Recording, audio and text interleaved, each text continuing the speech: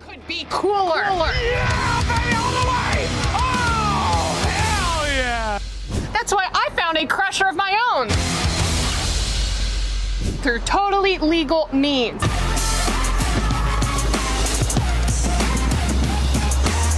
Ah! Now let's crush this watermelon.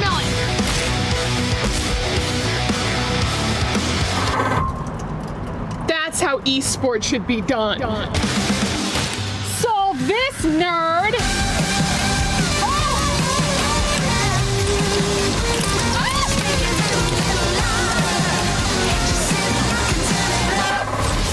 Yeah!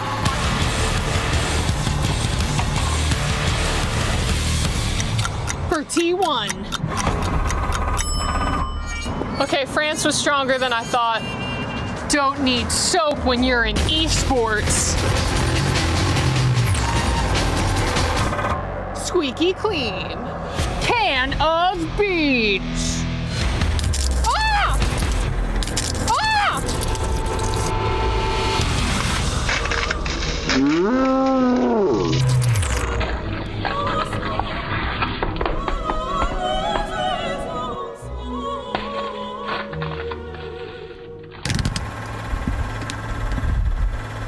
Can of cola.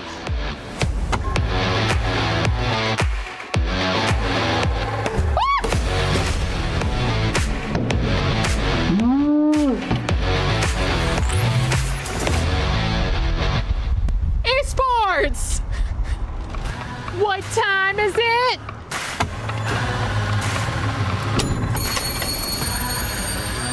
Time to go. Hey guys, Vivid here, going to be joined with Spooks, of course going to be doing up with Oatley throughout the week here at EWC. Very, very curious to kind of get your insight into your search for a duo throughout the year. Qualifiers 1, 2, and 3 in the Reload Elite Series. The qualifier 1, I played with Anon. We didn't play good enough, couldn't win, didn't qualify. Second qualifier, I played with my duo Damer, who's my current duo. But we didn't play good enough as well. And the third one, I played with Oatley.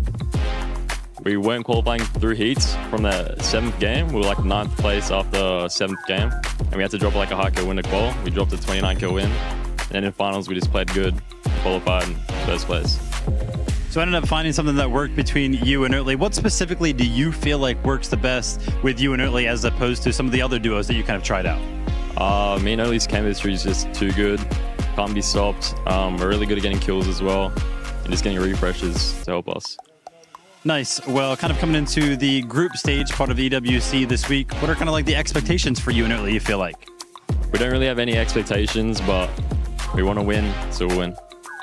Sweet. They're going to win. All right. Lights are going to be bright here at EWC. Good luck, Spooks. Thank you. Monster Deepface here. We're catching up with Swizzy and Pixie. I want to talk about the group stages. We got both of you guys. Definitely dominant competitors, but of course, I need to know your opinion on your group stage B. I feel like our group is easier, so it's probably not going to be hard to us to qualify to finals. Okay, that's fair. And Pixie, what about yourself? You got a little smirk going on here. Is it true? Yeah, I mean, we're probably the best team in our group, so. Okay, well, that's a lot of confidence coming out here. Obviously, you've backed it up time and time again. It's a LAN event. Give me something special. Is there anyone you want to call out or anything in particular you want to talk about? I'm just gonna say that every LAN is easier than our European grands, so it's gonna be easier. Okay, well, you guys heard it here first. What do you feel about that? I'm with him. Okay. Well, all right, guys, you heard it first. You'll see from Swizzy, you'll see Pixie. Best of luck to the boys. Vivid here, joined with the Elite boys. I got Yamzo and I got Josh. You guys have had one heck of a year in the Reload Elite Series. 8th, 4th, 2nd, and 2nd. And that to boot, you guys are also duos in the Battle Royale game mode. I got to come to you first, Yamzo. What works so well between you guys? I think the fact that we play both game modes, so we get as much practice the quickest, to be honest. And Josh, what do you think about that? I mean, we've just played the whole year, so we have really good chemistry, and as the years go on, or not the years, the EWC majors went on, we just kept doing better and better, hoping to get our first place here. Nice, love it. Well, that confidence, right? What do you guys kind of expect for the week? I want predictions out of you guys, right? Coming into the finals, let's go ahead and just guarantee the qualification to the finals. When you make it to the finals, what's the prediction out of you, Amzo? What do you think you guys are going to place? If we stay uncontested in the finals, I honestly think we have a good shot at winning it all. But if we're contested, I think we can still pull off a top 5. Nice. And Josh, what are you thinking? Yeah, I agree. I think third time's the charm, so we've gotten second 2 majors in a row, so if we're uncontested, I think we can win.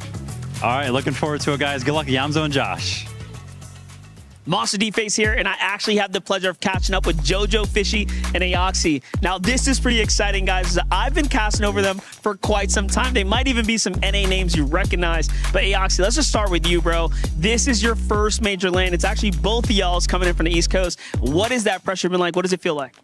Haven't felt anything. It's been all calm. Yeah. It's like I'm playing from home. Hey, I love that. I love that. That's a little bit of confidence. That's what you need for a LAN event. What about yourself, JoJo? What's it like? It's been fun meeting the players, and just being here in the practice room is fun. Okay, does it feel kind of surreal? Like you're going from this online world now to the LAN environment. Is that anything that has kind of set in on you yet, or are you just still processing the moment? I think it's set in. At first, it was kind of scary, but it's fun. And what about yourself, Aoxy? I just try to make it to like a point where like it feels like I'm playing from home and just like all the background noise, I don't focus on it. Yeah, love that. Well, guys, you guys are obviously playing out of your group stage. That is the first big hurdle. I got to get your opinions on just where you're trying to make it here as far as your goals as a competitor for this tournament. Well, the whole goal is to win. Of course. Yep. And yeah. That's it. All right. Anyone you looking to target, or, you know, as far as your draw spot, are you guys uncontested? How's it looking? We're conned on one of the maps, but I think we'll be fun. Okay. Do you know who you're conned by yet? Yeah, Inact and Salco, and then Sky and Scroll. Whoa, you got some big dogs, some big hitters. What is that pressure like? I think it's fun. It's just everyone's on the same thing. Okay. Well, guys, it sounds like they're confident. They're representing for NA. Let's see how they play it out this week. Vivid here, going to be joined with Gon and Knight here at EWC. Gon, I want to come to you first. You've been on the big stage before, right? Kind of leading up to the event here and this week in the preparations. You feeling any nerves, or is the experience kind of helping you out with that? I'm not nervous at all. I think now that even though my first one, because I always think that I'm prepared for it, so there's no reason to be nervous at all. Cool, Gon. And Knight, how are you feeling? I'm feeling good. I am not nervous too, because I played Summit this year too, and I think I'm chilling at all. Cool. And talk to me a little bit about the format, guys. Like, how you guys feeling coming out of the group stages? Do you feel like you're going to get top 7? Of course, we play for the win, so we need to get the top 7. And we're going to do our best at the finals for Brazil, you know. Sweet, yeah, for Brazil. And if you guys make it to the finals, I need a prediction out of you. What do you think you're going to place? In the finals? Yeah. I think like top 8, we are good. We are looking for it. Okay, cool. And then, of course, I want to give you guys the opportunity. You mentioned it, representing Brazil. Got to go ahead and give you the floor here, man. Say whatever you want to the fans at home. Can I say it in Portuguese? Of course. Muito obrigado por todo o apoio que vocês me dão. Eu tô muito feliz de estar aqui mais uma vez. E desse ano, eu vou representar vocês e fazer o meu melhor, e o Knight também. Cool, thank you, Gon. And Knight, you as well. É só agradecer a geral que torce pela gente. Pode ter certeza que a gente vai dar nosso máximo aqui. E a gente tá muito confiante e vamos pra cima. É isso. Cool. Gon and Knight representing Brazil. Good luck, guys. Thank you. What's up, guys? Monster D-Face here, and this is actually a legendary duo we get to catch up with right now. It's Cold, it's Rapid. I actually want to kick things off with you, Rapid. As someone who has quite literally captured the NA audience, now you have them on your back and they're cheering for you. How does that like really make you feel now as the next up-and-coming star of NA? It feels great. I've been putting in the work, and me and Cole are going to take it home for NA. Yo, love that. And then, of course, Cold. Rumor is this guy hasn't played since 2024 when he won that championship. You know, it's kind of a fun thing you got going on right now. You only show up for grand finals. That's what they say, but you maintain that consistency. How do you do it? Honestly, just what I do. You guys see it. Every time I play grands, I show up, so I'm planning on doing that again. Yeah, for sure. So is the rumors true, though? Like, do you just sit back, kind of only play against the best? I heard you have, like, this pretty interesting mentality. Oh, yeah, honestly, I think I put all the time I need to. Just play the tournaments against the best, and that's all I need. For sure. Well, I want to start switching up and focus on the group stages. You guys are obviously in Group Stage B. Where are you guys laying in? What are you going to be doing to kind of prepare for your map this time? We're landing Slurpee, and on the other map, we're landing some Split. We're just did some loot routes. Got a little game plan. We're going to run some people down. We'll see what happens. Okay. We're going to be talking about who you guys are going to be focused on here in a second. Are you guys uncontested for the weekend? Is there rumors of teams possibly contesting? We're uncontested on the Elite map, but on the Slurpee map, we are contested, and we do plan on running them down. So look forward to that. Oh, wow. Well, you know what, Rapid, I want to give this one to you right now. Who in particular, is anybody you want to call out right now? What are you thinking? I mean, Booga, you've been looking at me weird. Me and Cole are running you down. Yo, wait. Hey, guys, he's calling out Booga. I didn't see that one coming. That's crazy. Your Fortnite World Champion! Booga is a name synonymous with Fortnite. The inaugural Fortnite World Cup champion forever etched his name in the record books in 2019 and still competes to this very day.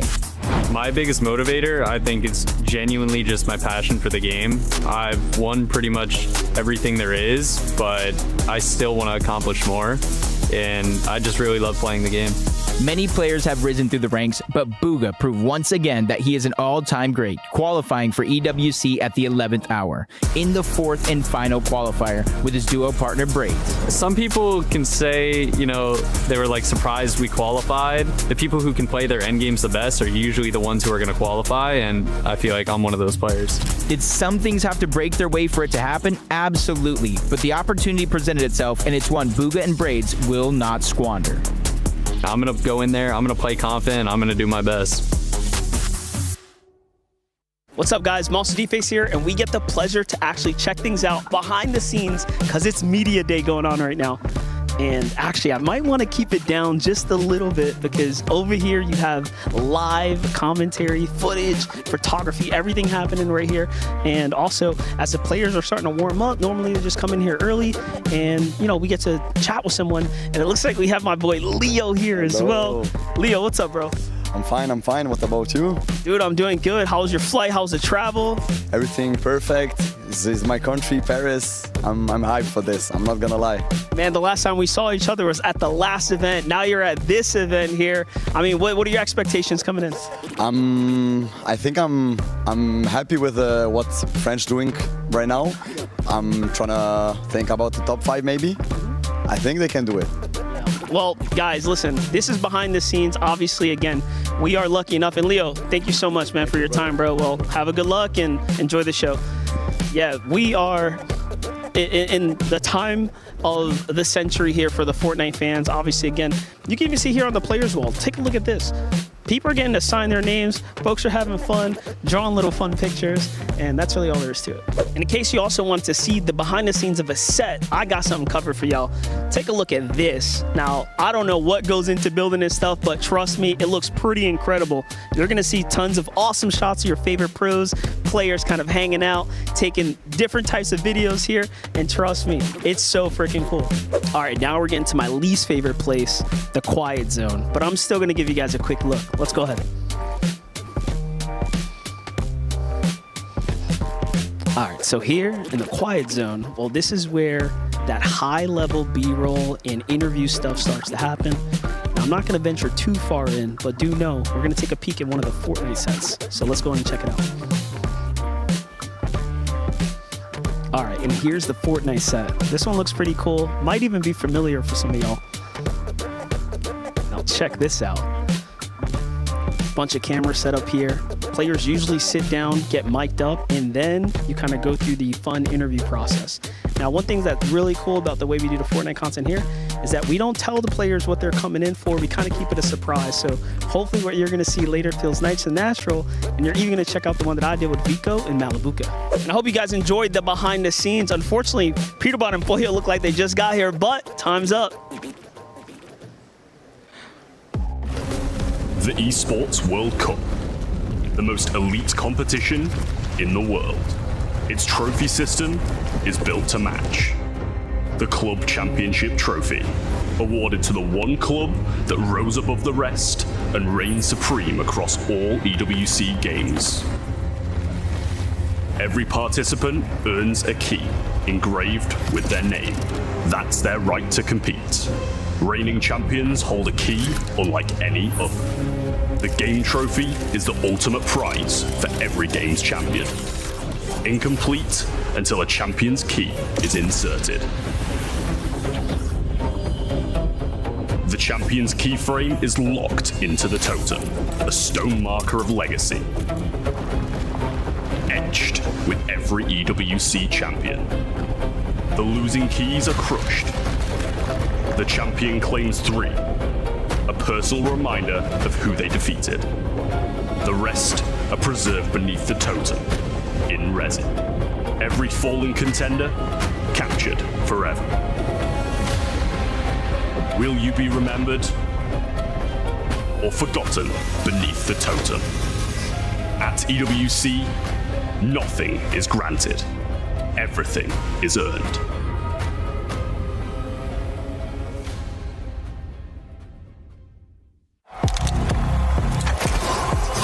He can come in here and play my game. He knows nothing. Let's go! Tyler Wine, you're done. This is my ladder. You can't climb it. It's better than me at Heartsuck at Masters. You're going too far now. Your eyes buggy. Your elbows ashy. That airline? That's an L airline. Somebody better hold me. Okay, yeah. Do something then. Raw energy. Blow the house down.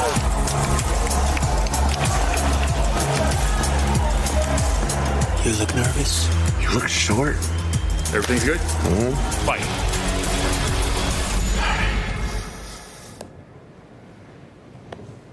Okay.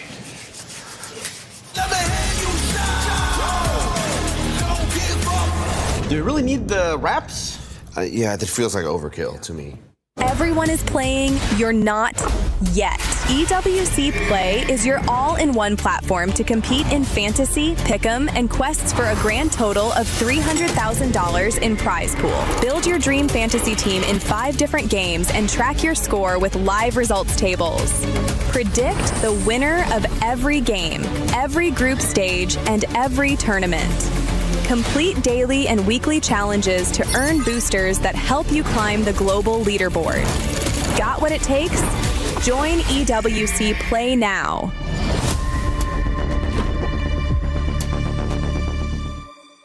All right, everybody, welcome to the show. Today, we're going to be doing a little bit of a challenge as we prepare for Fortnite. It's going to be a drawing challenge. We're hanging out with Edson and Fissen. We're going to challenge you to draw some POIs, and then one of you will draw, the other one will guess, and then we'll change, then you will draw, and you will guess. If you get it right on your first guess, you get 3 points, then you get a second guess. If you get it right, then it's only 2 points. If you still can't guess it, I'll give you a clue, and then you get 1 point if you get it right. Yeah, okay. Okay, so I'm gonna give you 3 POIs. Do you have an idea? Yeah. So how much drawing experience do you have? Well, 0.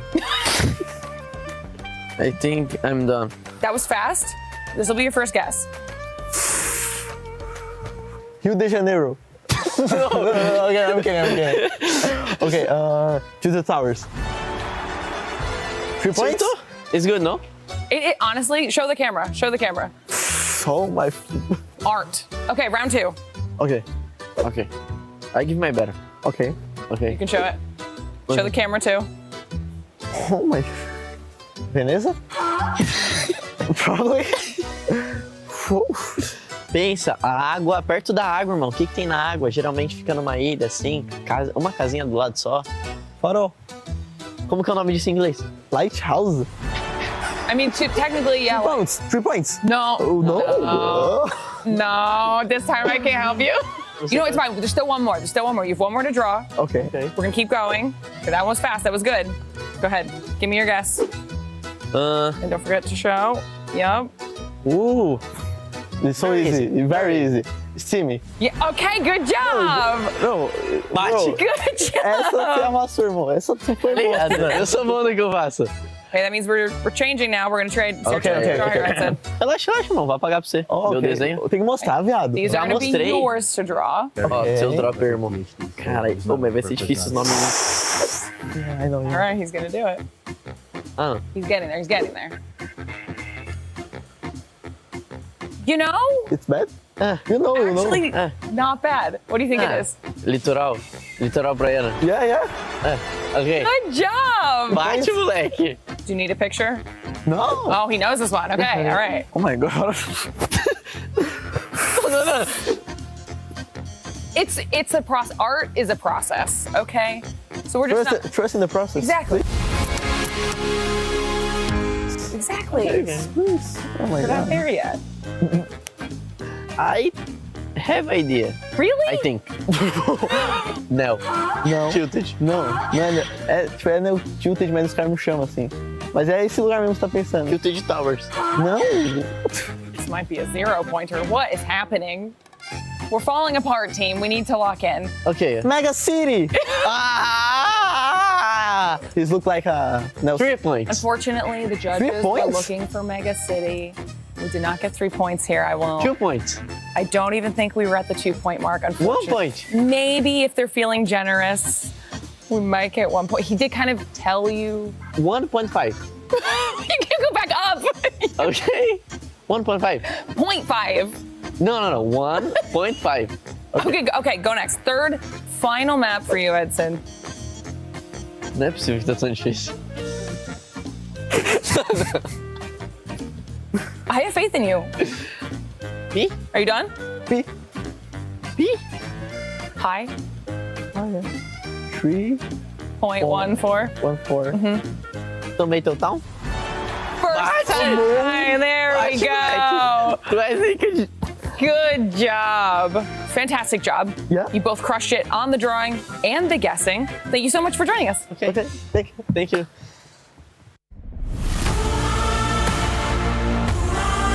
Shark is one of half of Europe's deadliest duos heading into the Reload Championship, and one of the youngest players at the entire event. Alongside teammate Teeny, Shark won 3 of the 4 Reload Elite Series qualifiers, the best performance of any duo across all 7 regions. It was actually Shark and Teeny taking shots from above. Sky has been left alone, and they actually just win the game. I mean, yeah, it wasn't that difficult, but that's okay. I think I played great in every final so far. Shark is arguably 2026's biggest new star, after a 2025 that saw him rise through the ranks in competitive Fortnite in Europe. In the lead up to the Reload Championship, the 15-year-old placed second at FNCS Major 2 Grand Finals and third at the offline FNCS Major 1 Summit in Dusseldorf, Germany. Shark's success is no fluke, and the soft-spoken Romanian is coming in hot to the Reload Championship. In 2026, Shark arrived, but this event will decide if he is here to stay.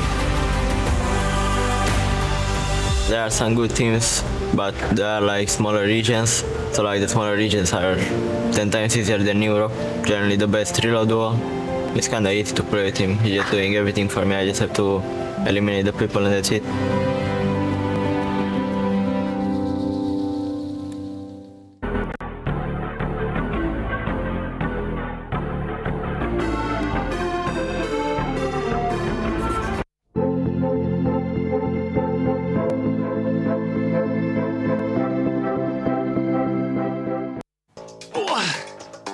Where are you going to land in Paris? How did you get here? I took a cab. Oh, How are your knees? I don't want to talk about it. Washed. I need to find some cool POIs in Paris, though. Museum d'Orsay. It ain't latte landing. How about the Louvre? That's definitely a hot drop. I thought it was a triangle. Not. And of course, we couldn't forget the Eiffel Tower. Think of the mat.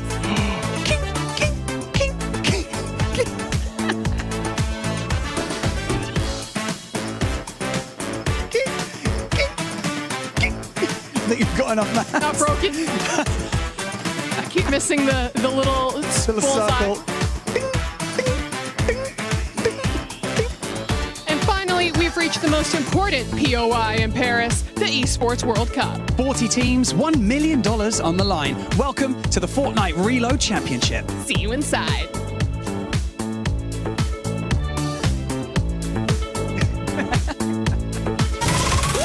Je suis prêt, c'est parti, voir au moment la vie. Chrome sur mon green, tu m'entends quand je respire. Top le veston, jamais film, trop de pas, big plan, j'ai fait changer toute la piste. Regarde ma page, je pas j'attire. Je coupe la line, laisse la qui laisse frémir. Nouvelle état, new name, toujours fluide dans le move. Main en l'air quand je rentre dans le groove. Garde ce regard, je suis déjà posé. De part je tourne, glace dans mes yeux figés. Beat encore, puis je prends tout ce qui est à moi. Trop vite, trop fort.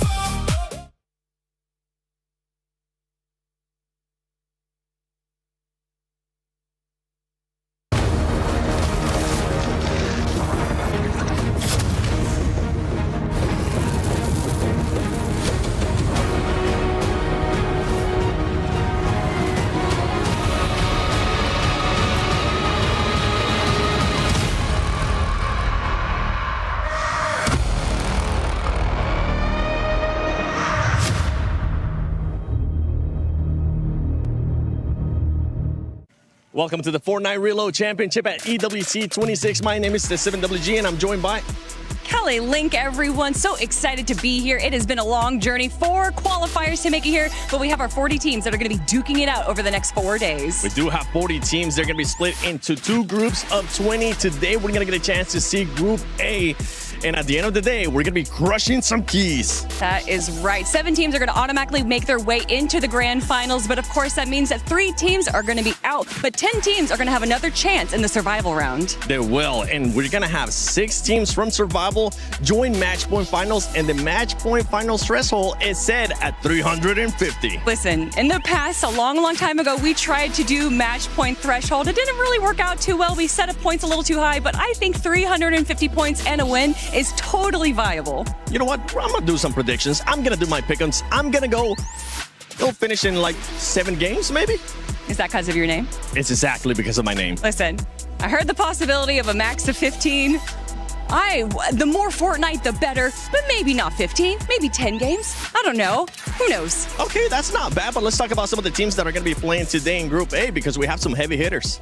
Listen, I'm from North America. I got to talk about them. Peterbot and Pollo, out of 4 qualifiers, they win 3 of them and then get second place in the 4th one. Come on, these guys are clearly one of the favorites to win the whole thing. Especially for Team Falcons that's currently in contention for that club championship. They need the points. It's the first top 8, but I'm pretty sure that team is going to be pushing for that first place. But if you're talking about contention in all the teams, we have to talk about AGAL, one of the only people that are contending with Falcons. And of course, that's Sky and Scroll. And although they might not have the same performance as Shark and Teeny in the Reload Elite Series, they are back-to-back winners from the Major 1 and Major 2 in the FNCS. So they are clearly on a roll right now. And I can't wait to see which Dark Horse is going to show up here. But enough talk from us. Let's take a look at the format. Welcome to the EWC 2026 Reload Championship, a brand new take on competitive Fortnite, embracing the carnage and brilliance of the Reload format.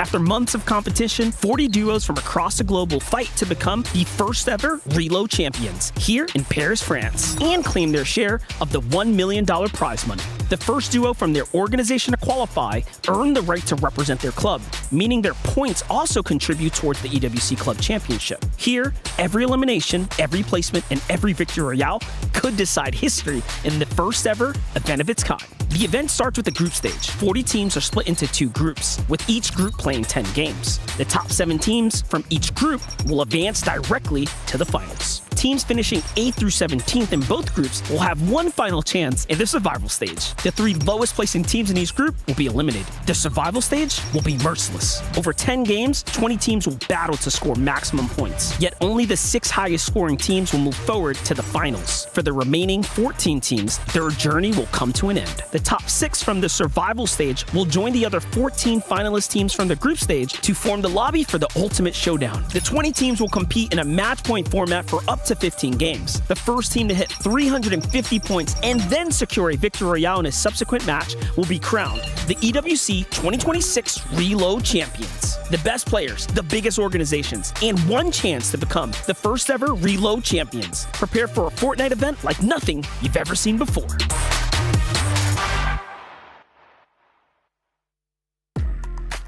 And of course, one final piece of the EWC puzzle is the Club Championships. Now that everybody understands how the tournament's going to be working, it's time for us to break down what's been going on for the last 7 weeks as we head into this final one, because we have had an insane competition here so far. Barney, walk us through what happened at the very beginning. Yes, week 1 kicked us off with a bang. Of course, all eyes were on Team Falcons coming into the first week. We had Valorant, Apex Legends, Dota 2, and Fatal Fury. 3 out of those 4 games, Team Falcons were looking very strong. But the only game that they could muster some points from was an 8th place in Apex Legends. So shock horror. If they managed to get off, with a bang, it would have looked bleak for the remaining orgs. So it kind of set the scene, and it looked pretty strong from there. When all was said and done, they walked away with those points, leaving the door open for Na'Vi and Virtus Pro to walk away with 1st and 2nd from Fatal Fury, and thus being at the top of that leaderboard. Week 2, we had League of Legends, we had Free Fire, Dota 2 Finals, and of course, MLBB Women's Invitational. In League, all eyes are on Faker. Look, T1 versus Gen G. Right. It was an absolutely epic showdown, but they both fumbled and unfortunately couldn't quite make it through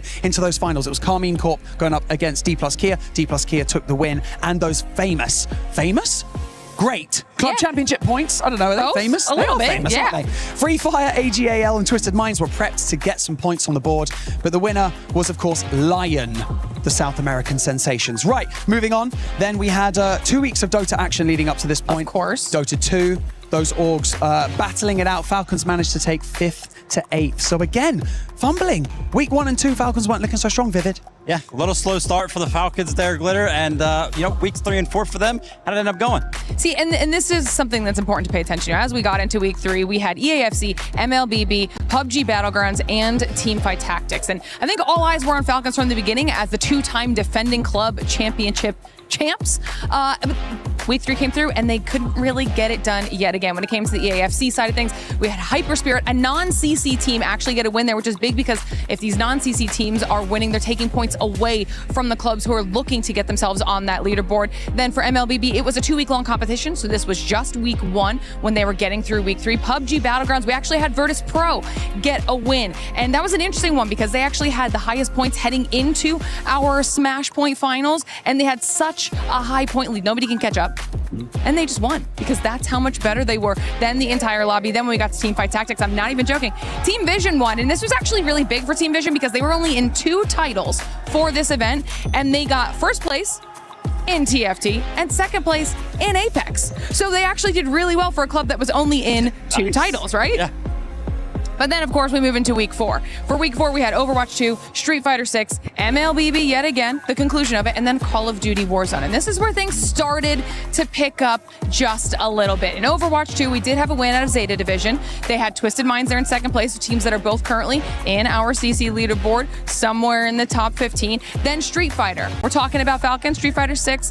This is where they started to heat up, okay, because Falcons do get the win. It was Crimey who's able to take the whole thing home. Actually, the youngest EWC champion in the history of EWC at 15 years old. That is a life-changing amount of money, a life-changing opportunity, and brings it home for Falcons. Starts kind of giving them that momentum that they were looking for. When it comes down to MLBB, Team Spirit get the win against the Yangon Galacticos, and then for Call of Duty Warzone, we got a win out of G2 Esports. So we're starting to see a little bit of club variety. But Vivid, what happened when we got to week 5? Week number 5. Barney and Glitter teed it up perfectly, right? A little bit of a slow start. Finally, Team Falcons, they started to pick it up, but week 5 was a little bit interesting. Of course, we did have Call of Duty Black Ops 7 featured. We have PUBG Mobile. We had Honor of Kings, and we had Tekken 8. This was kind of like the burst out moment, though, for AGAL, specifically in those club championship points, because Tekken 8 was all theirs. They went ahead a 5-0 there in Tekken 8, and then in Honor of Kings as well, they got a second place there as well. So an incredible week number 5 from AGAL. For PUBG Mobile, though, it was just kind of like that group stage, so that led into group short week number 6. And then we have to kind of talk about, of course, Black Ops 7. Optic defending their EWC Championship title there against Team Heretics. It was an incredible match. If you guys at home did not get an opportunity to watch it, go back and watch that. But like I mentioned, we had 2 games that went the way of AGAL perfectly for them. So how did those club championship points end up panning out after week number 5? AGAL were in the lead by 450 points. Dang. Yeah. Barney, was that what we were expecting heading into that? I mean, no, but like you said, there's a lot of variety amongst these teams, so that's what made it interesting. You know, at this point in the competition, getting towards that week 6 point, it kind of last year seemed like it was all wrapped up and it looked like it was Falcons to take home. But now it's a bit more exciting this year, isn't it? It is. And as we kind of recap what we just saw in the last week, now heading into this, our last week's games were, of course, that second week of PUBG Mobile that Vivid was just mentioning, Chess, Rainbow Six Siege, and Rocket League. And this was a week where it was going to determine a lot because the teams at the top of our leaderboard all had opportunities to pull down some wins and kind of shake things up just a little bit. Now, the second place team from last year, Liquid, we haven't even mentioned them, right? That's because they were literally on 0 points, I think, for almost 5 weeks. Yeah, absolutely insane. However, Chess shows up, Magnus Carlsen shows up, and everything changes for Liquid with the win that comes out of Magnus Carlsen. But the second biggest storyline out of that is the fact that second place was Dennis Lazovic. That was AGAL. So that is a second place finish for AGL, points on the board. It put them in a really strong spot. It actually had them in the lead for just a little bit. When it got to PUBG Mobile, we had S2G win. Similar situation. They had the highest points in the lobby, but they were not a CC team, so that didn't really help anybody on that leaderboard. FaZe get a win against Furia on Rainbow Six Siege, and then the big one is Falcons getting another win out of Rocket League, getting them more points on the board, and now putting them at the top. But now what does that mean heading into week 7 when we're focusing specifically on Fortnite here, Vivid? Yeah, Fortnite is going to be quite crazy. And the best way for me to kind of explain how this is going to break down, we've talked a lot about Team Falcons and we've talked a lot about AGAL. Now, both of those clubs have teams competed in Fortnite throughout this week. And I want to kind of explain how good of a position both of these clubs are with a hypothetical. Yeah. Let's just talk about it. If Team Falcons and AGAL went into this week without anybody signed, they would look towards Peterbot and Pollo, who are on Team Falcons, and they would look towards Sky and Stroll, who are on AGAL, as players that they would want on their club team to go ahead and clutch up and get them points. So I feel like both of those organizations are in great spots coming into Fortnite this week, and I can't wait to see how those teams perform. Yeah, I think it's going to be really fun. Are you So excited, not Barney? only are we going to have an EUNA showdown potentially in the finals, but we have an AGAL Team Falcons showdown. I love it. Which means it's going to be an insane 4 days of competition. So let's send it back on over to 7 to dive into all of it. Thank you, Glitter Explosion, Barney Banks, and Vivid with filling us in with everything going on right now on the Club Championship. But ladies and gentlemen, welcome to Fortnite Reload Championship at EWC 26. My name is the 7WG, and I'm going to be your studio host. You might be wondering where I am. I decided to go and explore a little bit of Paris here before the action just picks up, and none other than Kelly Link and 112K, they were able to just come with me and just explore a little bit of Paris. How are we feeling today? I mean, I'm feeling great. We got the breeze. There's a little bit of shade. It was a little sunny before, but I'm feeling good right now, and we got some exciting Fortnite coming our way. I'm gonna be honest. I don't think I want to go back inside. We might as well just do the whole show out here. Careful what you wish for. We can definitely make it happen for you. But for everybody currently watching, don't forget, while you're watching Fortnite Reload Championship at EWC 26, make sure you guys use that hashtag EWC and hashtag EWC 26. That way you guys don't miss out on any of the action. We want to see what you guys are posting too. We might be able to share it here. And don't forget to also check out the EWC Play app. Do your pick'ems, do your predictions, because I know a lot of people are going to be putting in predictions. And talking about predictions, Kelly, who do you think is going to be doing better, EU or NA? All right, listen. There's two standout teams that we all know are going into the Reload Elite Series. We have Peterborough and Porte, and you have Shark and Teeny. Now, if you look at their history, they both have 3 wins. However, if you look to the 4th of that win, Peterborough and Porte, they got 2nd place. Now, what did Shark and Teeny place? They didn't make that final, actually. I think that one. I think they took the weekend off. Just didn't fancy it, I think. All right. So I'm hearing NA out of you, Kelly. Of course. And Levin. You have to listen. Predictably, I'm going to say EU is going to come through and absolutely rock the boat, shake it off. All these NA players are going to get sent packing. You don't think, Peterborough and them, man, are going to come through, show what they can do. I think it's going to get real spooky here in Paris. I think, of course, we got Shark and Teeny. We know what they can do. They've been the best reload team in EU all year. But I think there's so many other names I'm sure we'll touch on throughout today who really, I think, could come through and surprise people. Yeah, we'll definitely get to break down a little bit more some of those players and some of those teams and talk even more about the Club Championship and everything going on here at Fortnite Reload Championship at EWC 26. And I'm going to hold you guys to it. Whoever ends up performing the best, whether it's NA, whether it's EU, you might end up getting a surprise. I'm not going to tell you what it is, so I'll just leave it to a speculation, and you'll end up finding out on the actual finals. But today is going to be Group A. We're going to have 20 teams. At the end of the day, 7 teams are going to be moving over to match point finals. The bottom 3 are going to get eliminated, and those teams in between will end up going to survival. And as we're taking a look right now to possibly some of the groups, some of the teams here in Group A, you guys have been talking about Falcons, you guys have been talking about Aurora, but I want to take a pause from that. Let's talk about maybe some surprises that you're expecting here on day one. Oh, some surprises. I mean, listen, we have a lot of players, a lot of teams that are coming through the smaller regions, and the smaller regions often get overlooked in the FNCS, but this is the Reload Elite Series. I think if we're going to see players from Asia, like we have Coyote, we have the 916 Gone from Brazil, there are a lot of heavy hitters coming from the smaller regions that might really surprise us today. I think that's, going to be one of the biggest question marks. I think we often look at what some of those smaller region teams can do in Battle Royale, and there's always the struggles of the surge mechanics and how they're able to handle that. You ain't got to worry about that this weekend. I want to see their talent shine through. I'm hoping that talent is going to shine through. Nobody's going to be feeling the pressure of being here in Paris at EWC. But I know as players are arriving, Seek actually got a chance to interview some. All right, guys, day number 1, Group A of EWC. We've got the players getting in here. We're going to stop right here. Booga, Braids, we're going to keep walking. Guys, what's up? It's great to see y'all. How is it feeling? You're here, you're walking in, you're starting to prepare. How are the vibes, Booga? The vibes are good. I mean, I'm here, I'm ready to play, and yeah. Dude, obviously, we love seeing you on land. Can't wait to see you perform. Braids, how are you feeling? Are you any nerves? Is it just like, another day in the office for you? I mean, it's my 4th land, so I mean, it's not my first, so I mean, I'm feeling good. Yeah. Is there anybody you guys looking to, take out? You're thinking, all right, it's time, got to get on land, got to go ahead and put someone down, show them what's up. Maybe there's been some drama along the way, or you kind of just like, I'm just going to do my own thing and win?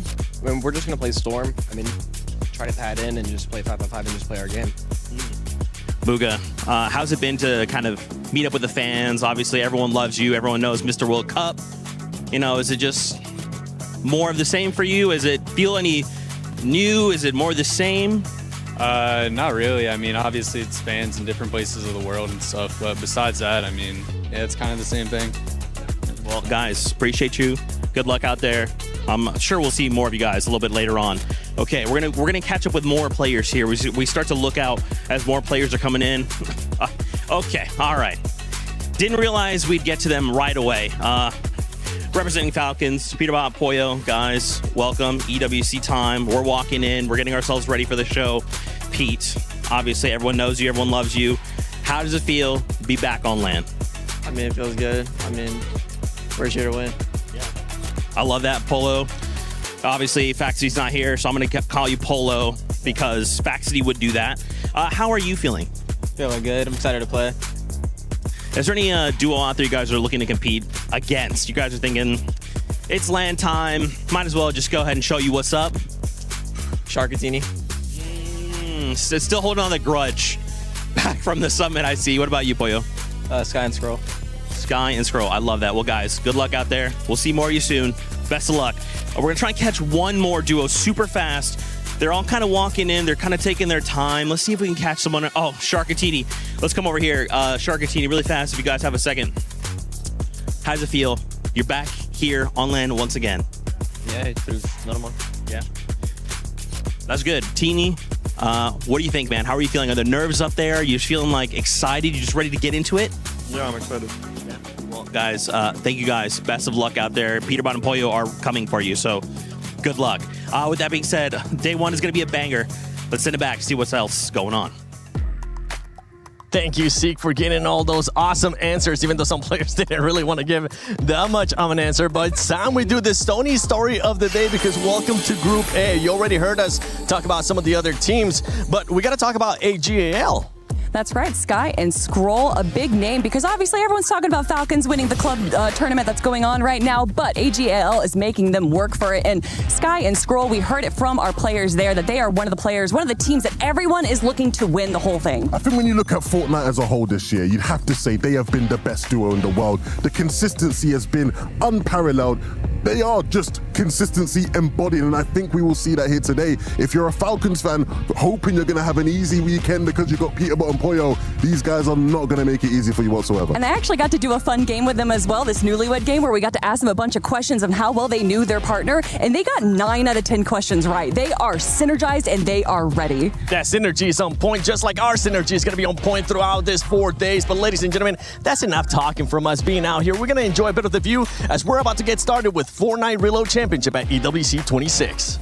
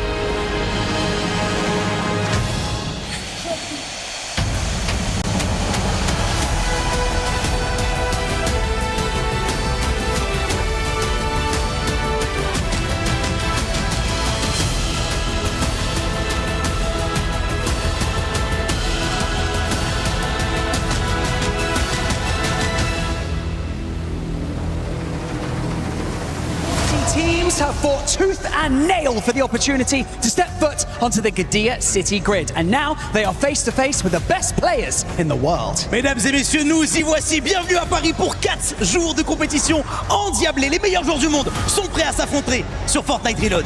The reality is you only get one chance at a first impression, and day one is going to send shockwaves through Paris. My name is Barney Banks, and I am your host alongside the awesome Luti, and I'm really excited for this week, mate. Je suis Luti et je serai avec Barney pour hoster toute cette semaine, mesdames et messieurs. Je pense que le public est prêt.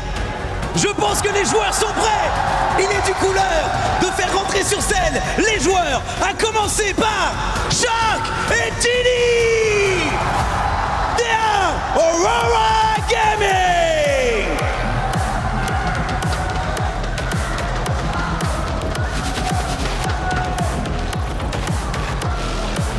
Lewa and Romero, they are Leviathan.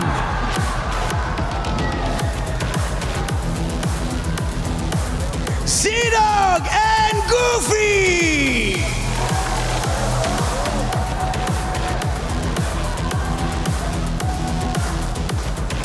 Rue and Moda, they are RVL Esports.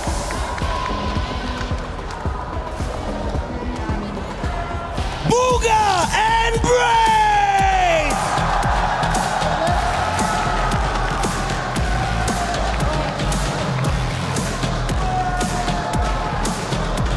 Epic Whale and Pump.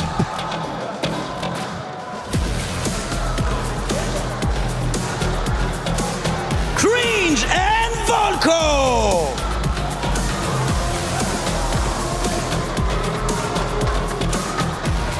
Izzy and Nosith, they are Team Orchid.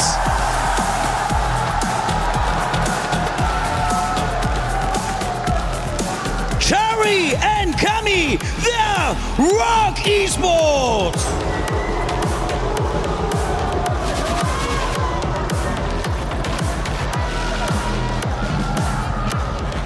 Rainy and Nalu.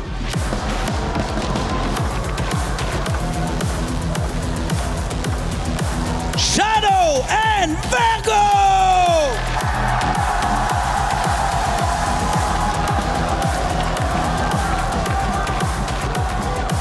Edson and PH Zin, they are Foot Esports.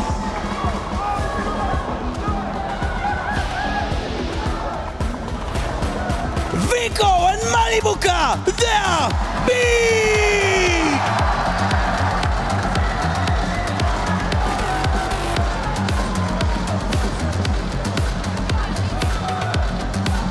Tomat and Mofu, they are Reject.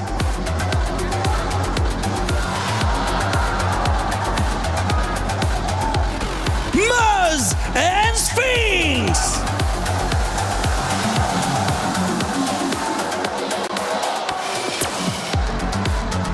Phoenix and Retro, they are Onic.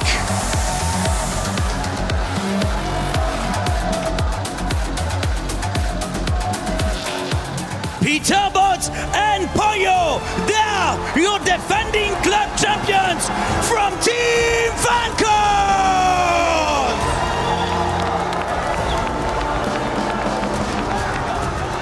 Alex and Reckless, they are Power.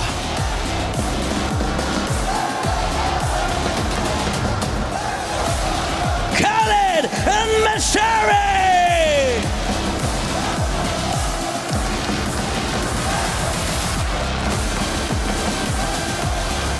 And finally, Gino and Pablo Ingu from Team Vitality.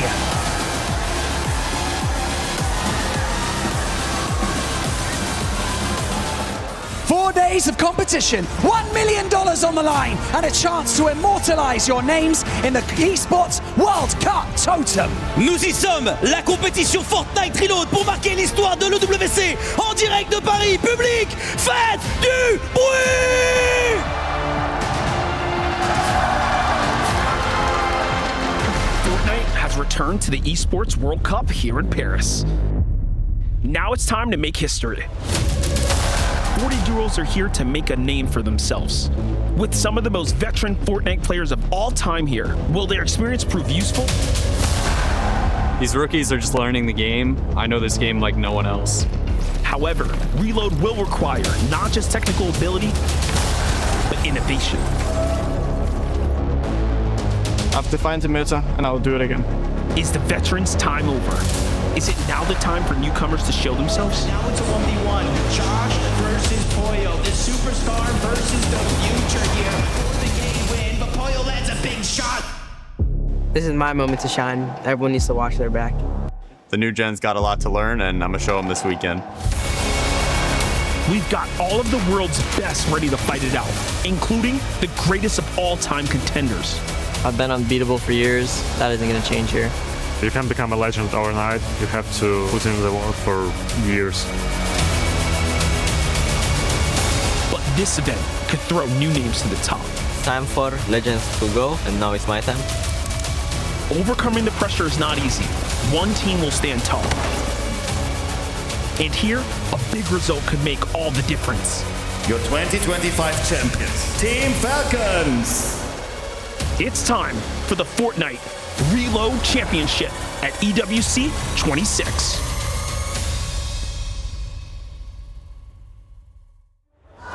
Welcome everybody to the Fortnite Reload Championship at the Esports World Cup 2026. Taco, we have 40 of the greatest teams from around the world all battling out for $1 million for a club championship. And what's most important for these guys, the bragging rights. And look, it all boils down to who's even going to make it through groups A and B. And knowing that we're kicking off today's competition with so many loaded duos, Jacob, it's going to be a ridiculous series of events throughout the course of today's matches, and everybody's of course keeping their eye out for some of the lead ringers, but at the same time, you never know when an upset might just take place. Yeah, and honestly, I usually talk about the entirety of a tournament being more of a marathon and not a race. This event is more so that same case because you have 10 games today in the group stages, right? And that's way more than a lot of these guys have played in a single day of Fortnite in their life when it comes to competition. I know in the qualifiers we had 8 games throughout each and every one of those days, so 2 more games. That leads me to believe that it's going to be the ones that who are mentally tough, the ones that are composed, that are going to find their way into the top 7.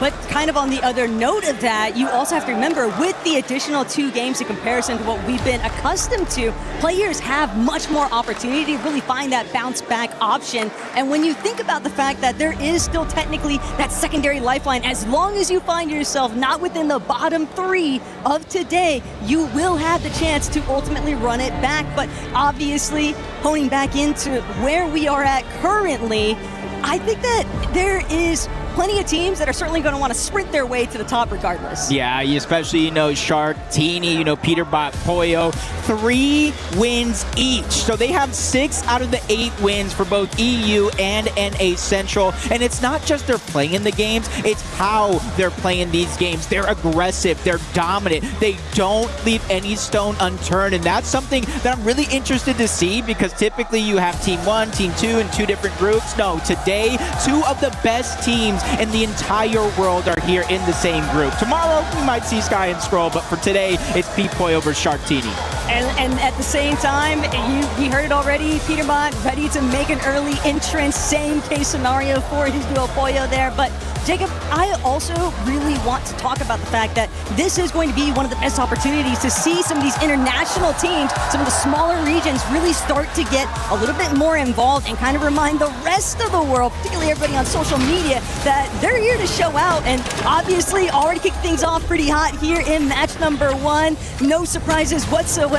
Pete and Pollo just doing their thing. Yeah, and even in the feed, Braids just getting an early game elimination. Only 1 because in reload, your teammates will have about 12 seconds. So if you go down, you're really relying on 12 seconds from your teammate to stay alive. They can shorten that time span with either Nox eliminations or full-on duo wipes, but that just puts the pressure on them to survive. And we're just kind of seeing a lot of the early games. Pete Pollo uncontested, Muzz and Sphinx on the other hand, the entire opposite. Typically throughout the qualifications process, you see 2 teams land here. Today, Taco, we have 4. Yeah, there's just way too many duos actually here at Elite Armory and Retro Phoenix. They're trying to get rid of at least one of them. Cringe going to be the first to be removed from the battlefield here, but we'll just have to wait and see how things actually play out, where Volko's managed to scurry off too, because Phoenix and Retro have certainly stamped their mark, but obviously they're not the only ones that are trying to secure some of those free elimination points. 3 a pop can definitely make some leadway. Yeah, and you see they're almost looking like they wanted to get a little bit more aggressive, but he kind of picked up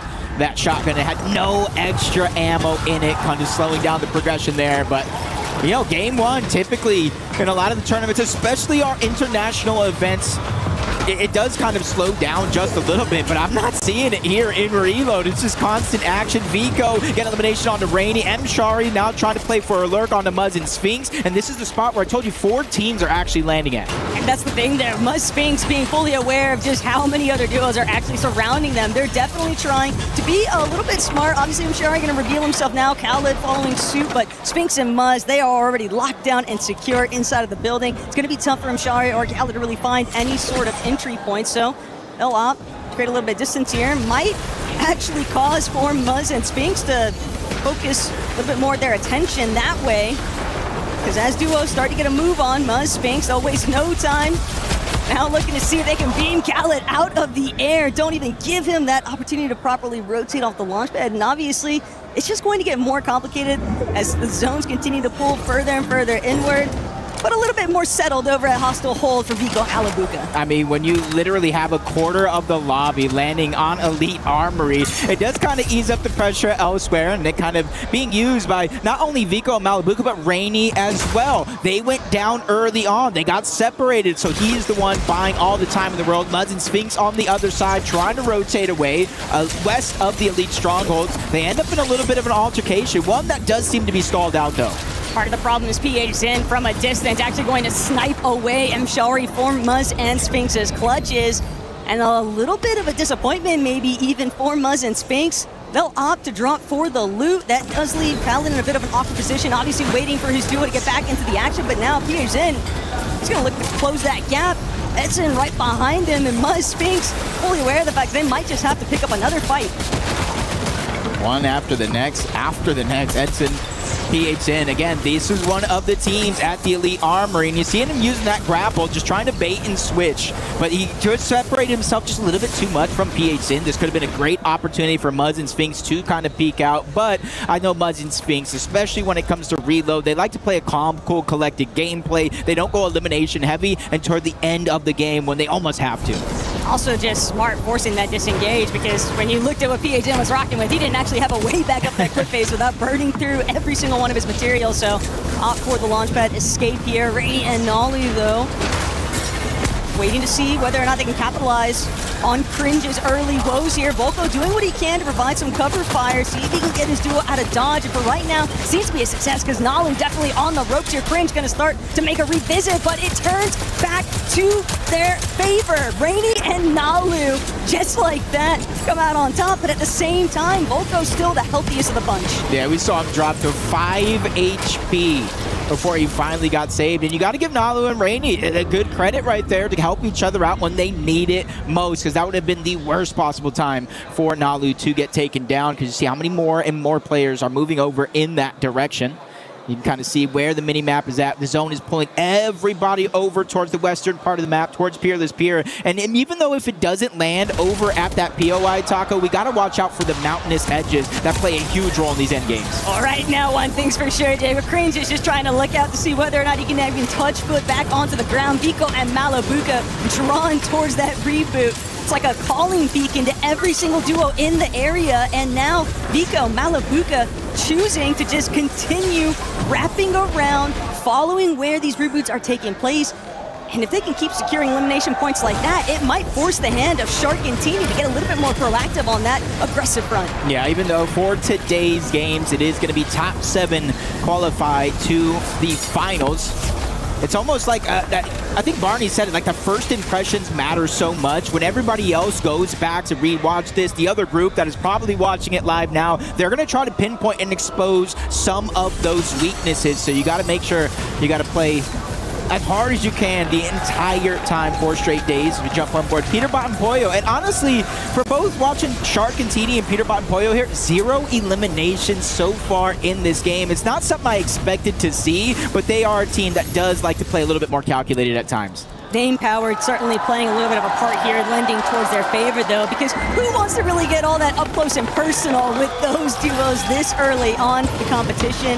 Rather just wait and see whether or not they decide to throw their names into the hat. But Chino, Pablo, crowd getting a little active for these two on your screen. Vitality's representatives, and obviously a strong European powerhouse team. So I'm expecting some big things, especially with where they're currently located. Hari and Cammy just on the other end.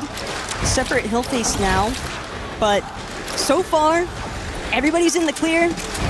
Teams are starting to hedge up in positions to potentially lock out others, though, caught inside of the storm for just one step too many. Now Pump, Epic Whale, really trying to find themselves not getting sandwiched between the two. Yeah, and you can kind of see on the right side of your screen, these guys this weekend are playing more than just for themselves. They're playing for a club championship. If anybody can take down Team Falcons, it is going to be AGAL, which we will see tomorrow. Vitality in this game as well. So there's still plenty of those club championship points up for grabs. So a lot of these Fortnite players, they're used to playing a little selfish, playing for themselves, but I think right now they got the big picture understood here. No Sif gonna go down, Braids and Booga. Center zone on the edge of a hill. They gotta be positioned very, very nicely here. They do have some good heals and their loadout pretty looking stacked. To wait and see whether or not it actually bodes pretty well for them. Z-Dog, though, definitely in a bit of trouble as Epic Whale and Pump are gonna cut him off on that next rotate. You also have to remember, with so many stragglers, kind of teams that just suffered some of those early issues at the beginning of a match, waiting for their duo to reboot, get themselves into a position where they can even participate in the lobby. You're coming into the mix behind on loot, behind on just about everything. Material can also be a little bit hard pressed even if you've been getting constantly farmed out of that reboot cycle, but knowing that there's only one duo that's actually been fully eliminated at this stage so far, Jacob, and we're already rapidly making our approach towards that 7th zone. You have to remember, that's the point where if you lose your duo, or if you both get wiped, that's it. That's the end of the run, obviously, but knowing that you're going to lose that reboot opportunity, I think, could put a little bit more pressure on. Yeah, and it's definitely going to be tough because if the qualifiers have taught us anything, you don't start to get placement points until essentially the end of the game. Zone 10, Zone 11, Zone 12, that's where you get a lot of the meat and potatoes in terms of those points, so it's going to be very, very important. I like the strategy out of Stark and Teeny. I like the strategy out of NoSif and Izzy, and you can kind of see a couple of these teams are kind of trying to fly under the radar. 10 games is a long time, especially when we go from Elite Stronghold to the Slurp Rush map. You don't want to be on anybody's radar, at least too soon in the tournament. Epic Whale Pump certainly doing a good job to be a little bit more evasive from the rest of the lobby, just continuing to put up some strong positional fronts. Epic Pump, though, fully aware of the fact they're going to need to get a move on. Solid hustle so far from some of NAOS finest, but gotta watch your steps sometimes. Lewa, Romero, Shadow, Virgo, so many other teams also making their approach. Everybody trying to really get based up more towards that high ground position because where the zone is pulling towards, but that's gonna force some other teams to sort of start getting entangled with each other, and these engagements can get really awkward, especially with what PH Zen is holding on to. Yeah, this one's gonna be interesting to watch for PH Zen with that mythic Shockwave launcher. We know what Shockwaves, we know what the overdrive Shockwaves can do, and that mythic Shockwave launcher is just that much more dangerous.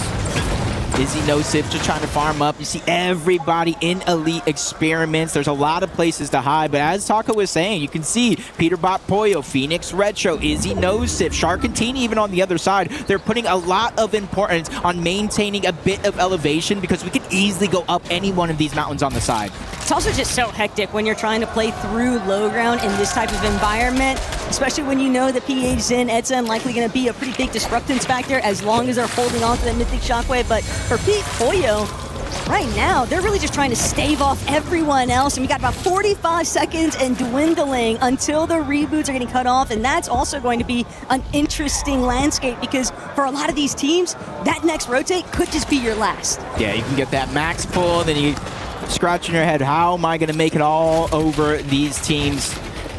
And that's why I think elevation is definitely key. And you see a huge mix of rotation coming out from some teams, mainly being the Shockwaves. But the other thing you got to notice is that Flowberry Fizz, because it allows you to go higher, further, that low gravity. And you mix that with the Shockwave, it's almost very little worry if you do end up with that max pull. So if you don't have it, definitely got to be careful, but as Taka was alluding to, 5 seconds, reboots will turn off, and that means it's essentially your last chance to make any mistakes here, and you can kind of see the different edges, the mountain over towards the east, the regular POI over towards the south, and this zone is going to tell us a lot. Kami Hari While they'd initially been a little bit more isolated, Sphinx and Muzz immediately going to crash the party here, but Alex is the one who's really got to look out. Sharktini, they were trailing them since the start. Shark eats a little bit more damage in the exchange, but he's still got plenty of shield left to work with, and Tini right next to him, and the damage has already been done. Reckless, best of luck out there, buddy, because you're going to need it with so many other teams already starting to swarm onto his position. Sharktini, they're going to be so difficult to actually avoid their line of sight, and they're already fixated on the next move. They want to immediately send it towards high ground, and they're going to have the advantage of getting ahead of Mofu and Tama in the process. Yeah, even though I'm a little surprised about their lack of aggression in the early game, they're a team that knows how to flip that switch, just like this one here. Shadow and Virgo progressively getting better each and every tournament throughout this year. They not only qualified for this event, they made sure to kind of take down some top teams all along that path, and now they're elevated just like everyone else. They see that the zone has pushed everyone towards the north. Pablo Ingu and Chino even getting a knock on the Voco, just showing how chaotic this endgame is beginning to turn into. It's just been an uphill battle, quite literally, for Cringe and Volca from the start. Pablo and Chino just continuing to add on to their problems, but that's going to be the setup that they needed. They've got a little bit of an opening, but they are making sure the lobby's focus is headed elsewhere. Reckless, though, just still so separated from everybody else. Sure, he might have been ahead of the pack, but when you're a solo, you only have so many options. And now, as the congestion starts to fold on top of him, Sharktini headed straight for height. They're looking to really be the primary controllers for where everyone else is going to send it next. And it's going to be tough, because if you're trying to funnel through some of those lower layers, not only are you trying to work through some of those pre-existing builds, but now Sharktini beaming you of all teams. Virgo already feeling some of that pain, loses pretty much all of his shield, and he's gonna have to take a moment now to stop and heal. Yeah, and they positioned perfectly for the zone to pull in their favor. Every team, or at least relatively so, has to rotate in this direction, and they're just lighting things up. And because they're elevated so high up, all it's gonna take is one of those shockwaves to get to the front side of zone and maintain their position, and out it goes. They're gonna go ahead and try to hold on to it while continuously looking for more and more opportunities at damage and getting these players out of the lobby. I like the fact that they actually cut that frontside rotation a little bit short, just so they could do, as you said, elevate. That is the priority for these two. Nosip Izzy currently stuck, but it's temporary because they find a big knock onto Pump. Some damage has been done here for Vico and Malabuka, as they're gonna now look to try and see whether or not they can break in towards where Cringe is at, but no, instead realizing positioning is going to be the clear intentions.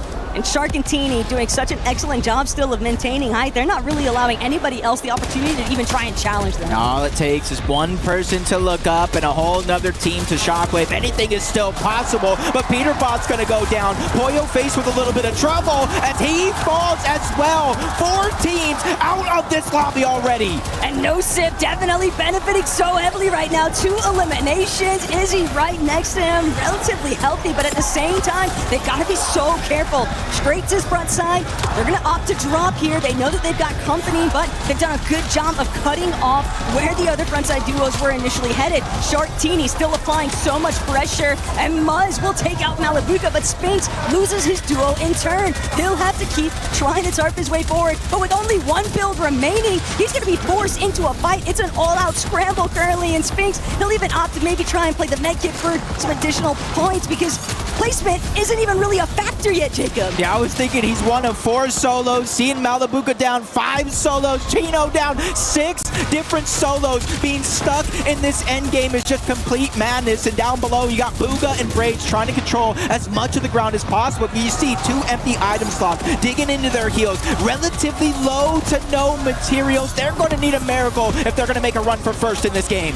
Right now, it's all about trying to see if they can even break through some of these pre-existing builds currently. Cammy doing what he can to create a little bit of separation from where some of that low ground congestion is at, but Izzy knows that disaster has struck for the Frenchies. Is now Izzy scrambling every which way, but he won't be able to avoid the bulk of this lobby pressure. Shadow Virgo in that lower hand section, they've been getting pretty active here, and it's Braids that they'll look to claim.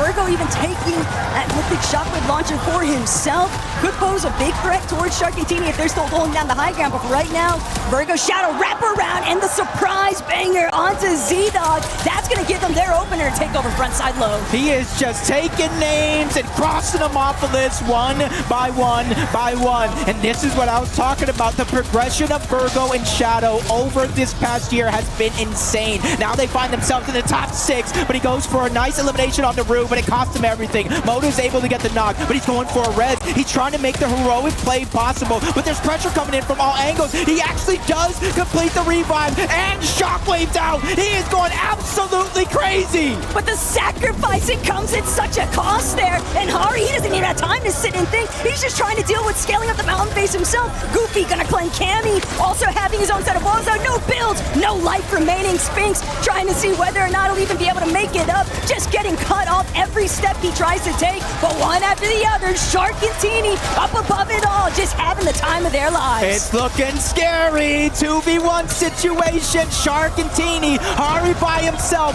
Angles are covered from all over. He almost has nowhere to go. The first shot's gonna come in. The second one's gonna be easy. Sharkantini win game 1. Is this EU? I mean, I feel like I'm just watching what I've been seeing all year long, Jacob. Sharkantini putting on the masterclass inside of Reload. These guys just understand the game mode like the back of their hands. Yeah, I was giving Virgo credit for the start of his year, how he's been playing, but I think Shark has to be the player in Fortnite right now when it comes to progression, when it comes to building a legacy. 3 out of 4 victories in the qualifiers, and they are looking unstoppable here today. Definitely a pretty vicious zone, though, for so many of these teams. We saw half the time if it wasn't Sharkantini being the problem, it was just trying to make it up that mountain face in the first place. Anytime we've got zones that are pulling over elevation of that, especially when everyone is already so scuffed on material, it just adds so many different types of complications, and obviously that can be really difficult to overcome. I mean, how many times did we see players overdriving, they find the knock, they find the elimination, but they couldn't even celebrate because immediately after, they still don't have time to actually pick up any of the material off of the bodies, so they're just left out in the open. Yeah, you can kind of see big number of eliminations is what they usually have. They took a different approach to this game, but I think if they continue to feel comfortable, if they continue to put up these victory royales or consistently in the top 3 with eliminations, we could see a whole different beast come the end of the day. It's wild to think about, too, knowing that there's still 9 other matches to work with. Obviously, it's hard not to get excited when you see Sharkantini doing their thing, but again, with today's competition, it's not about how you start, it's how you finish when there are so many lobbies to actually slug it through. But a lot of teams getting off to a hot start could be the difference maker between avoiding that bottom 3 ultimately or finding yourself just inside of that top 7. Yeah, you got to give Cammy and Hari a little bit of credit as well for how they played. Even when they got separated, they still managed a way to end up with a top 2. But that's going to be it for us on game number 1. We're going to go ahead and throw it to a quick, short moment here from everybody here at EWC.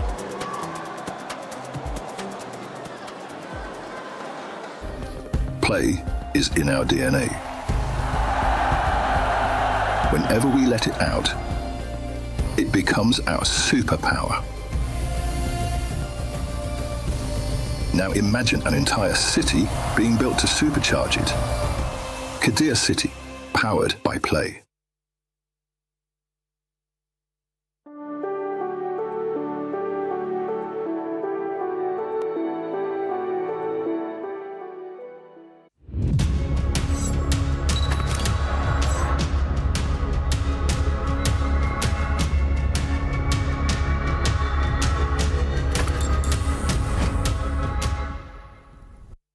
I'm here with Fortnite royalty. They need no introduction. It's Clicks, it's Mr. Savage, 2 of our co-streamers here at the Esports World Cup. Boys, how does it feel to be here at the Esports World Cup? It feels amazing. You know, I've been looking forward to watching this event for a long time, and yeah, it's great to be here.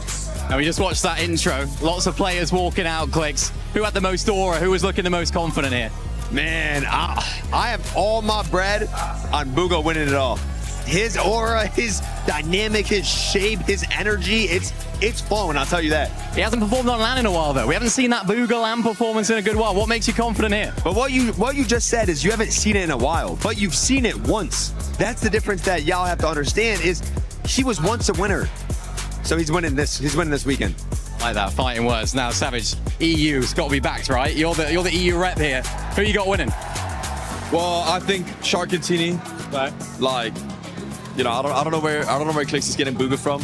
Yeah, I think he knows something that we don't, but I think it's gotta be Sharkantini for sure. And I think those are the favorites alongside P and Poyo as well. So NA's winning, Clix is saying. I will put anything I love on NA winning. You know that, Savage. You know NA's winning. When was the last time NA won a LAN tournament? 3 LANs ago. 2024. 3 years ago. 2 years ago. 2024. It's been a while, bro. It's been a while. So we're saying NA. You're back in NA. Why are you not backing Peterbot and Poyo? They were the last LAN winners. Because listen, Peterbot and Poyo, I do think they're going to win, but I'm not going to be like everybody else and say Peterbot and Poyo is going to win. They're going to have a great placement and they could win, but I'm telling you, something about Booga, something about his energy and how he just doesn't care. It's been making me feel some type of way. All right. If you were playing on NA, right, how well do you think you place? Well, I did play 1 season on NA, but you know, it didn't end well. But I think if I would run it back, have a solid teammate, I think it would be. I'd outplace this guy, I think. And Clix, you'd win on EU, you reckon? If you played on EU, you'd win. If I played on EU, we'd win with ease. And it's a harder region, you know that. Top NA players are better players than top EU players. Legends on the stage, legends in the booth as well. Thank you guys so much for the interview. Let's get back to the games. Shark is one of half of Europe's deadliest duos heading into the Reload Championship, and one of the youngest players at the entire event. Alongside teammate Teeny, Shark won 3 of the 4 Reload Elite Series qualifiers, the best performance of any duo across all 7 regions. It was actually Shark and Teeny taking shots from above. Sky has been left alone, and they actually just win the game. I mean, yeah, it wasn't that difficult. It was okay. I think I played great in every final so far. Shark is arguably 2026's biggest new star, after a 2025 that saw him rise through the ranks in competitive Fortnite in Europe. In the lead up to the Reload Championship, the 15-year-old placed 2nd at FNCS Major 2 Grand Finals and 3rd at the offline FNCS Major 1 Summit in Dusseldorf, Germany. Shark's success is no fluke, and the soft-spoken Romanian is coming in hot to the Reload Championship. In 2026, Shark arrived, but this event will decide if he is here to stay. There are some good teams, but there are like smaller regions. So like the smaller regions are 10 times easier than Europe. Generally the best reload duo. It's kinda easy to play with him. He's just doing everything for me. I just have to eliminate the people and that's it.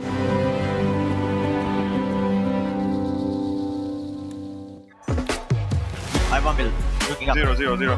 Where's the jumper?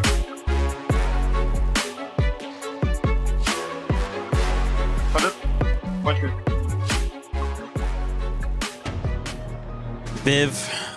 Viv, I can't believe it.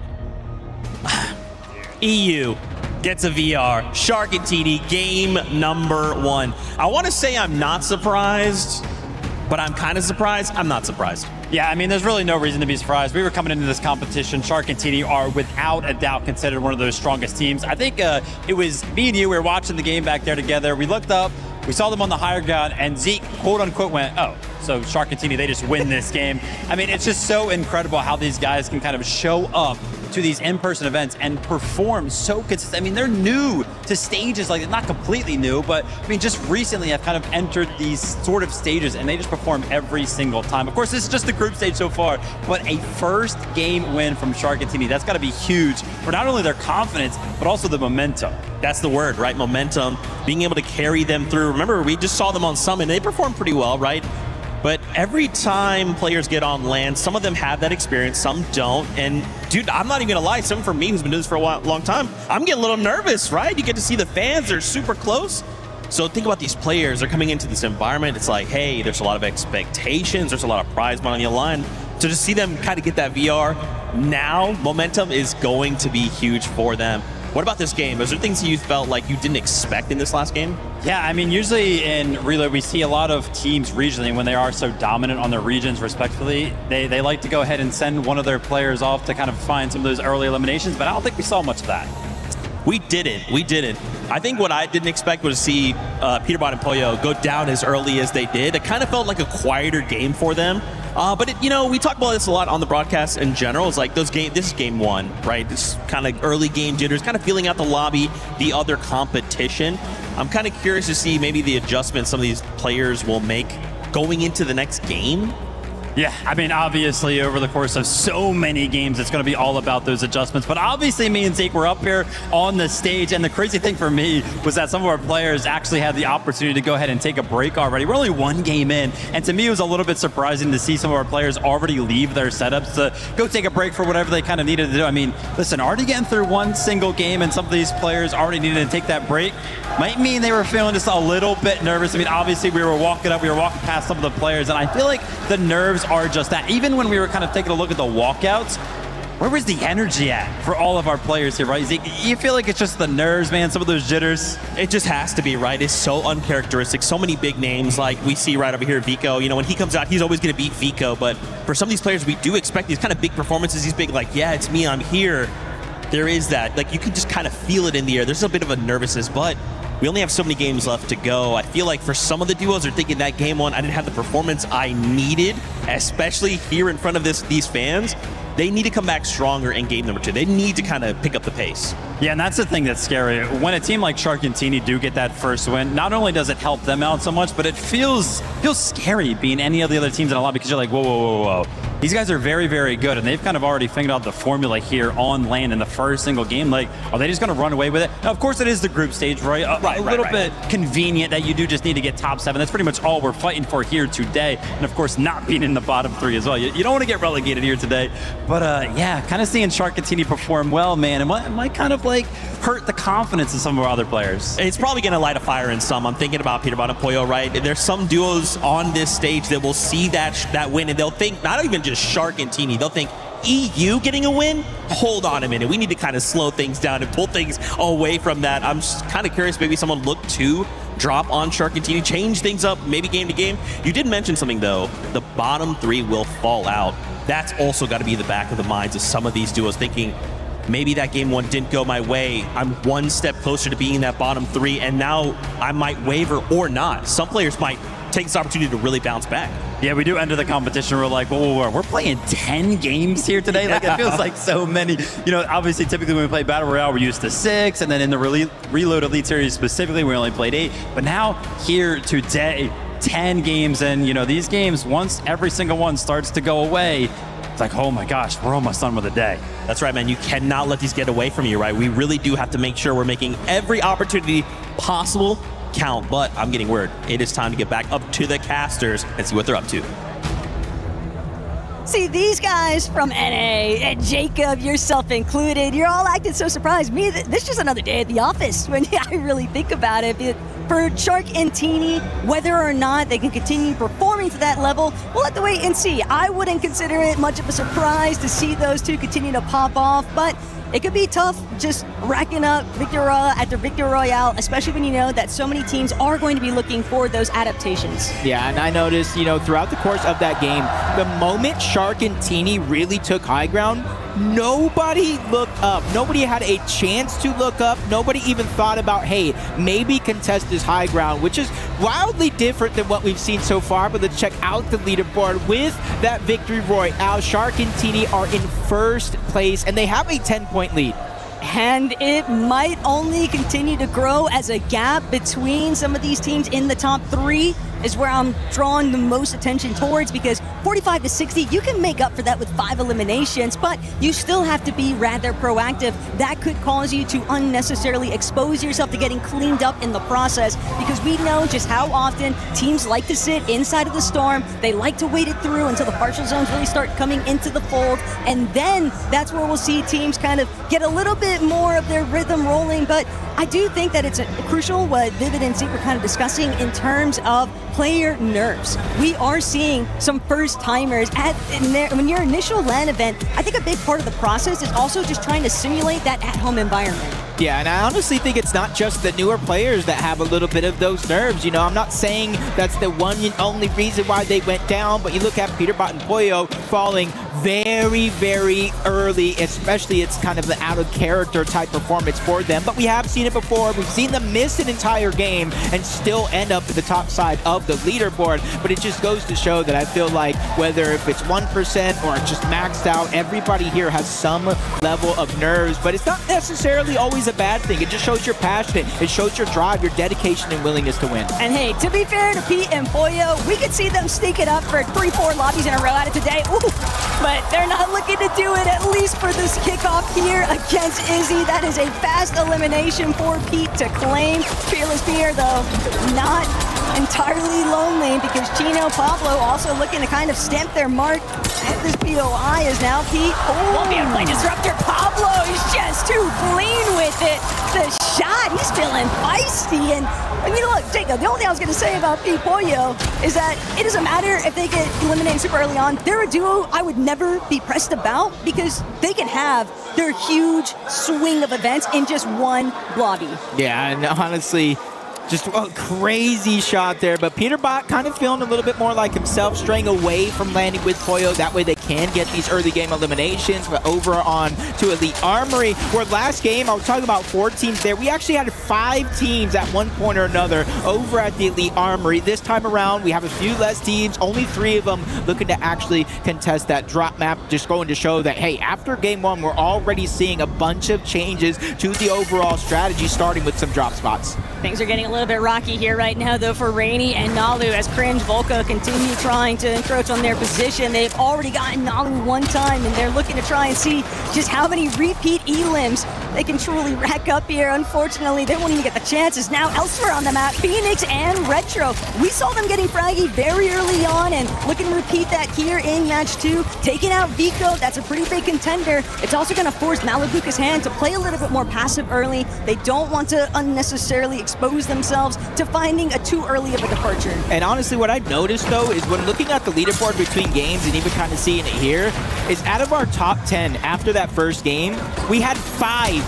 We had 5 teams from the quote-unquote smaller regions, and that's why almost all weekend long, leading up to this, I was like, this is the best chance. NA West, OCE, Middle East, Asia, Brazil. This is the best chance they have to perform well in these in-person events, and you can't let that opportunity go to waste. And let's keep it honest here, Jacob. We both saw what was taking place on socials. Everyone was pretty much ruling out the international competition. NA West, they're like, no shot. These guys are going to find themselves inside of a top 7. Sure, you'd see the occasional, yeah, maybe Oshi squeezes in, or maybe one of the Brazilian teams can try to fight their way through, but imagine if there's way more than that. They would certainly make day number 3 pretty interesting. But at least for right here, right now, Muzz, Sphinx, sticking to their original game plan that we saw them in the first match, really not trying to stray too far from the other.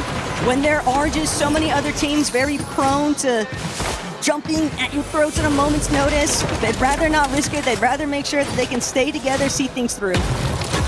Seeing all the action go down. Shark, him and team honestly didn't have very many eliminations at this point in game 1, and already is starting to add on to that 75-point total that they got in that last one.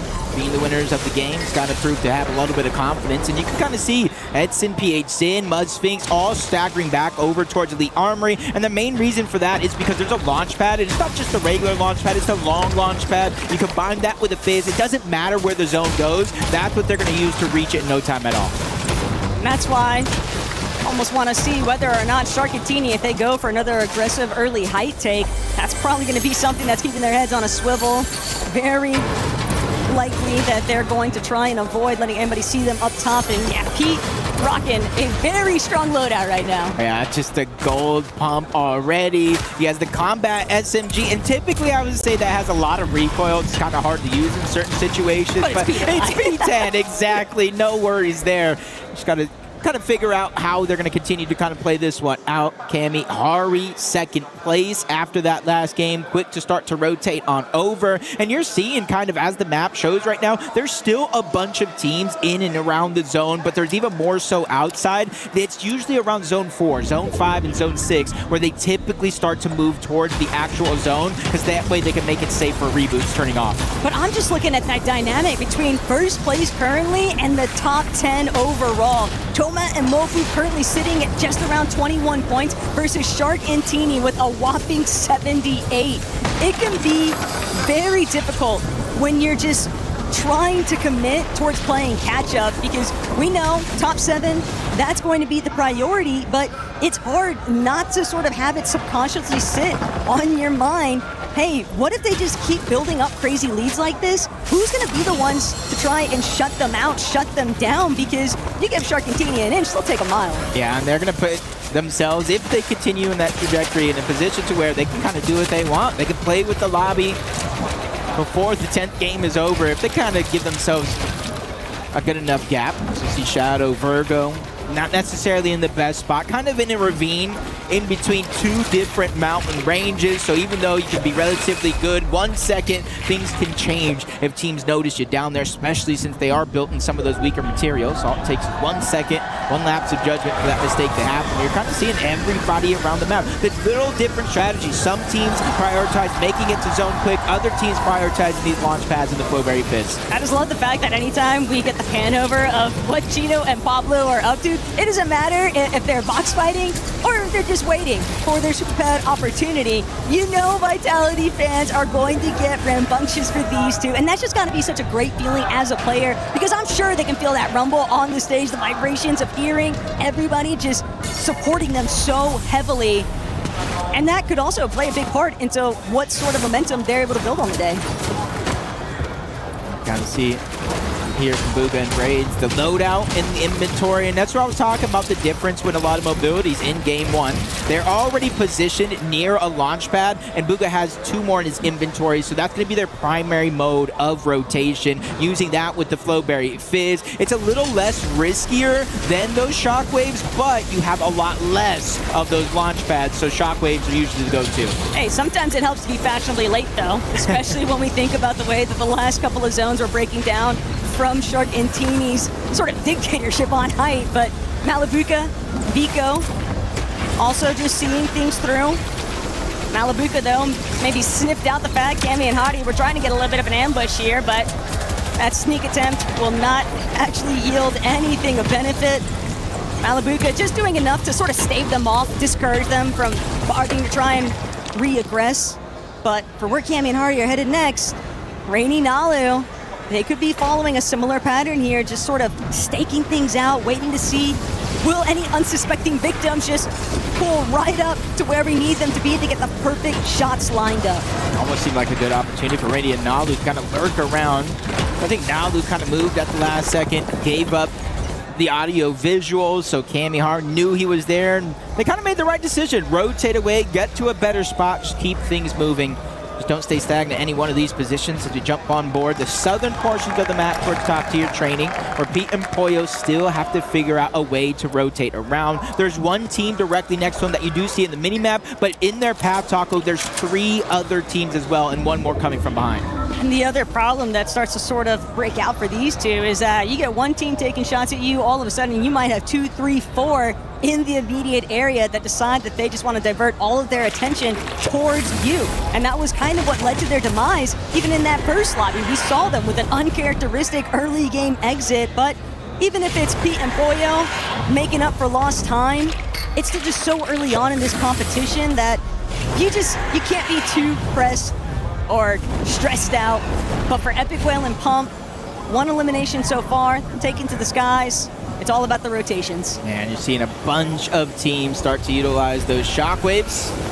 The Shark, Teeny, Smooth sailing yet again. That's going to allow them to save some resources outside of a med kit, of course. It's going to allow them to save those materials and kind of get the bird's eye view, figure out where teams are positioned at, where others are rotating to, and give them the best shot to rotate in. And that's exactly what they do again. Game after game so far, Taco, they're one of the teams consistently elevating themselves off the low ground. And with Teeny holding on to those 3 med kits, they won't be pressed anytime soon to actually restore their white HP. Pablo, Chino, Epic, well pumped though, kind of staring down the barrel of each other, but it's going to be Pablo and Chino that are going to opt for a slightly earlier rotate, already trying to make sure that they're set up for it while it comes through, and they'll start to get their move on. Epic, well pump, also similar fashion, but these endgames are just going to continue to be as stacked as ever. But again, only one duo that's been eliminated so far. Yeah, and another one of the zones that has me kind of thinking, if you're not prepared for this to go southwest, I'm not sure you're preparing fast enough, because that's where the zone could potentially go. You see the teams that are already there. They're positioned up on that high ground. They don't necessarily have to drop off just yet, but that time will come if it goes over towards the east or towards the north, and I think that's where the majority of the lobby would love for it to pull. But Shark and Teeny right now, they're using their position as a moment and a chance to kind of look back. Izzy and No Sip, they're not too far away from the zone, but they still have to rotate towards it. I think the main thing that's going to play a pretty big factor here, though, is like that drone out shot had already shown. It's the elevation pivots, but it's also just the fact that this zone is pulling over rather open river area. And so you're going to have teams that are going to burn through a lot of materials very quickly, especially if those teams on height decide to sort of fixate more onto their locations. And that's definitely something that Chino, Pablo, you can see they're trying to sort of elevate their stature, make it appear as though they are incredibly healthy, which they are currently, but it could change at a moment's notice. They're not trying to get lobby just yet. Malibuca Vico also, though, not willing to commit entirely to high ground, but still very content to be in this sort of middle ground territory where they could go up or they could go down, and it's all just going to depend on where the next zone pool is headed. Yep. You hear that sound there? Reboots again are going to be turned up. We are reaching that 7th zone, which is why you've seen for the past 2 so far a more passive approach to the game plan, but it goes all the way towards the south. Not too much west lean on it, so we're going to have a huge opening towards the middle, but Pollo once again gets caught out. Back-to-back games of struggle from beating Pollo. Oh my, what was that? Malibuca, a grave mistake, getting his shield dropped off just like that. Malibuca's lucky that nobody else was beating him at the exact same time. If it was a healthy Pete and Pollo, we might have seen something different take place entirely. Instead, Malibuca will be able to replenish some of his shield, but maybe a little careful there on the trigger finger for the rocket launcher, man, because that could be the end of a run if we were a little bit further into the end game. Yeah, and you can see they're the ones that got that elimination onto him. They were able to pick up that mythic pistol and put themselves in a good spot. Kamihari rotating on over again. They realize both sides of this actual zone, there's little crevices, little sides, more so on the east, that you can build up on that elevation. And I think Pablo, Chino are going to be one of those teams that try to hold on to whatever high ground they can. I like what Virgo and Shadow are starting to set up for. Buga Braids on the other end of the spectrum, though, have managed to find slightly more isolated position, but just how long will it remain excluded from the rest of the lobby? Because I already tell Buga sort of checking out a couple different directions, trying to ensure that they are going to be able to just utilize this next launch pad without taking too many focal shots in the process. But it's tough, Jacob, because there are teams on high like Chino and Pablo that'd be probably pretty eager to get some freebies in. Peterbot still up, lurking around, trying to figure out what's going to be the right play. We go from that ravine down in towards the middle. You see where the zone is going, towards the northwest. There's a whole mountain edge, and it's not them that you really have to be worried about. It's Shark and Teeny again on the high ground. Edson, PH Sin, and a couple other teams trying to use that launch pad to try to get away from the low ground, get away from the chaos, but they just run into one danger after another in the name of Shark and Teeny. Poor Muzz, man, he just never had a chance. That's the difference between taking the launch pad and Shark Teeny's strategy of just using the crash pad biz. They can still take those shots a much more feasible rate, and now they'll send it right back towards height Edson, fortunately, didn't get cut off along the way here, but now Pablo, Chino, just biding their time. Also gonna opt to drop back towards that low ground position. They will layer up just one more tier above where some of that low ground congestion is starting to build. It's all about the front side control here, and Izzy just getting beamed. He splatted down. Oh no, Izzy, that was almost the worst case scenario. But luckily for him, he was able to get up, dust himself off, and at least stay alive. But Shark does it again. He's able to take down Goofy on the right side of this zone, though. Peterbot still trying to make a heroic run happen, but his back is truly up against the wall. No builds left. He's going to need a full elimination here onto anybody here to stay alive. Shockwaving again, staying to the front side of zone. He's just trying to be very, very calculated and precise. He knows he has one shot to make this one happen.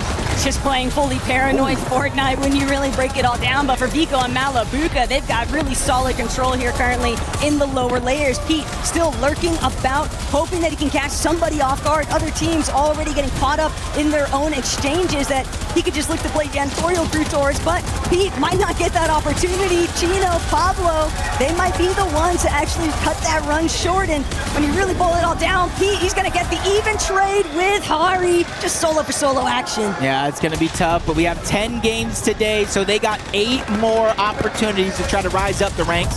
Edson down towards the side, Edson trying to keep their run going.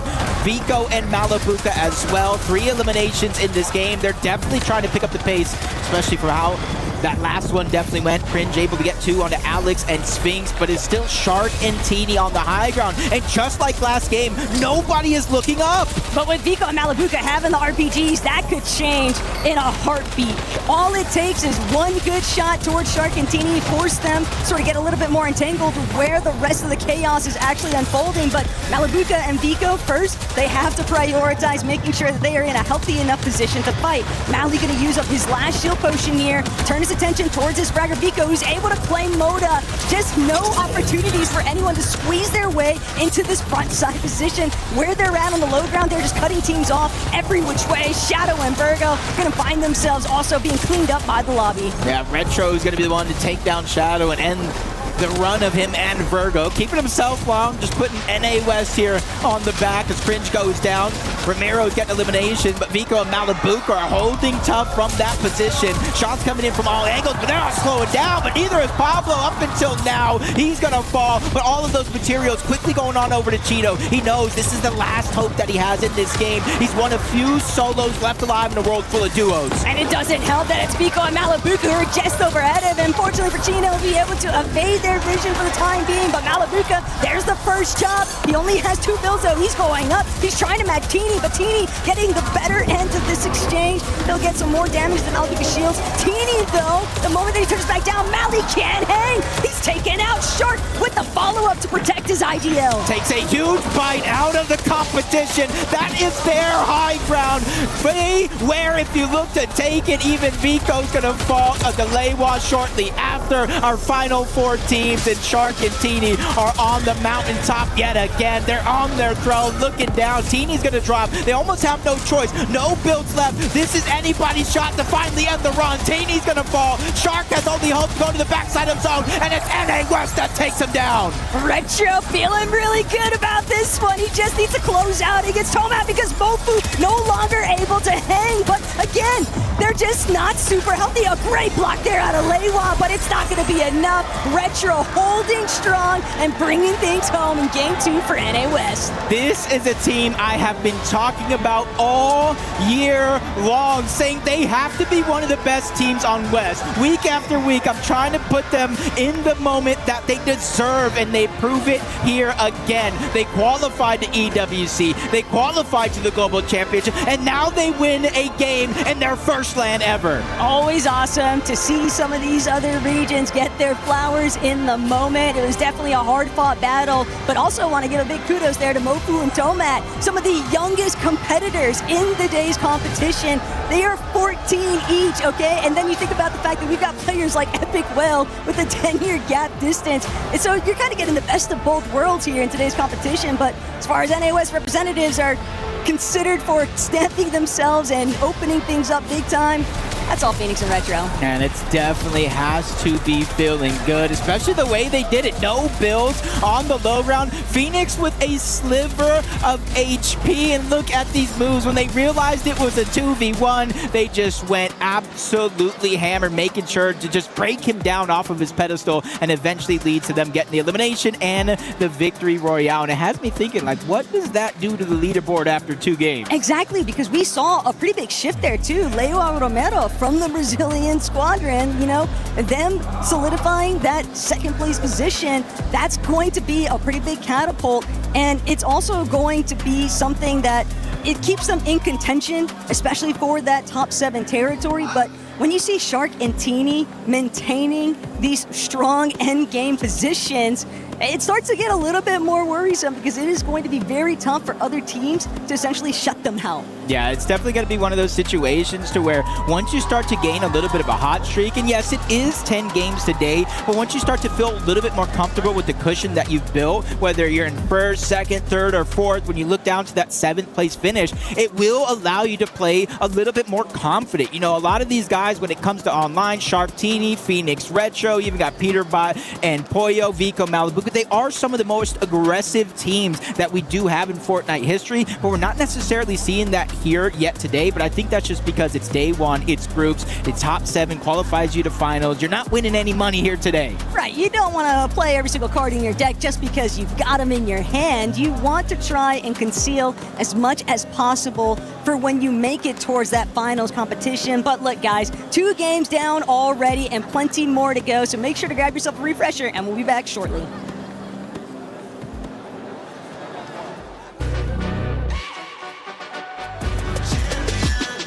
This ain't no regular thing. Came for the ring, you know what I mean. You see my name in the lights, better get right, I'm champion.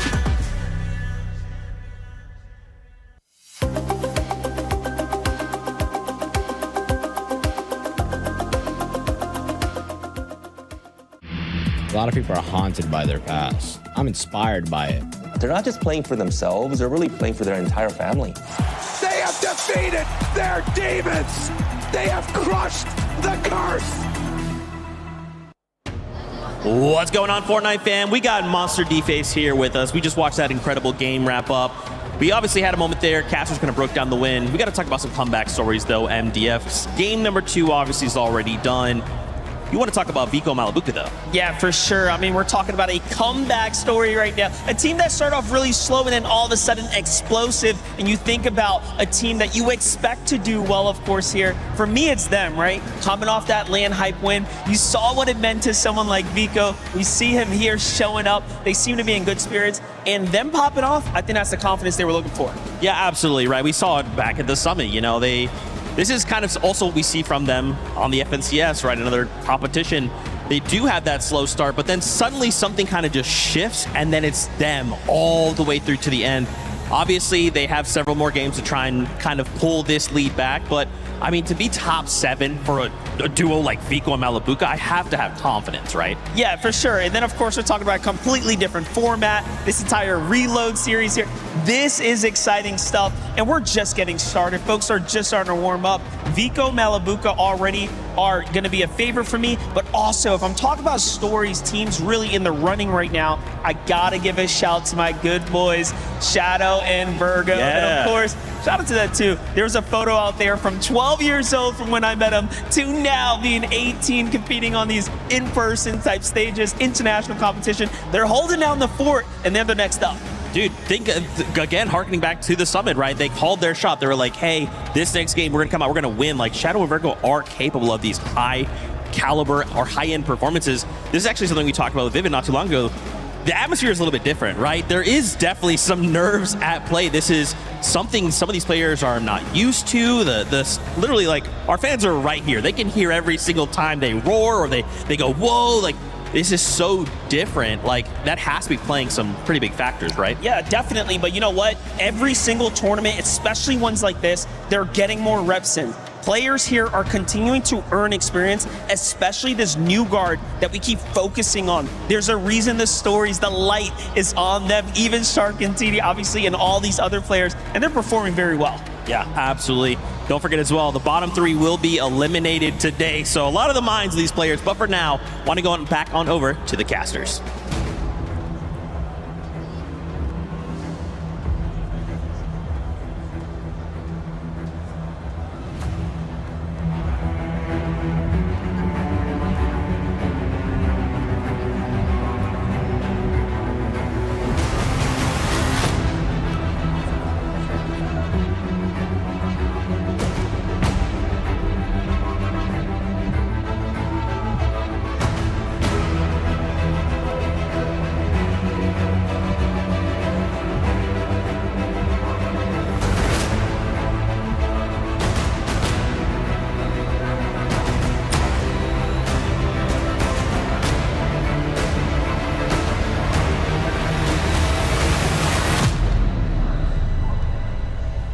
We are here, 2 games done, Taco. We have 10 games today, 10 tomorrow, 10 the next day, and then who knows when it comes to match point final. But this is already heating up and so entertaining. But I think the story of the day has to be Shark and Teeny and how well they've been playing. You know it, you casted it on EU, but they deserve all the credit in the world so far. Look, it says a lot when the 3 Reload Elite Series finals that they make it to, they win every single one of them. I know that one issue, things went a little bit awry, but ultimately they are very clearly studied in the ways of Reload. And it's just a big part of the reason to it is obviously Teeny leading the charge on the high ground and Shark just getting to go buck wild in his fragging capabilities. And I just think it makes so much sense when you see how they're holding down the high ground, why it's been so problematic for a lot of other teams to kind of even navigate through those lower layers. But at the same time, Jacob, if we keep seeing shakeups like this in back-to-back lobbies, you never know what could happen next. You never know who's actually going to be able to make their debut into that top 7 or who's looking to try and hold on to it. But one thing's for sure, everyone is looking to try and avoid getting relegated here in day 1. So bottom 3 is the only spot that you don't want to be. Man, interesting enough, one team in that bottom 3 is a team that we all thought would be in the top 3 at the end of the entire thing. Peter, Bot, and Pollo. We have to talk about it because we just haven't seen the 2 guys that have dominated an entire region for years show up here yet today. Peter Bot had a moment there as a solo, but as you know, Reload is just so chaotic. It's hard to survive in some of those moments. And so we're just going to need a huge pick-me-up game from them. Okay, look, we're talking about, though, Pete Pollo, but what we just witnessed out of Shark, 2 quick eliminations, and he's looking to rack up even more to the count. Absolutely no slowing him down. That is until Braids decides to be the counter. Shark's run of fun is going to be cut a little bit short-lived here, and Braids, Booga are going to start to work their way on the board with those 3 elimination points. And considering that they're only rocking 36 as is in the 3rd lobby, Jacob, they know they definitely got to try and start stepping things up. Yeah, right there from Shark. I told you, once you start to build yourself a little bit of a cushion, you start to feel yourself, you start to build that confidence. And honestly, if I'm Teeny, I just say, go ahead, do what you want. Do what you want the entire game here in this one.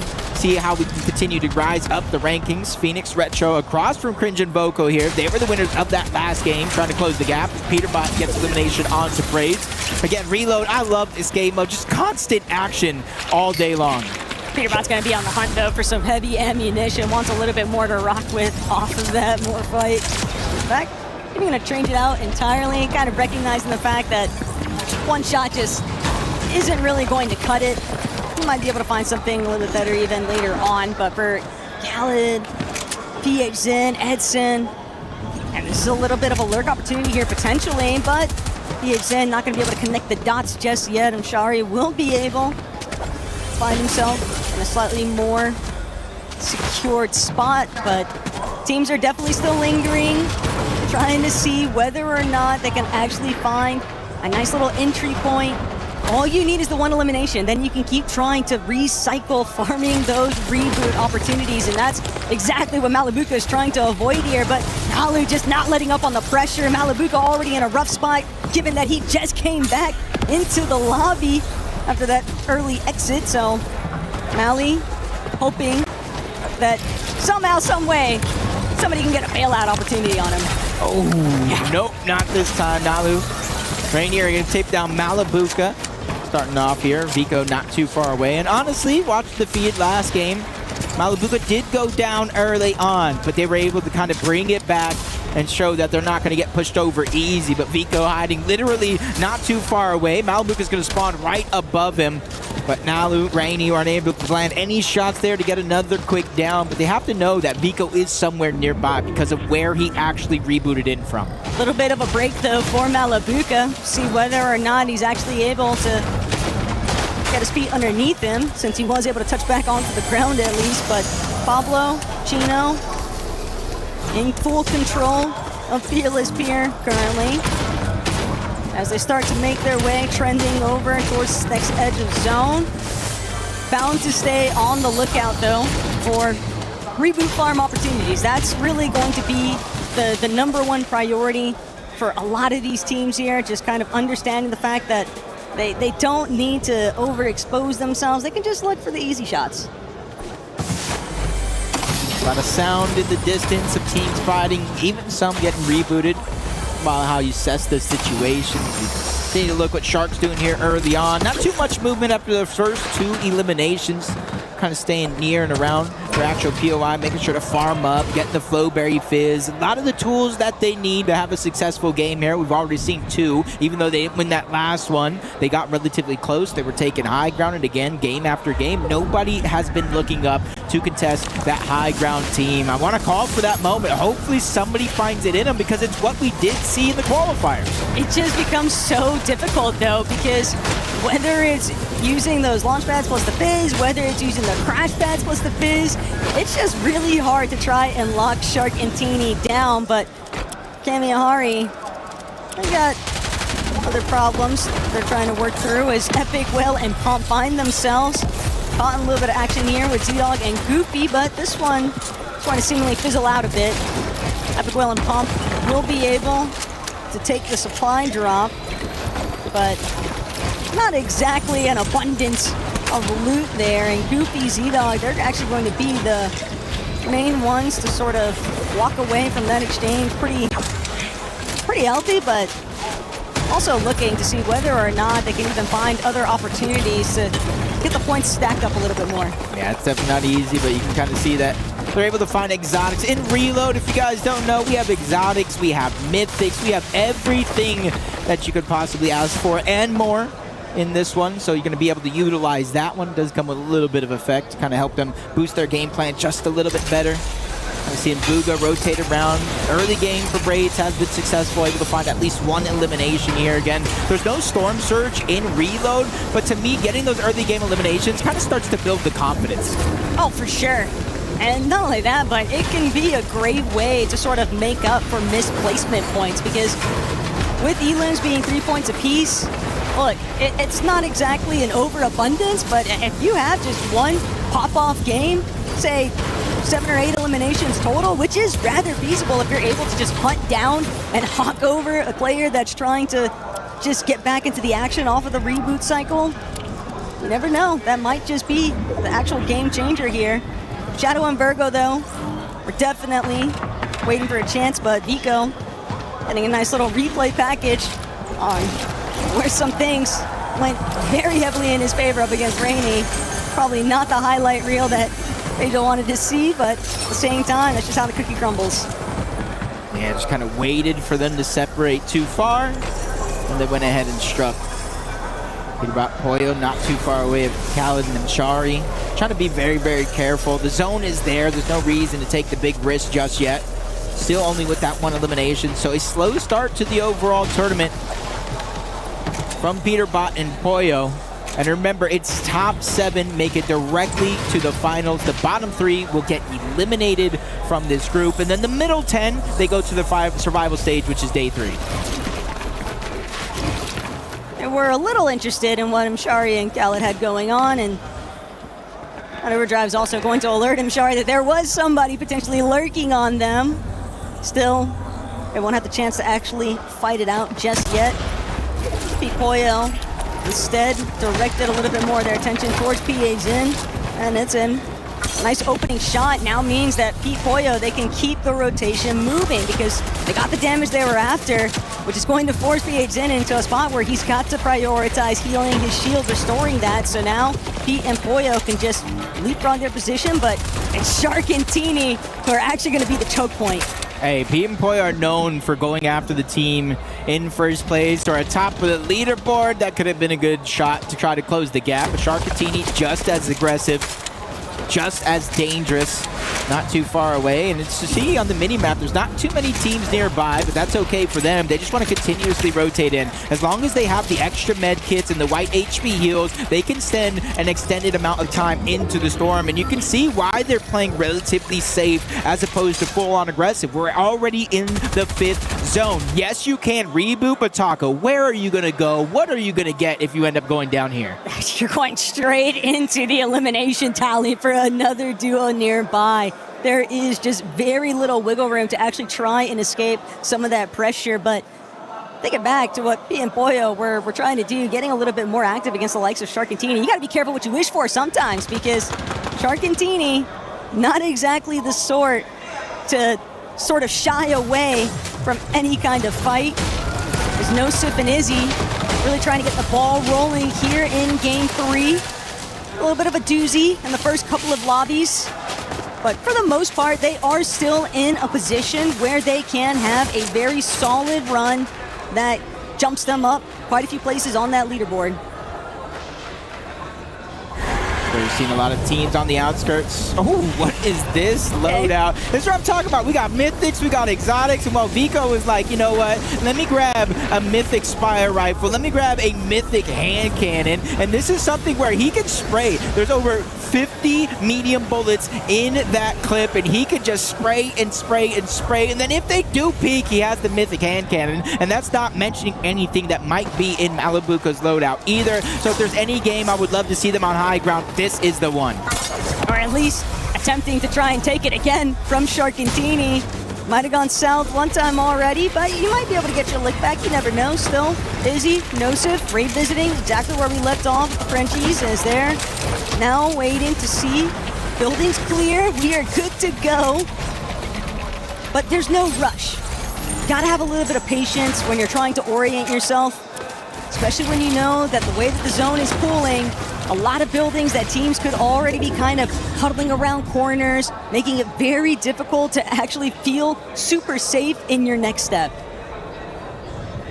Trying to see where the zone is forcing everybody yet again. And this is with the Elite Strongholds map, there's just so many different mountain edges, elevation changes, and it almost happens in every single one of the end games, no matter what side of the map we go on. This might be one of these first ones, but I'm crossing my fingers. I don't end up cursing the rest of the lobby. We go towards the northeast yet again, where we still have one team yet to start to rotate in, but for Shark and Teeny, you can see them starting to climb up that ladder. We've seen them on high ground in game 1. We've seen it again in game 2, and it's looking like we might see it again here in game 3. A big part of the reason why it's so hard to take hype from these guys is that they are just super aware. They are constantly checking every single one of their angles and always looking up.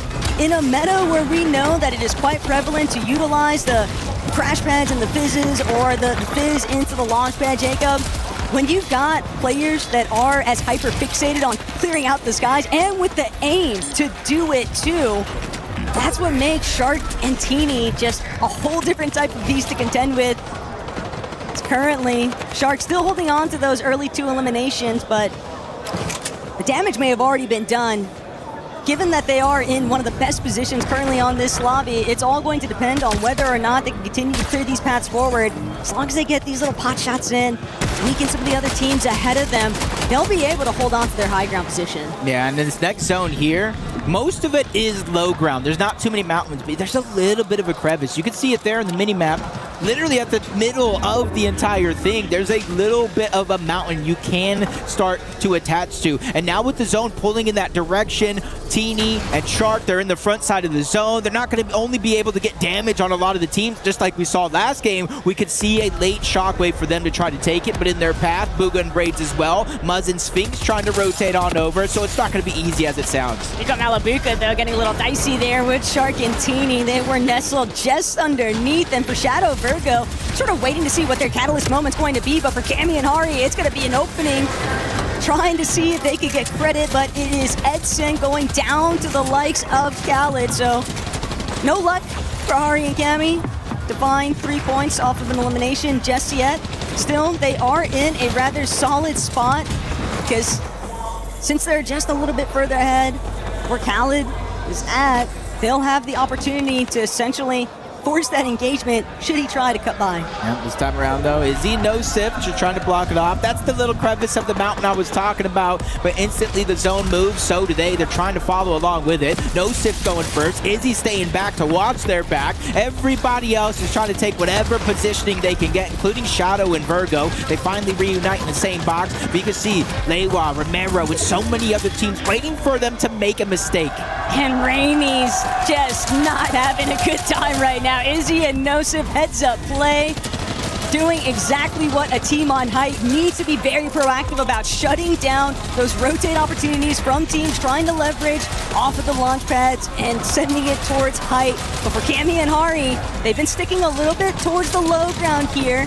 They're about 1 layer up currently, and the main thing is that they're just shredding through so many builds of players kind of hovering towards that middle section of the zone, so not really giving a great clearing process for teams to try and avoid their line of sight here. It doesn't help that Izzy Nosif also trying to be very adamant about holding that high ground position, but Pete, Koyo starting to scale up. Have to remember Shark Teeny, they're still lurking about. Vico Malabuka, another duo that is certainly going to try and get some leeway headed towards that high ground, but just how far up can you really look? Shark and Teeny are just so far and above the rest of the lobby. They are preserving so much of their build material. I bet you they're eyeing up on Izzy and Nosif. They're saying, hey, make a mistake. Forget we're up here for 1 second, and that'll be the last thing you do in this game. Peterbot and Poyo, shockwave ahead. They gain a little bit of attention, but not much that they cannot handle. They're able to kind of rehold their position. Shark and Teeny moving out yet again. They've been denied that opportunity for the high ground, but they're staying in front of the zone. That's going to be the most important thing. Thought for a moment Phoenix Retro would maybe start to get a little entangled there with where Sharktini were at, but a hold back. It's Pete, Koyo. They have really been going through it here, Jacob. Pete not being able to actually open up any shots against Shadow when they initially made this rotate towards the front side of zone, and they are quickly dwindling on their materials also, but Izzy, Nosif, they've managed to head right back up to the skies, and they are currently bearing down on the rest of the lobby. Hari, Cammy even gonna have to protect themselves now, but obviously Shark, Teeny, they are not content with seeing anyone else holding the position that's been doing so many dividends for them in these first couple of lobbies. And I think they've even noticed Bofu and Tamat up at the top, forcing them down below. They have a sliver of HP left. Right decision for them to make, but it was just a little bit too late. Nosif is able to clean up that elimination. Zedar cleans up the other. That's another team out of this game, and you still have 2 more to go before you even start to get placement points, but the battle for high ground will begin. Shark and Teeny will take what's theirs for the 3rd straight game. All Shark needs is a little bit to work with, and in forcing Izzy and Nosif to drop is such a big damage spend for the rest of this lobby. Pete, Koyo on their last legs, barely having an opportunity to try and restore some of their shield, but without any builds to their name, they are going to depend entirely on how well placed these next couple of shots can be, and can they avoid the exchange from somebody else on the other end of the barrel. But it's a no-go for Peterbot. He's going to get brought down inside the underbelly of this lobby. Is now Booga Braids also on just 1 build, hoping that it's not going to be their last. Yeah, just everybody kind of feeling how chaotic the end game has been. They're just burning through their materials. Even after they get an elimination, pick up the Siphon, they're almost immediately down to 0 as Booga picks up that one onto Epic. Well, Vico goes down, but it might be a sacrifice to draw attention away from Malabuka, allow him to start that heal off. With 9 teams left, Taco, make it 8. There's 2 solos running around that are the wild cards. Look, Izzy and Nosif might have been forced to drop from high ground, but at the same time, they are still making their presence known inside of those lower layers, doing a great job at staving everyone else in the lobby, preventing anyone from actually cutting through their builds, and Nosif finding another one onto Goofy. The Siphon material are going to pay so heavily for him.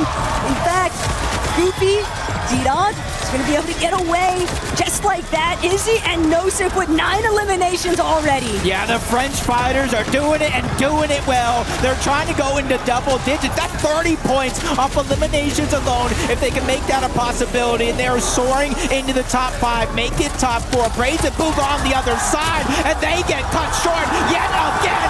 Izzy and Nosif, 11 eliminations here, but their biggest challenge has yet to be fought. It's Shark, it's Teeny, and Shark is already jumping down below. He's trying to take the fight by himself. I don't know if Teeny got the memo because he's just a little bit too late to the fight. Izzy taking a lot of damage, finally lands a shot onto Teeny, trying to disrupt the flow that they have going on.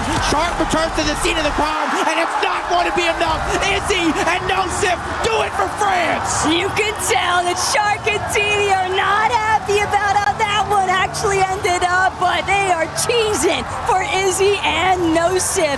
It was just a dominoes effect for this duo. The moment that we saw them with those initial 3-4 eliminations, and then the tally just didn't stop. But what a well-played endgame out of these two. They were really firing off on all cylinders, and the way that they synergized their shots together on the low ground, that's what really brought everything together. And there's one thing for sure. When I do my predictions online, I openly tell people, take it with a grain of salt. I pick with my emotions, my heart. And I was even talking to you, I was like, there's something about Izzy and Nosif. They've been playing well recently. They've been flying under the radar, squeaking in. I don't think people give these guys the respect that they deserve with how well they've been playing in some of these big moments. It's just crazy to think about the favorable formats. You would almost think for Izzy and Nosif, ever since we saw them make their debut at the Summit LAN, it seems like these guys just knew that they had so much more left in the tank to give, and it's so crazy to see them bring home game number 3, because these early breakout points, that's what's really going to help funnel into maintaining position inside of the top 7 by the end of today. Just big moments there. Shark and Teeny, though, we saw it in the first 2 games. No team kind of went for high ground, but they did. Let's listen to Izzy and Nosif. Essaie de plus, s'il te plaît. 0-0. Ok, je monte. Pareil. Je marche pas. Ouais. Passe ça. Ok, nice. J'attends le deuxième, je suis sur le top. En 40. Faut l'enculer, mort. Nice. Nice, frère. It's such a great job there. I love also the way that they read it like a book. Shark and Teeny were trying to stagger the way that they actually made their approach, but Izzy and Nosif just did such a great job, one after the other, not allowing any weaknesses in their defenses there. Yeah, honestly, just the way they've been playing. They have the crowd on their side. Almost anytime, you were talking about Pablo and Chino, anytime they're on screen, anytime they're picking up eliminations, they have the entire crowd erupting. But just the big thing to notice, I know at one point we saw 11 eliminations. I'm not sure if they got a couple more on Shark Teeny or if I just saw the total at the end. But either way, Taco, that is a minimum of 33 points off straight eliminations alone. When we get to see the leaderboard, I expect to see this team near the top 10 at least. They've definitely boomed the leaderboard. That is a given. And not only that, but I think that they've kind of proven as well to other teams in this lobby, because when you look at what their score was at the start of this game, they were right around that 30-point section. It wasn't really necessarily what they were hoping for, but obviously we've also got a direct interview with these guys on the scene, so let's hear it. Thank y'all so much. Fun little fact here. We've got Phoenix, we've got Retro. This is actually their first LAN ever. Guys, how does it feel to be your first LAN in this kind of context with this crowd? Let me know.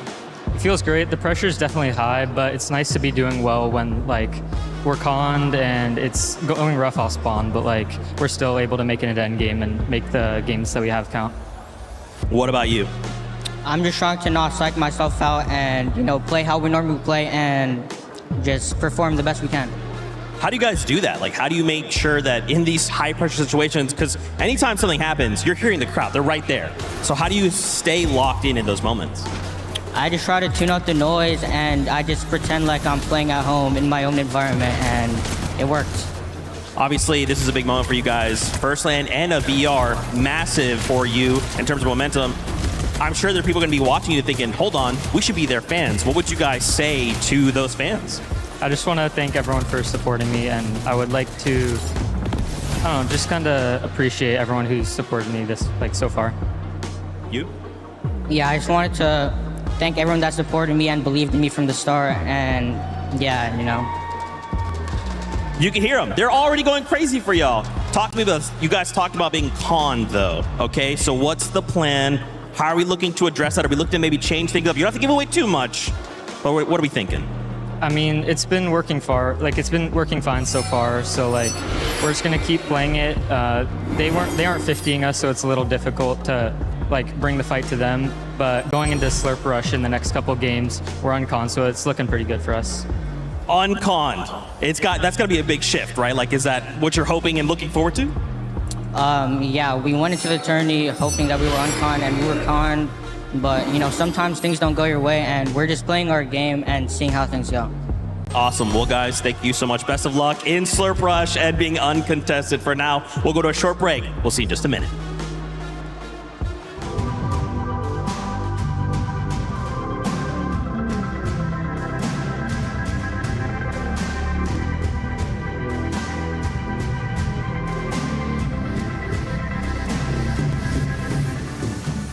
Everyone is playing, you're not yet. EWC Play is your all-in-one platform to compete in fantasy, pick'em, and quests for a grand total of $300,000 in prize pool. Build your dream fantasy team in 5 different games and track your score with live results tables.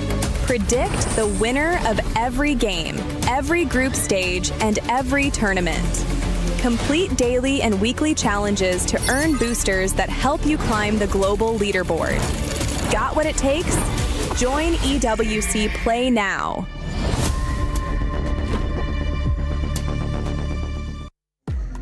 Three matches have gone by for Group A, and we have gotten some surprises already from the get-go. But Nosif and Easy, Vivid being able to join us. Kelly, Levin, the 7WG, welcome back. We finally decided to come inside. But this match, I mean, for this squad, especially that just ended up winning, being able to bounce back too from those first 2 matches. I mean, for Izzy and Nosif, this is incredible stuff because as Levin knows, big EU connoisseur himself, it was all about qualifier for these guys. It was an incredible clutch for them. This is where they actually made it to the EWC. So it took them all the way into that last qualifier to actually make it here. And then to show up in game number 3 and get that win and now sit in 2nd place on the leaderboard. I mean, Kelly, this is an incredible story. Listen, I know that Levin's feeling good for EU right now, but I feel like Coach Harry, the first person to really call out this duo during the Reload Elite Series, is probably feeling pretty good. A lot of people were looking to this duo, and now all eyes are on them right now. We talk about how it seems like there's this new echelon of players that are kind of coming up and taking over a lot of our dominant veterans, and I think this might be another duo that does that. No, absolutely. I think especially within EU, there's been a resurgence of French Fortnite this year, and I think when you're looking at 2 players who have been champions of that, you'd have to throw their name into the hat. Honestly, the fans here getting behind them. These guys aren't on any of the French clubs, but every single person in this crowd who has a French, jersey on, the second these guys were on height, the second these guys were doing anything good, they were jumping, cheering, shouting. You just love to see the support they're getting right now. You definitely love to see it, especially when players can get behind that as well, start feeling that energy and start putting that towards the game series with that bounce back that we saw. But now we're going to talk about one team that really hasn't had to bounce back because they've just been so consistent at the top, and that is none other than Shark and Tini being able to just do their thing this first 3 matches, it feels like. Yeah, I feel like game 3 was the one that kind of did it for me here, Kelly, because listen, when we kind of looked up towards the high ground and they were on higher ground once more, I kind of just shrugged it off. I was like, how are they consistently doing it? They were in game number 2, they were in Storm all the way until zone 5, zone 6. I was like, clearly they lost half of their health. All these people are going to be watching them come into zone. There's no way they're, oh, nope, they made it and they almost won the game. Cool. They do this time and time again. Are they just that much better than everyone else? And I think the comparison is even stronger right now because of how poorly a certain duo is doing.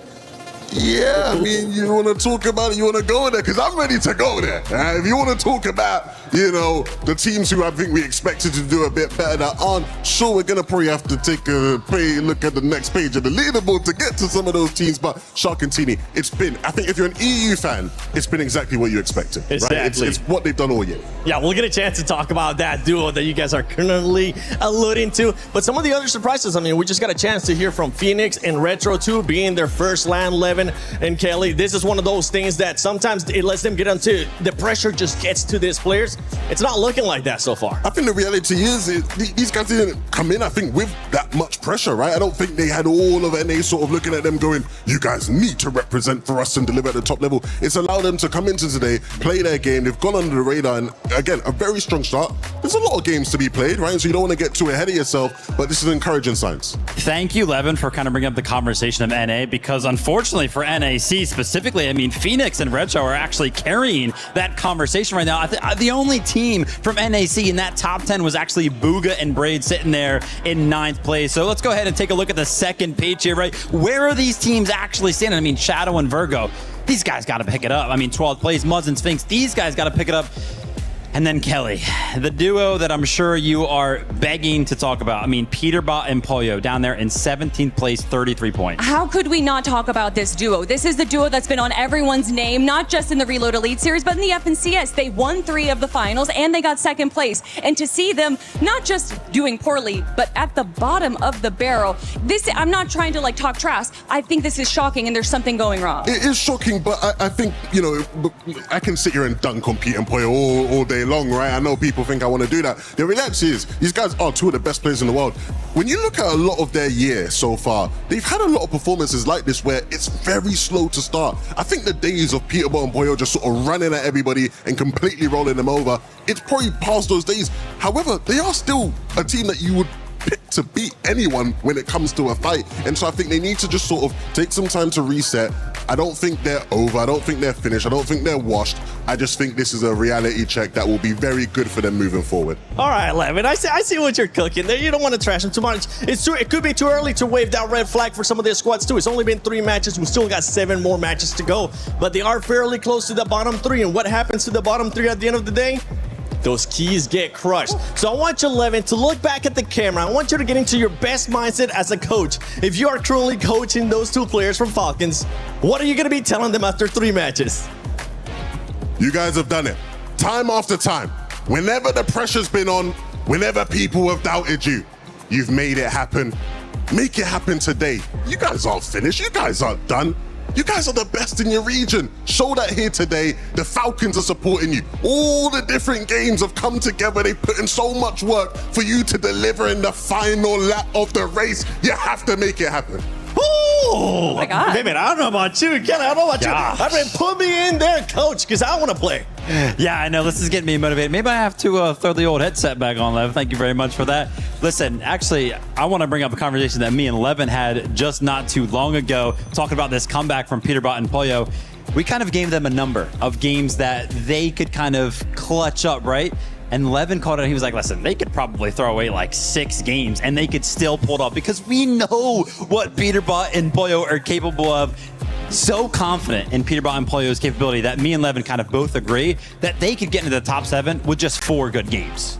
But it seems like everyone is stepping up right now. There are so many teams surprising us, stepping up, coming in here with a game plan. And I wonder if maybe this is a bit of the hubris of Peterbot and Pollo coming into this thinking that they were going to run away with it. However, they love to build a story. They love to go to day 2. I don't think we're going to see them in the bottom 3. So if we do see them in that elimination round in 2 days, that might just be the story they want to build.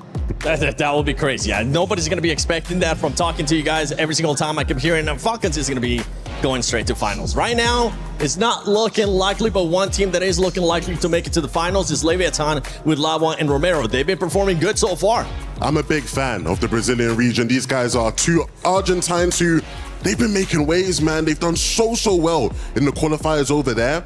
And I think when you just look at the way they've actually played, especially when I look at Romero, I mean, he has had some qualifier finals where he's just tearing it up. And genuinely, we spoke about it before the tournament, Kenny. I was like, if there's one team I'm looking at how they perform. I think these guys have, the ability to really go all the way in this competition. We always like to talk about smaller regions and how they're underrepresented in these LAN settings, but Brazil, time and time again, always steps up, always proves themselves to being able to compete with the best of the best in NAC and EU. So to see them do that again is absolutely wonderful.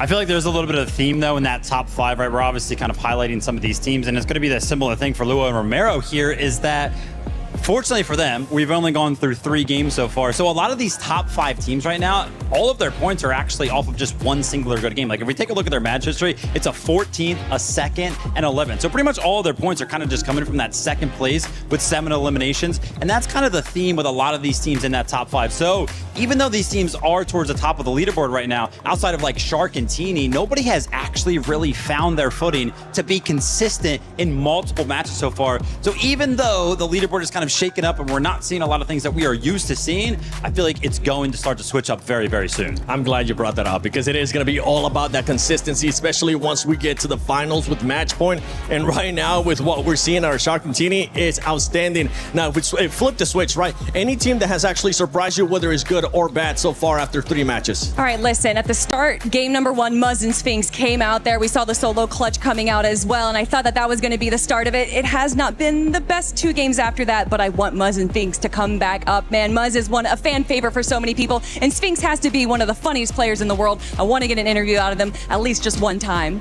Maybe we'll get a chance to get an interview. I know, in talking about interviews, one person that's currently with the... I'm surprised he's even here too. Pierre Gasly from Formula 1. Yeah. Barney, take it away, because I really want to hear what he's got to say.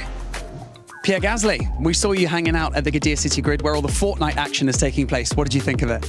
Yeah, it's insane, I must say. It's such a joy. I love gaming. Again, myself, and it's the first time that I get the chance to attend such an event. So no, it's incredible to see the player, to see I appreciate the game. I appreciate, the sort of level that you see, and no, it's very, very impressive, very joyful. It's quite a packed day for me. I wish I could just sit around and just watch all the gameplay, but very cool event. As someone who's used to performing under pressure, any words of advice that you could have for these pros that are performing on stage right now as you speak? They know what they're doing. I mean, you can see it. It was quite impressive, just how chill and how relaxed. You can see the focus, you can see the concentration, very quick moves, etc. I was trying to look at all these little details, but then I really like the strategy and the sort of teamwork, and yeah, just appreciate the precision. I game myself more like Call of Duty. I do a bit of Fortnite as well, but more Call of Duty, and I know the thrill, the excitement, and just to see it to that professional level is very cool. As people say, ball knows ball. Thank you so much, Pierre Gasly. I really appreciate your time, and enjoy the rest of EWC. Thank you. Shark and Teeny, Phoenix and Retro, Izzy and Nosif, 3 games and 3 game winners, and almost all of them are inside of that top 7 as well. And it's exciting to think about because we could be looking at the beginning of the end potentially for teams that are outside of that threshold, but at the same time, everyone still has to make sure that they don't hit that autopilot feature. But my biggest takeaway from that little segment that we just witnessed, Jacob, I might need Levin to start just being my hype man before I go do anything in life, because, dude, what a speech, right? If I'm Razzie right now, that's got to be the number. Just press record, send play, and throw that clip to Pete and Polya. No, I got to agree with you, Levin. I feel like can just hype up anybody to do anything in the world. And honestly, I think that should be enough to kind of spark a little bit from some of these players. Khaled and Mshari, Epic Well, Pomp, Alex, Reckless, Peter, Poyo, Edson, PHN. We all know these guys have an immense amount of skill. We just need to use the last 6 games of the day to put it to the test as Malabuka starts firing off early with the first elimination of the game. A little bit of a tough break there for Romero, given the day that they've been having so far, but Malabuka not looking to slow down anytime soon. That is until he catches himself on the receiving end of some damage. Pete, though, a little bit of a scramble right now. He needs to get Pollo back up and running. Chino gonna head straight into his clutches. Pollo has managed to touch ground, but Pete will be quickly eliminated. And it's Malabuka fully profiting off of this crazy mix-up at Elite Armory. Yeah, that was close. That was close.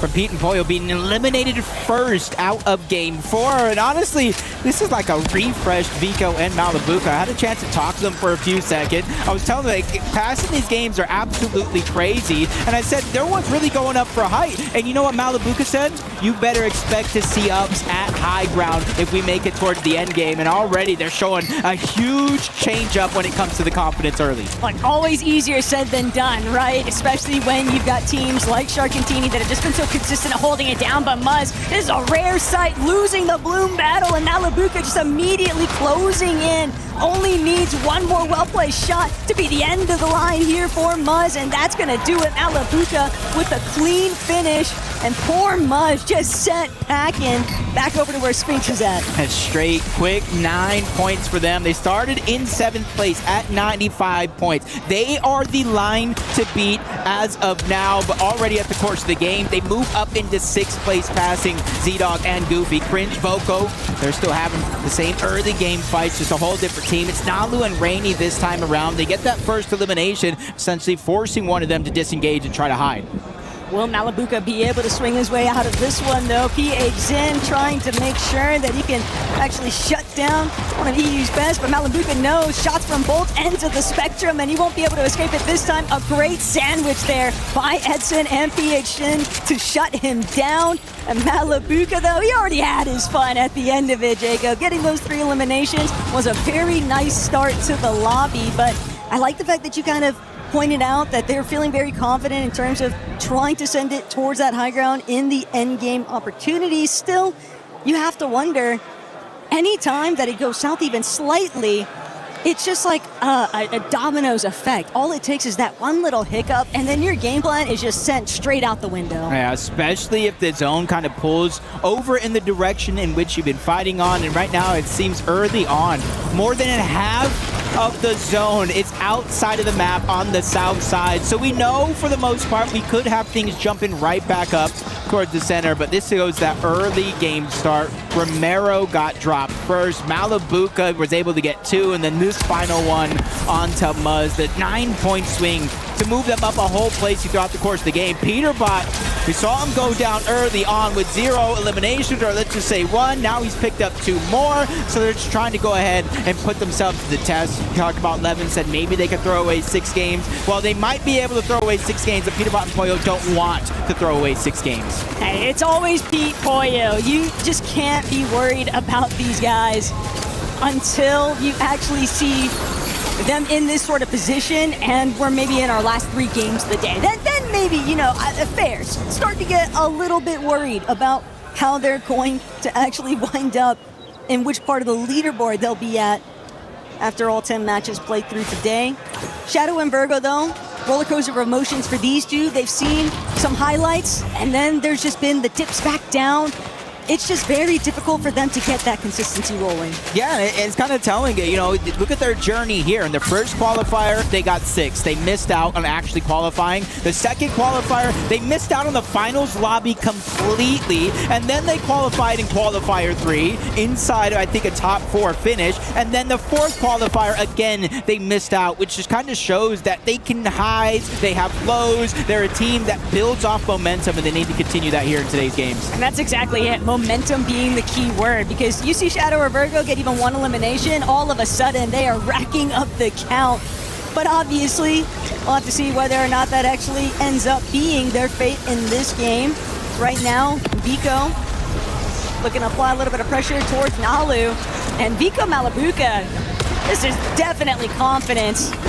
Just kind of oozing from both of them. Vico gets 1 already. Nalu was rather injured before he even got to apply the shot, but now Rainy on the ropes here, not trying to get fully wiped this early on. They still want a fighting chance, and Vico knows it, and he's looking to shut that down immediately. Yeah, he had to go back for the build, get no material left, but he realized he's on a clock if he wants to get this team fully out of the lobby. But Rainy goes down instead of getting eliminated, so you know he's bought Nalu enough time to at least get back back in the game. And if you guys don't know, since they're fighting so far outside of the zone, instead of the teammate rebooting above you, that only happens when you're in the safe zone. So he rebooted somewhere inside of the map, far away from his teammate, so he really had no chance to help him either way. Malabuka, though, doesn't really seem too pressed by it. Will be able to pick up nice little make it off the vending machine, and Mofu and Domad don't really seem to notice that he's actually rather close by. They're a little bit more fixated on just making their own rotations. Again, just another one of those teams, international representation.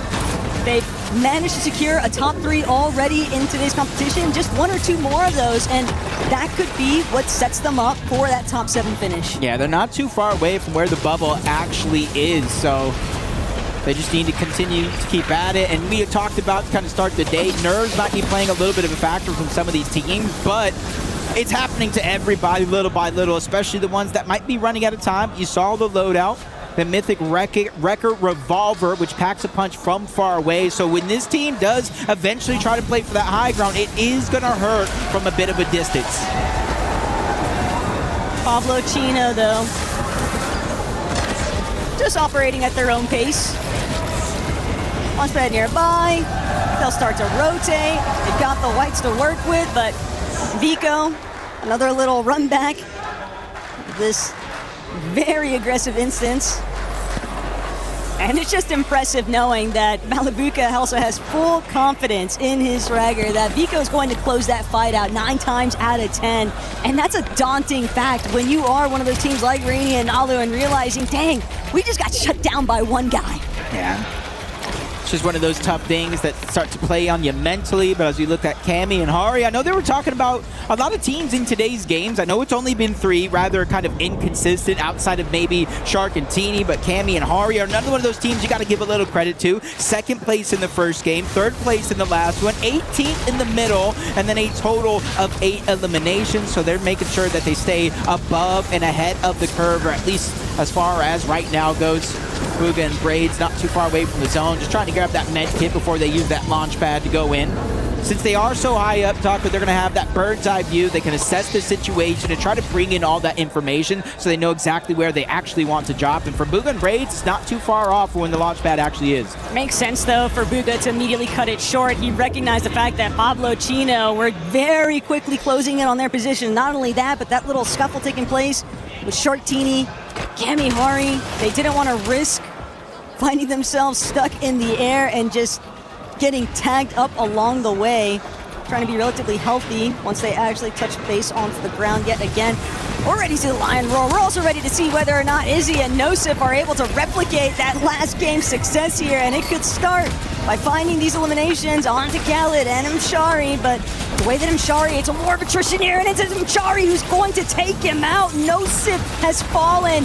Izzy now trying to gauge whether or not he can even buy enough time for his duo to get back up and running, but Mshari just doesn't have enough builds, wasn't able to make it to the body to actually secure anything, so left to fall back and wait for Khaled to instead help him out. But Izzy, that was all the time he needed. Yeah, but this is still essentially a 2v1, even with Nosif back in the game. Remember, I said you don't reboot over your teammate when they're in the zone. They're safe right now for Nosif, so you can see him trying to do what he can to try to get some loot. That way, if the worst does happen and Nosif does go down, you try to fight back, but finally you see Izzy in the minimap making his appearance, so he doesn't stray too far away. He knows there's a huge strength in numbers, and they want to continue to use it to their advantage. Booga and Braids are being so cautious with every single one of their rotations, though. Anytime that you start to see them, maybe we're just going to send a little bit further forward. No, they scout out another team, immediately block off the line of sight. They are not trying to take any unnecessary damage, but they are having to burn through a lot more material than intended, and that could come back to haunt them later on in this lobby, Jacob, because we haven't even hit reboot shutting off just yet. And for Booga and Braids, they're going to need a refresh of material if they want to be left standing by the end game. Yeah, but they're not just too far away from that 7th place spot. They started the game in 9th. They were down about 7 points to Vico and Malabuka, but we saw how their early game went. So Booga, Braids, just trying to play the long game, it seems like, maybe like a few others. Retro and Phoenix, same thing could be said for them. They were able to get that victory royale in game number 2, but it's just a lack of being able to kind of do it again, or at least get close. They have a 17th and a 10th in their 2 other games, but they did have the eliminations with that victory royale, which kind of boosted them up the leaderboard. So you got to make sure to close out maybe inside of the top 10, top 5, if you're looking to stay within contention of that top 7. Hey, fair play though to Vico and Malabuka. Nice little rotate in, glide through, cut the cord, play it safe, take over front side, and refarm anything that you can along the way. Even though they were pretty much max material, every little bit helps at this stage. And just knowing that they've prevented Peterbot and Pollo from having that freedom to just sort of immediately send it straight ahead. They are going to have to be very cognizant of where Vico and Malabuka are at, or at least get some good damage application in to prevent them from looking back and spraying their direction. Let's see where the zone actually forces a lot of teams, but most of them spread out. Except for the Muzz, M-Shari, Izzy, Nosif, Cringe Volko, Rainy even there. Not too far away from Nalu, so you got to be careful not to get caught as a solo. You see Nosif going through that pain, just trying to shockwave to safety here. And since we are in the 7th zone, nobody will be rebooted that goes down here, but there is chances for teams to get back in the game if they were already down before they turned off. Definitely a tough break there, though, for Vico and Malabuka, with the zone pulling the opposite direction of what they just invested towards. So now they've got a whole lot of traffic local to the area that they are going to have to try and avoid. Obviously, you want to preserve as much of your material, but that might not be possible when you've got teams like Chino, Pablo, already just waiting for the prime opportunity to strike. Booga and Braids, though, actually going to opt to fall back into the storm, take up a little bit of damage there. They got whites to work with, but more importantly still, avoiding all of this focus. And Teeny, Shark, already letting it be known to Shadow that was not the way to go. Yeah, and that's going to be a heartbreaking loss right there. 12 planes for Shadow and Virgo. They got separated, putting a lot of pressure onto one to try to find success. Pump feeling the same type of pressure being poured his way. It's Peterbot and Pollo. They know the damage is there, but it actually gets stolen away. Pablo Ingu is able to get the knock onto Pump. Epicwell is going for a revive, but a chop comes in onto Pete and Pollo, distracting them just long enough for that revive to be an actual possibility. Epicwell maybe even counting his lucky stars that he was able to pull that one off. Sometimes it's indirect help from the lobby, but all the better still.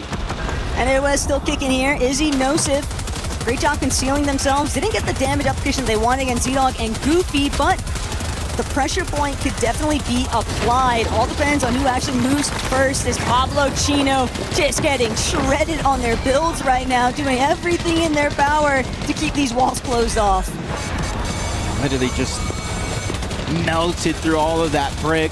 Still have a decent amount left, and especially one elimination could definitely change things.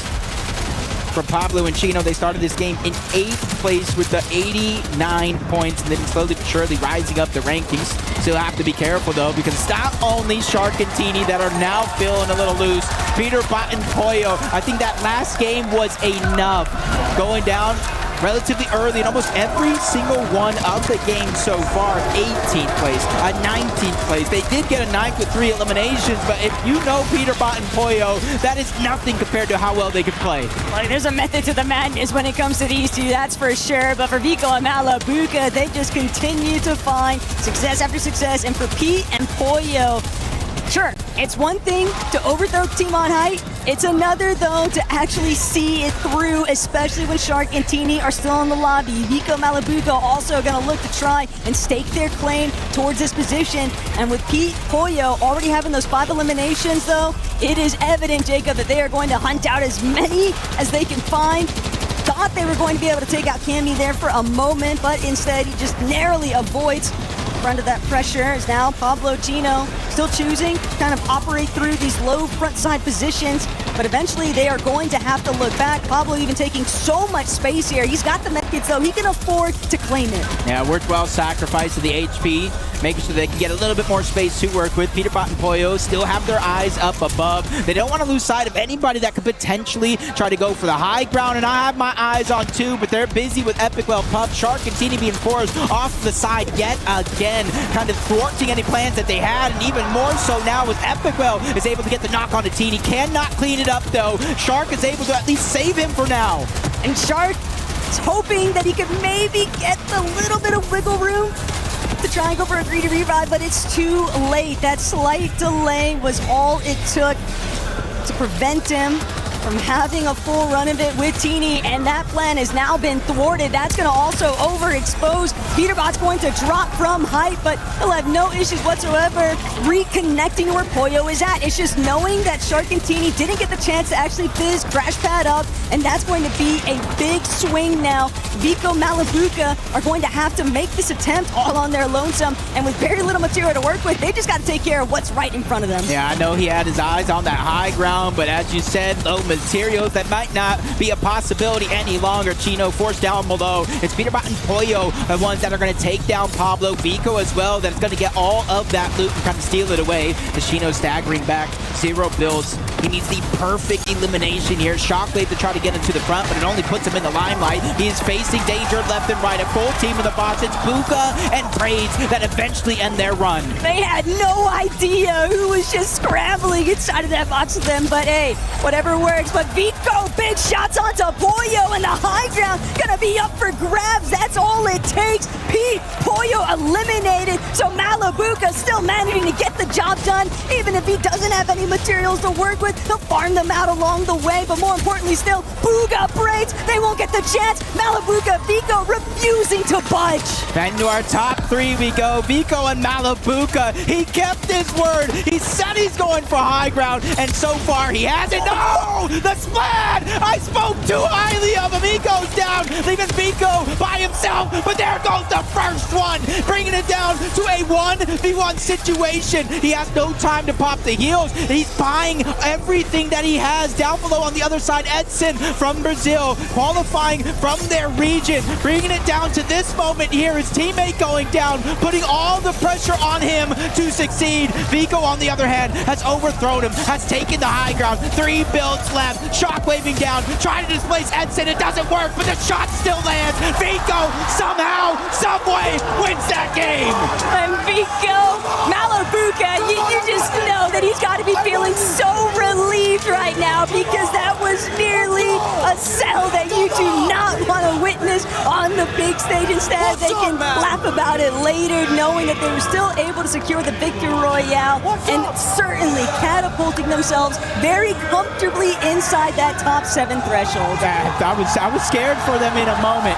I was scared watching Malabuka slip off. I thought maybe he had the shockwave, but then he splats onto the ground. And for Vico to kind of just brush that off very, very quickly and immediately go to work to not only get that elimination, but then clutch the 1v2. That was absolutely insane. And these are why they are a reigning, defending FNCS Major 1 Summit Land champions. And look, don't get me wrong, Vico had 17 builds more to work with than Edson in those final moments, but the fighting IQ was clearly there. He doesn't waste any time. He doesn't go for an overly aggressive, all-out, just open, clear edit. He really takes over height. He wanted to have that leverage of having the option to look down, make sure that he could secure those right-hand positions even, and that just made it so complicated for Edson. He was already working into a deficit, being so limited on materials, so great job there to Vico to really keep his cool in that moment, but he's not new to this. He's been here before, and obviously we got to hear from them directly. 3 builds. You can pop a peek. No, melt. Let's go! All while playing that, just kind of calm, cool, collected. Even while he shockwave up, Malabuka say, you can pop a big, you're good. He has nothing down below. And then he hits him with a flying elbow drop off the top rope to take that game. Just really solid Fortnite there from Vico. And I know he's definitely had his instances even leading up to this series, Jacob, where Vico's kind of had those dips, and I don't want to say that they were, you know, shattering to his confidence, but for a moment he was very open about the fact, you know, man, after Summit, definitely took a little bit more time off than maybe what I should have. Things have been a little bit shaky, things have been a little bit rough, but leading into this tournament, he has been on the grind, hustling nonstop to put himself back into a very strong contention. Major 2, forget it ever took place, because right now it is all about the Esports World Cup. Yep, you see, just a huge game for them. That's got to start to boost the confidence, and that's going to be the biggest things, because we know Sharktini, Peterbot and Pollo, Vico, Malibuca, and so many others can win this entire event, right? But it's about how you're playing in any given moment, the vibes, the confidence, and that is what these guys have. But that's going to do it for us here from Game 4. Don't go anywhere, because we'll be right back.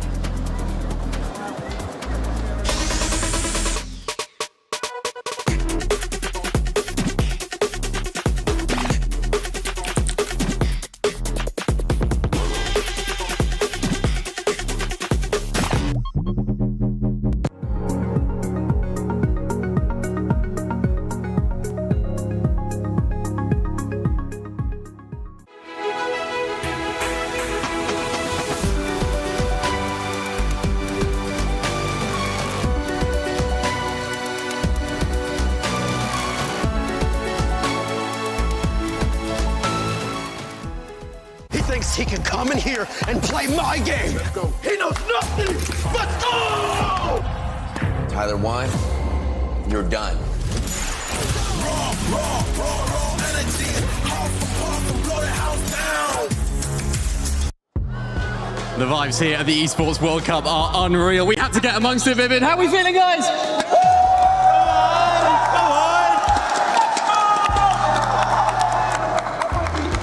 We're feeling good. I think everyone's feeling pretty good. That's a good sign. The games so far, Vivid, I mean, they've been unbelievable, worthy of all this hype. Absolutely incredible. I mean, Vico at the end there with an incredible clutch. We were kind of walking over here to sit in the stands and everybody was getting so hyped. I had to go ahead and take a pause. I was like, what's happening up on the big screen? Of course, it's going to be Vico and Malibuca making a rise up to the top of the leaderboard. What was it? They had like 95 points going into that game. Gosh, I could only imagine where they're at now. I mean, that's just a classic Vico solo clutch right there. It's what we're used to with this guy. He does it on the big stage, the Summit Champions. Another thing as well, Peterbot and Pollo, you're the sort of NA expert, the resident NA expert here. Is this sort of what we can expect from Peterbot and Pollo now? Are they starting to grow into the competition? Well, let's go ahead and take a look at the leaderboard. Have they done enough to even jump up to the top 10? No, they have not. Actually, I was preparing myself, and I was like, oh my gosh, they're up on the higher ground. It's looking good for them. Like, they're on 33 points going into this game. But no, still not enough there. But good to see that they're taking control of some of the end game at the very least. Talk about NAC representation, though, man. Yeah. I mean, Booga and Braids. Who called these guys? There it is. Okay. Booga and Braids getting some love directly around us right there. You actually talked to Clicks, and you called it out. Booga's going to be winning. Shout out to Clicks. He has something. He knows something. I think a lot of the people would have said Peterbot and Pollo are going to be the teams to look out for, right? So, you know, I want to talk about Izzy and Nosif as well. What a performance from our French guys here on land. The vibes, honestly, are ecstatic. When those guys managed to get the win, it was like nothing else at all. Now, of course, you played on the biggest stages, right? You played the World Cup, you played on these massive stages. You're used to this sort of environment. If you're sort of further down on the leaderboard now, how do you approach this sort of latter half of the competition? I've always been a super big fan of just sticking to what you know, because kind of like changing anything up would be detrimental, right? You know exactly what you have prepared for, so you got to go ahead and stick to it. You really do. I mean, I'm ready for the next game. Are you guys around me ready for the next game? Are we ready, guys? Let's go to it. Look, we are all ready to see what is going to take place. This is essentially the halfway point for Group A's competition. And right now, Jacob, we are starting to see just the tiniest gaps really starting to improve, particularly within that top 3 threshold. So right now, places 4 through 7, those are going to be the ones that are ultimately up for grabs. But these teams, they're kind of dependent on early departures from duos that are already within the safety net of qualing through to finals. But how do you shut them down? Do you risk it and go for an early fight off spawn and try to disorient your competition, or do you just stick to your original strategy, see if you can come out strong just playing with what you know? I mean, I've always been one, if I'm gonna win or lose a game, it's gonna be something I did or didn't do, and already Shark gets an elimination on the one and immediately gets shut down after. What I was kind of prefacing there is I would like teams to play aggressive. If you're not necessarily inside of that bubble, figure out a way to get points, because playing for just placement so far hasn't necessarily worked. Just Gino finally goes down. Gino he thought he was maybe dealing with one. Not the double pairing there from Ari and Cammy. That's a tough break. But Shark, Teeny, they're also on the move. Alex, unfortunately, going to be taken out. They'll be forced into the viciousness of the reboot cycle. And not only that, but Shark just stealing away all of the loot that's nearby. Alex and Reckless are going to have to get the job done somewhere else. But for Shark and Teeny, Vico Malabuka, these are two teams that I think we could pretty confidently say have stamped their position inside of that top 7 threshold. And obviously they're going to keep trying to keep the ball rolling, but also the world's kind of their oyster.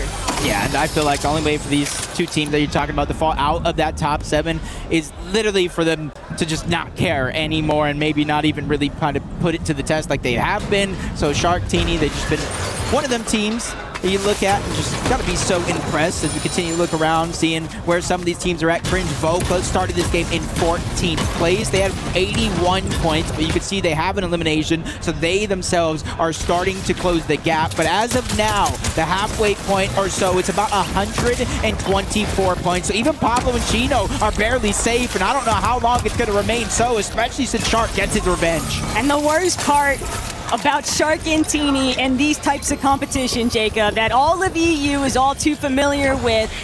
Once they feel like they don't have any kind of pressure, that there's no stakes involved, they just start going all out with the aggressiveness. And so expect to see a lot more of Shark and Teeny just rolling through the map, and I almost feel bad for anybody that they might come across, because they are just going to be dishing out whatever kinds of fights that they can muster up. It just doesn't matter. These guys are just playing with all the freedom in the world.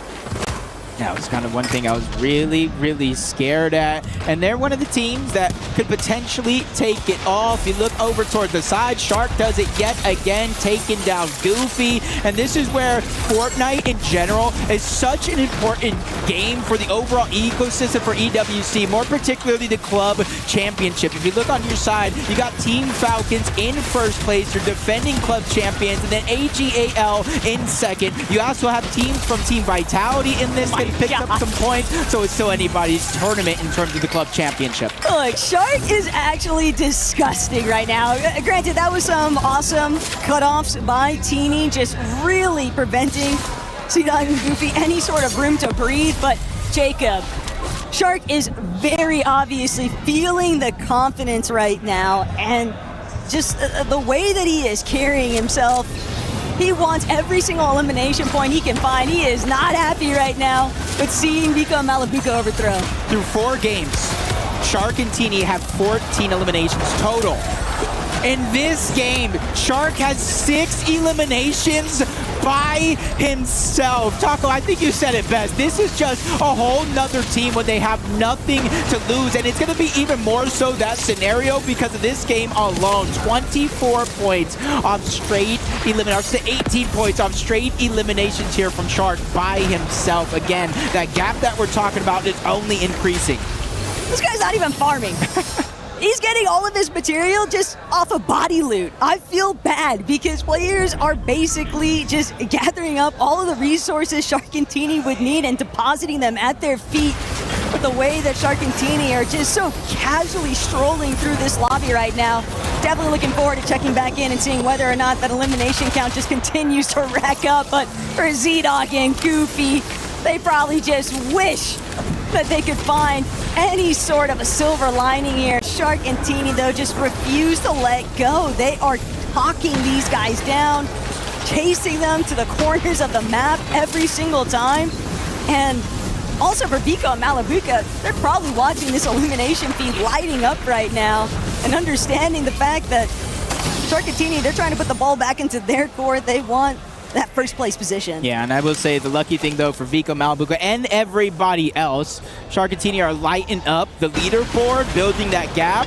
But it only matters in terms of top 7 for today, or just not getting down into the top 3 as NA on NA action. Central versus West, Retro and Phoenix.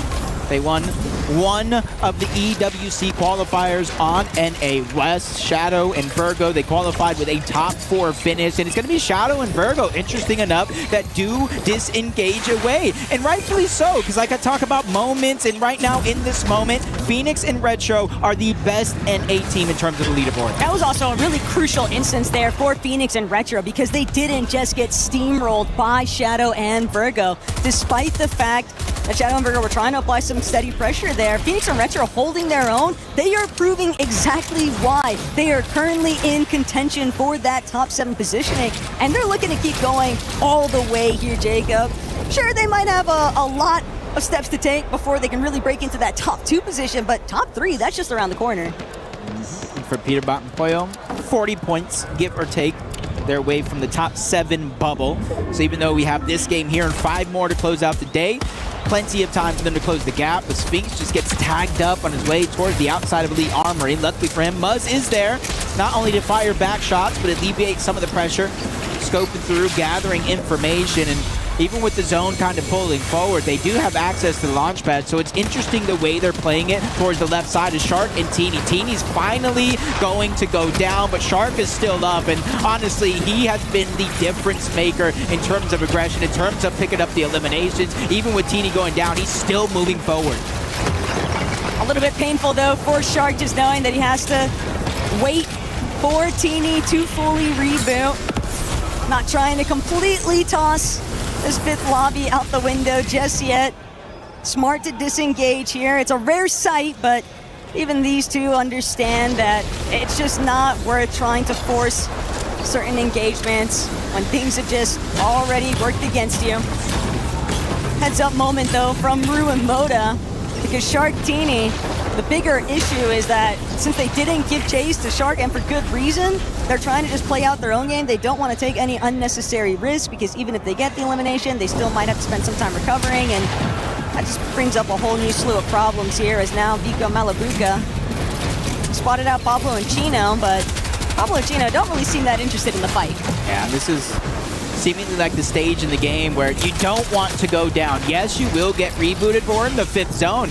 You're not going to have much loot to go after. You're not going to have a lot of time to loot up. And even though you do kind of get one of those pseudo loadouts, depending on which stage of the game you actually reboot in, it's relatively nothing. And then the fact you add on that you're so far away from your teammate, you almost got to hope for a miracle. And I think that's why you're seeing a kind of disengage after disengage from some of the teams that you know love to take some of these fights. It's just not necessarily worth the risk, at least at this stage in the tournament. Pablo and Gina, though, probably pretty happy every single time they've been seeing Goofy and Z-Dog light up in that elimination feed, because that's their most immediate competition in terms of leaderboard standing. So knowing that the team directly behind them in positioning is just constantly suffering from being chased across the map, it gives them a lot more of operating space, because they can just take their time. They don't have to necessarily force any types of engagements. They can just look to see things through. Slow and steady can win things out. We've seen a bit of exotics in this one as well. We saw the Fury Assault Rifle in Shark's hand. That gives you a little bit of a low grab effect. We saw the Sentinel Pump, I believe, in Braid's hand, which kind of ices your opponent on shot as well. So definitely have some tricks underneath their sleeve. Not sure how to really utilize that, but I know they're definitely going to figure it out to kind of see where a lot of the teams are positioned at. Again, gameplay with reboots turning off in the next zone will tend to slow down. It's just not necessarily worth the risk. And I think that's why you see not only so many teams inside of the zone, outside of the zone, and also using those launch pads with the fids to just dodge a lot of what's going on underneath. Izzy and Nosif, though, they've already tasted victory in the earlier lobby here today. But obviously, the real prize is ensuring that they are inside of that top 7. They know that they've still got their work cut out for them. Job's not finished, so no time to celebrate too heavily just yet. It's a nice confidence boost, but they were brought back to reality for a moment in that last lobby. and just steadily reminded of the fact that at any given moment, you could be next. That's the thing about reload. Kind of just get tossed and turned, flipped upside down, shockwaves, crash pads, launch pads. Anything can kind of change the trajectory of a game as they get an elimination on Tomas. Ari's actually going to get the credit for the points. Izzy and Nosif are going to steal away the loot. Rocket coming from up above. Luckily for him, though, he does have all the siphon mats down below, so he's easily able to kind of rebuild his situation. That's Chino and Pablo that he needs to watch out for, but it's also Peterbot and Pollo that have just made their way in. Things can definitely get a little bit dicey here, though. A little bit too much unfriendly company just nearby is Shark, Teeny, Khaled, completely on his last bearings, just trying to see if he can fall back to get to where Mshari's at, trying to help with the supportive measures, but Shark, he is just relentless with the pressure, just constantly bearing down, refusing to let Khaled even have the slightest operating space to actually get a little bit of feels going. Mshari gonna have to take up that offensive front, but how do you hold a wall while simultaneously letting your duo heal? Khaled does barely manage to get some shield up and running, but Shark is still just forcing so many problems for these guys. And they realize reboots are finally turning off. You see them not necessarily concede, but taking a little bit of a slower approach, see where the zone goes so they can quickly react to it. Phoenix and Retro trying to do the same thing along with Muds and Sphinx towards the outside. And most of the teams on this edge towards the east are going to get a max pull. But with Flowberry Fizz, Shockwaves for Vico, Malabuka, it should take up no time at all. It's about assessing the situation of when and where to try to make that play possible. That's a lot of Fizz, though, for Vico. 5-5-5, 2 to boot.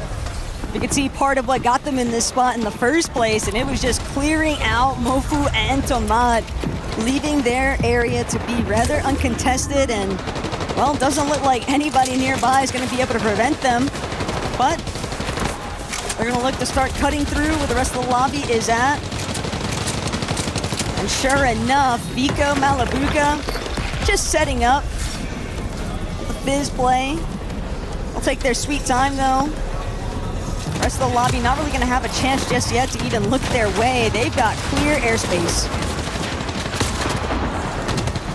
Some having a little bit of struggles here. Shark, Teeny, both of them getting scratched up just a little bit. Dropped into the box. Shark's run of 7 eliminations has come to an end. Now it leaves Teeny by himself.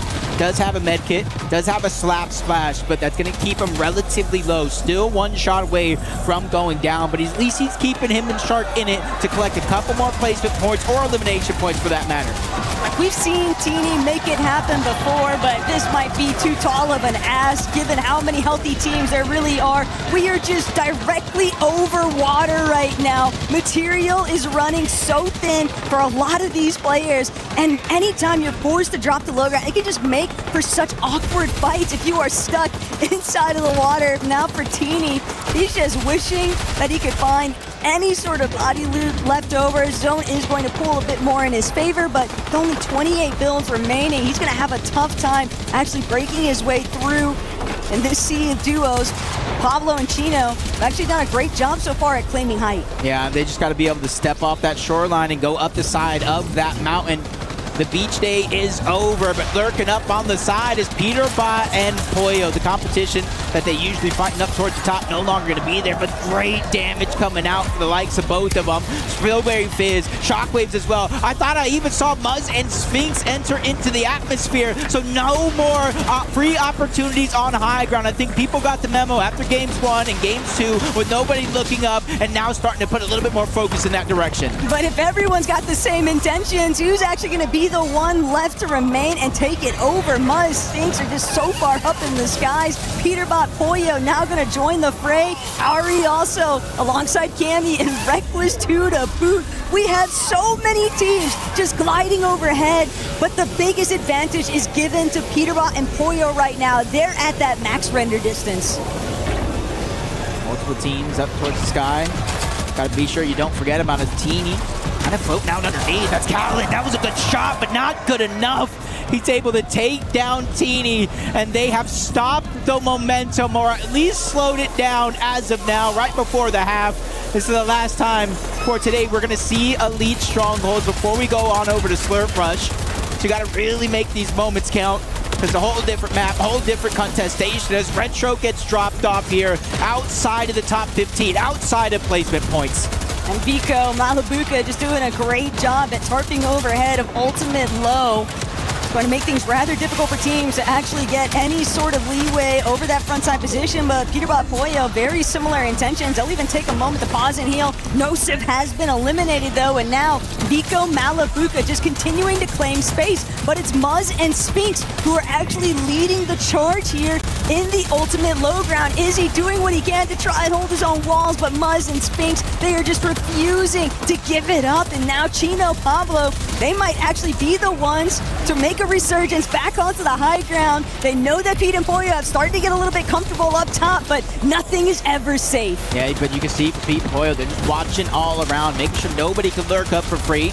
Nobody could shockwave and try to close the distance without being noticed. Chino Pablo, they get noticed from up above. Peterbot and Poyo, they were the ones who took away their high ground, and they're the ones that are being persistent to try to get them out of this lobby. Down below, Braids out, Reckless gone. Chino has finally been dropped by Peterbot. Pablo tries to backtrack to get the Siphon match, but he gets cut short as well. There's still just so many solos left kicking underneath, but Shadow Virgo actually playing from the backside of the zone. Now gonna start to make their entry point, but Pete's already scattered them out. That's a huge chunk out of Shadow's HP. They're gonna be so weak encountering a lot of those teams underneath where Pete and Poyo are currently at, and Pete still just trying to line up the shots. It's probably a couple of moments, and Vico gonna be shut down. Malabuka, Vico, they wanted to go for height. Malabuka's still gonna try and get the chop, but the damage has already been done. Pete got exactly what he wanted. That was just a huge shot from Pete to stop them from trying to take the high ground. Even though they got chopped, they're still holding on to their momentum. Looking down, Nalu's the next in their line of sight, and so many others. They're waiting to see where the zone forces him out, and this could be their opportunity to strike, but he's able to continue moving down below, but he ran into Muzz. That one gets cut short, and it's just forcing player after player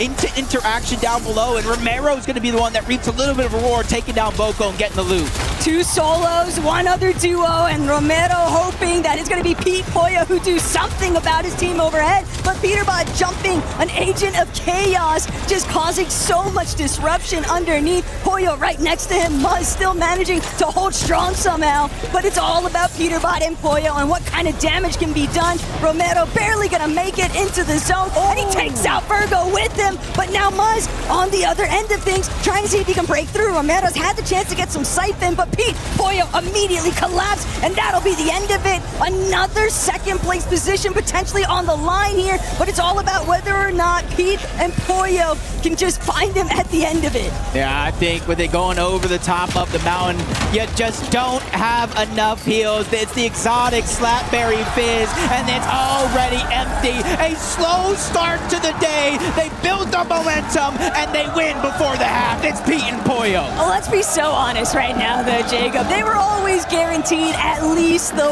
one. It would be just... I would be speechless if we didn't see these guys get at least one victory royale, but you gotta feel a bit for Lewa and Romero. Twice now, they've been so close to finding themselves in that victory royale position, but still an excellent effort for them to get these second place finishes, because that's still going to net them a lot of placement. Yeah, and we really got to talk about too, because we're talking about halfway point. 10 games here today. We just played 5 games on Elite Stronghold, so no matter what the leaderboard says, the next 5 we're going over to Slurp Rush, different drops, different teams around each other, different ways to play the end game. So congratulations again, Pete and Poyo winning that game. I don't know what the leaderboard says, but I have to imagine they're at least going to be on page 1 after this. It's also a bit dangerous to think about Pete and Poyo. They're picking now to really start taking things up a notch, because Slurp Rush is arguably one of their best Reload Series maps to play things through. I mean, we saw just how dominant they were on NAC, and so with that in mind, for Pete and Poyo, if they can just continue replicating a lot of these high ground takes and holds, and the way that they were able to also just completely shut down Vico and Malabuka, that was the dagger of that lobby. So as they rise up, we saw Shark and Teeny go down relatively early. We knew at one point Booga and Braves were rising up on the leaderboard. We know that Chino and Pablo were almost inside of the top 7. And these are all teams I'm mentioning because they have relatively very, very good games. And so if we have all the teams that need good games to have good games to, you know, what does that really do to the leaderboard? So that's going to be the interesting thing. With that victory royale for Peterbot and Pollo, how high do they rise? Hey, the proof's in the pudding. One good game could be all it takes to immediately send you into a position where you are immediately within that contention point for top 7 threshold, and still always knowing that as long as you avoid that bottom 3 in today's competition, you can have a second chance in the running for finals. But obviously, everybody's just trying to confirm their position on the finals battle bus here today from Group A. Yeah, and I think, you know, I wouldn't call it like a warning shot by any means, but I think this needs to be a huge warning to everybody playing in this tournament. The teams still here closing out this group. The teams tomorrow playing in a whole new group. It's Shark and Teeny. They have been on another level. Kind of slow to start, typical to what we've seen online, but what Shark did in the past 2 games, and let alone by himself 7 eliminations, almost looked like he was just going to dominate in that last game, but maybe sometimes the confidence was a little bit too good for him, but Shark and Teeny have been absolutely insane today. But it's also been a very similar circumstance from Vico and Malabuka, and hey, at the end of the day, Jacob, we've got so many wonderful players actually participating in today's competition, so let's just hear what they've got to say. That's right, Nosif and Izzy joining us here from Team Orchid. The hometown heroes, let's call you, right? Indeed. Nosif, let's start with you. A kind of slow-ish start to the day for the first 2 maps, and then your third map, dropping 13 eliminations, absolutely popping off and shooting up that leaderboard. When you managed to secure that victory royale, did that ease off some of the pressure going into the rest of today? Vous avez eu un départ un petit peu lent, mais la 3e game, vous avez pop-off de vous avez réussi à faire 13 éliminations, à prendre une victoire. Est-ce que ça vous a débloqué, ça a enlevé de la pression? Est-ce que c'est un moment important pour vous aujourd'hui? Ouais, franchement, ça nous a bien relancé dans la partie, dans le tournoi. On a fait une très très grosse game, donc un top 1 très skill, et franchement, on compte en refaire un deuxième, donc confiant pour la suite. So we want to do a second one, but of course it was the game who launched us on the tournament right now. We need these confidence moments, and so we were really happy to have the victoire royale and to have 13 eliminations, but you will see. We're going to do another one. Oh, I like that. We've got some work to do, of course. We've got plenty of maps on the way. Izzy, let's talk to you, buddy. How are you feeling, obviously, off the back of that victory, doing that in front of a home crowd as well? How does it feel to perform like this in front of the French audience? Qu'est-ce que ça te fait ressentir forcément de jouer à Paris, de réussir à faire ce top 1 devant le public français qui vous a clairement fortement encouragé et tout simplement qui ont applaudi à la fin de cette game? Bah, franchement, ça fait plaisir. Et vous êtes les boss, hein? I mean, it felt amazing, and they are just the boss. They are the best, aren't they? Nosif, before I let you guys go, have you got a message for any of the fans out there, all of the French fans that are here to support you? Qu'est-ce que tu veux dire à tous les fans français qui te suivent, que ce soit en stream ou qui te regardent ici dans la salle? Franchement, merci d'être là, merci de nous soutenir comme vous le faites, et franchement, vous êtes incroyables, les gars, merci. I really thank you very much for being there. Thank you very much to cheer for us as you do now, and we're gonna do our best. I love it. Ladies and gentlemen, here it is one more time for Team Orchid. Back to you guys.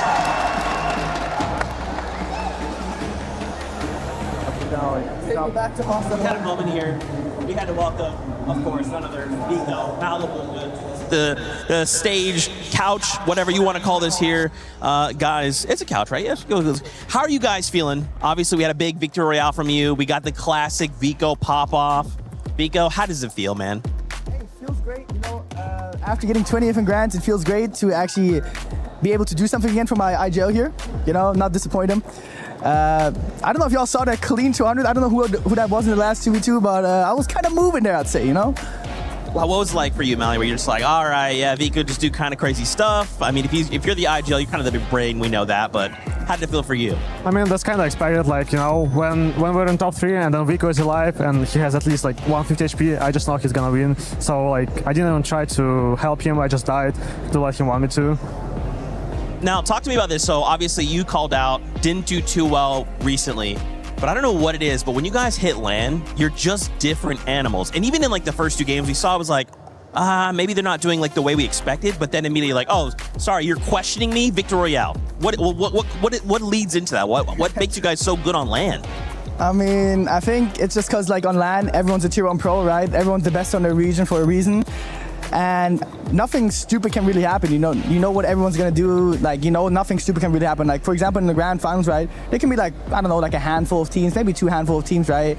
That just don't know how to play the game. They just do some weird shit, give some people kills, whatever, and then, some stuff can happen, even if you're not prepped, like us. Do you feel the same way, Mally? Do you feel like the same? I feel like it's just like we don't have enough passion at home. Like, it just feels different on LAN. Okay. Like, on LAN, we just like see all the pros, we see everyone, we see each other, and then like we're playing more serious. Like, that's kind of like this. So you play better when there's more pressure or less pressure? Yeah, when there's more pressure, we play better because like we don't get uncomfortable with pressure. We just like, I don't know, we get more serious and we play seriously. How do you guys? There's Go a ahead. quote saying that, like, what are diamonds made out of again? Oh, we can't. You don't remember that quote? Yeah, from yeah. Good old classic Pink. Gotta give him a shout pressure out. makes diamonds. That's right.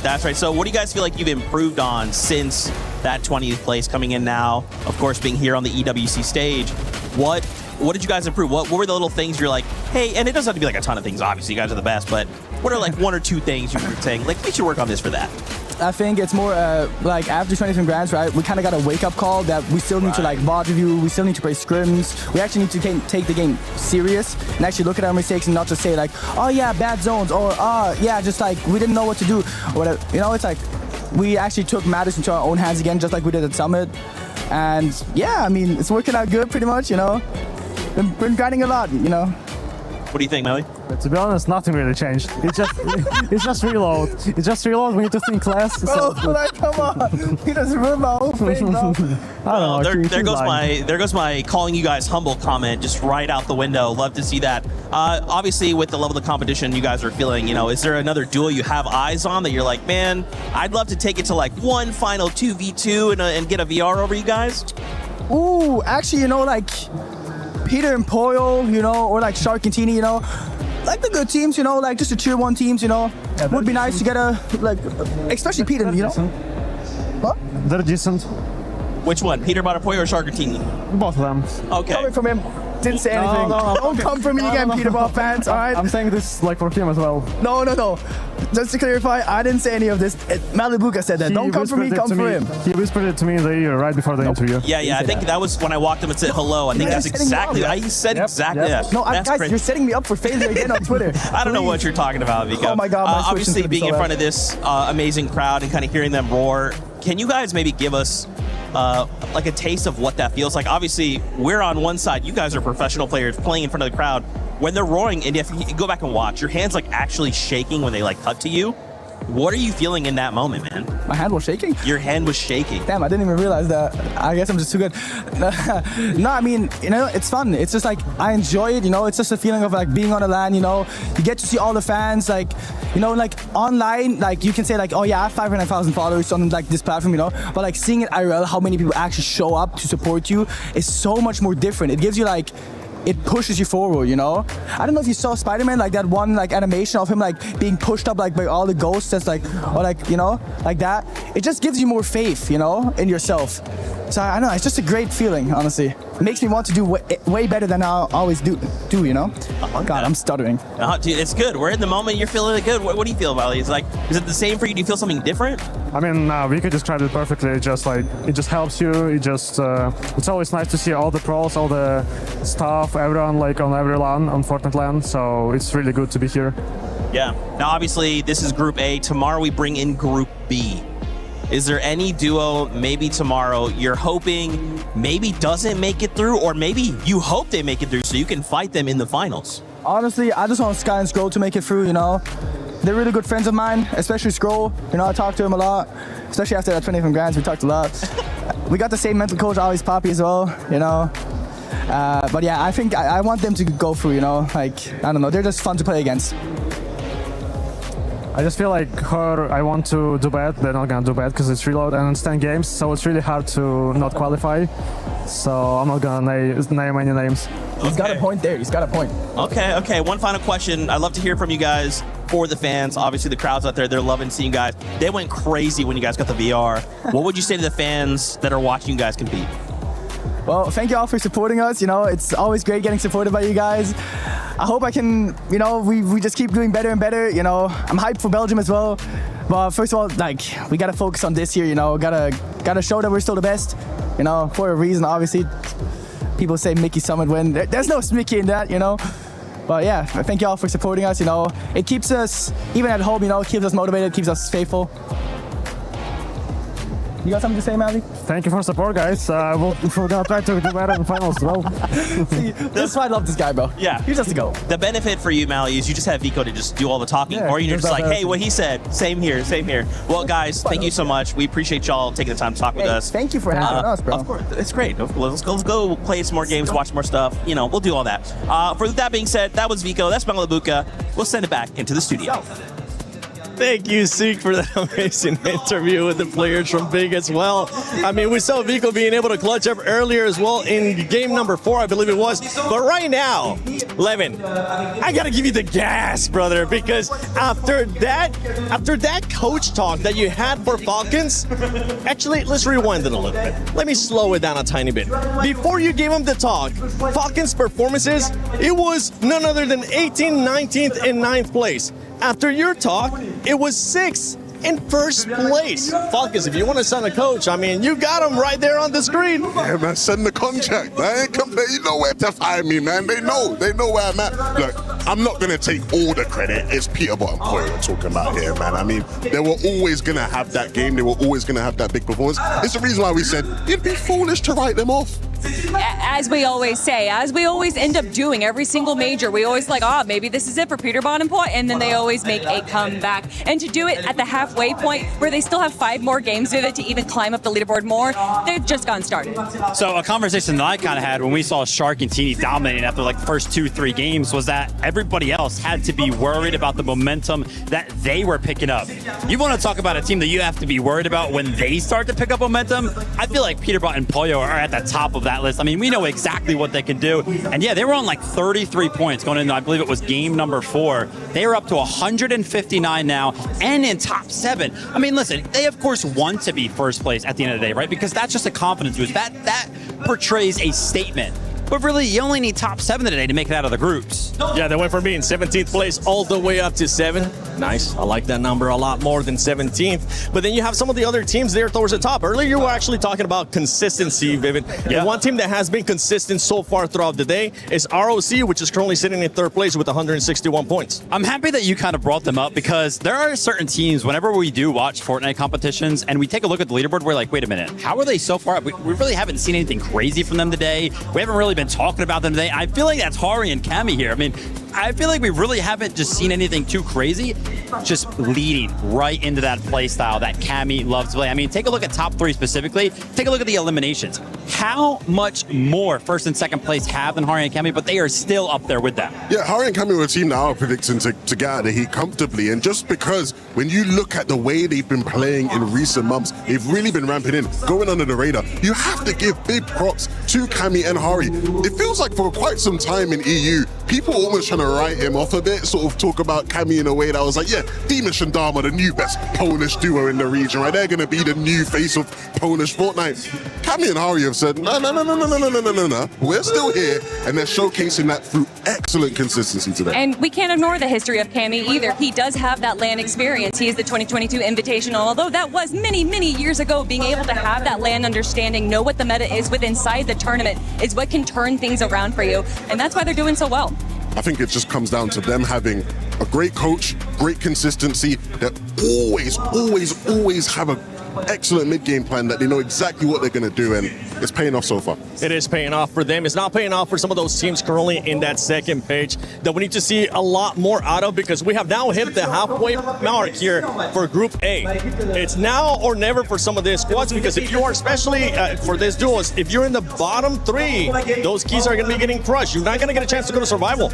That being said, I mean, the halfway point is exactly the opportunity that a lot of these teams might need to actually turn around, because of course we are going to be switching maps now. So maybe just how the all spawn will be playing out just a little bit differently for all of our teams. Maybe that's enough. I mean, we do see the likes of like Alex and Reckless down there. I mean, Alex just consistently kind of makes it to these types of events, but also, you know, sometimes finding his way towards the bottom of the leaderboard as well. But we really do need to see him in finals. And I mean, Slurp Rush, a lot of these teams do prefer Slurp Rush over Elite Stronghold. I do think that that's going to be making a lot of changes. There's probably some strategies that these teams go into with the specific map in mind. So I would love to see if we're going to be seeing some different kind of strategies of aggression, or maybe even passivity that we didn't see in the earlier map. Yeah, I don't want to make everything about the Falcons duo, but when you look at Pete and Boyo, I think it gets scarier for the lobby. I think they're a much better Slurp Rush team. I think when you look at how a lot of their mid games have gone, just the amount of shield available, the amount of loot available to them when they're playing Slurp Rush just means they're able to just recover games a lot better. And so, again, scary prospect for the rest of the lobby. Especially with the way that they've been performing on those last 2 matches. One team that has definitely slowed down here, Kelly, has been Team Orchid. We saw them being able to get that win, but the duo has slowed down massively. I don't think that's necessarily too much to speak on the other players. I think that that's based off of what everyone else is doing around them. I think that they have 5 more games to go going into this, and that there's not going to be too much of an issue for what they have in mind, but just everyone else seems to be kind of stepping up. We also saw specifically in that last game, almost every single one of our top teams go down early, and that's why we saw the leaderboard shift a little bit from 1st and 2nd place. Yeah, absolutely, Kelly. I actually want to kind of bring up that point, since we are going to be talking about Team Orchid. They did drop down to 9th place, but here's the thing. I mean, they're actually only 7 points behind 5th place. So how close that qualification spot is, just simply between 5th and 9th place. I mean, the leaderboard is starting to kind of develop a theme here, where I feel like a lot of the teams around 7th place and that qualifying spot, it's going to get a little crazy.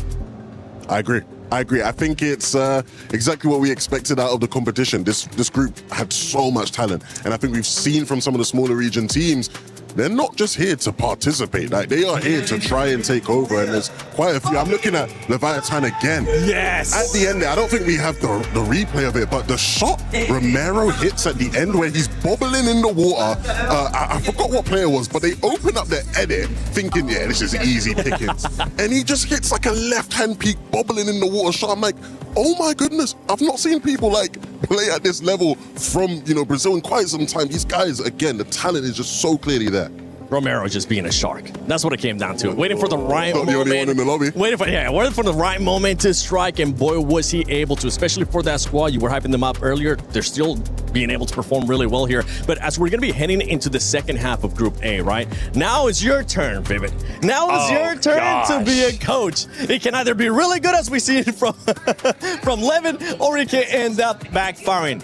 I might not have you do a speech just yet based on your reaction, okay? I'm going to give you a little bit of slack there, but I do want you to pick a team that is towards the bottom that you want to see them being able to step up in a big way. Very easy for me to pick a team here. Don't even have to think about it. Epic, Whale, and Pump. We have constantly talked about how much experience means on a stage like this. Epic Whale, you are that guy. You have been playing forever. You consistently make it to these types of events. You have to go ahead and prove to everybody that is watching at home that not only do you deserve it, but also your counterparts from NA West. They are currently towards the top of the leaderboard. You gotta join them in the ranks, man. You are so good. I need you to prove it. Brother, what were you talking about that you don't was doing motivational? All right. It wasn't just his reaction that concerned you. All of us had the same reaction when you said that. I think we all doubted it, but I'm not going to doubt you anymore, Vivid. That was amazing. Okay, now it's time for the team to end up performing. They've got a chance to, just back off a little bit, 30-minute breaks. And before we actually jump into match number 6, I know we got some awesome stuff here for you guys.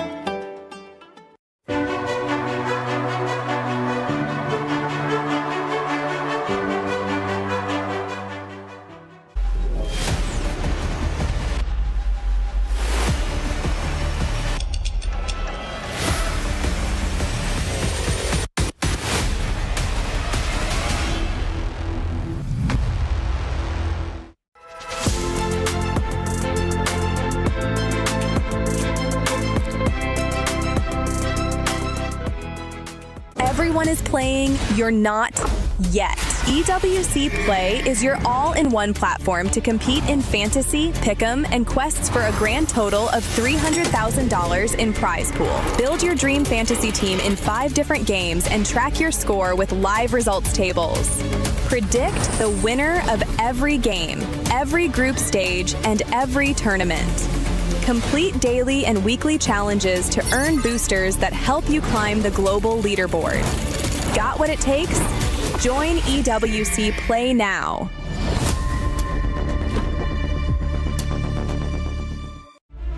Epicwell, a veteran in the Fortnite scene, has been competing since the game's inception. He's watched some of the best players come and go, but remains atop the NA West region. I've been a pro since I was 16, so I think like if you started young, I think you can just maintain that like skill at the least. But I don't think there's really an age where you just can't be good at Fortnite anymore. You know, they think you can't be like older than 17 and good at Fortnite, but like that's not true. That's not how it is at all. My experience be an advantage, my confidence going into it. I mean, a lot of kids, this might even be their first LAN. They're going to be scared, you know. They have like so much to play for. This is their chance to prove themselves. But like since I've already done that, I mean, there's really no like nerves going into it.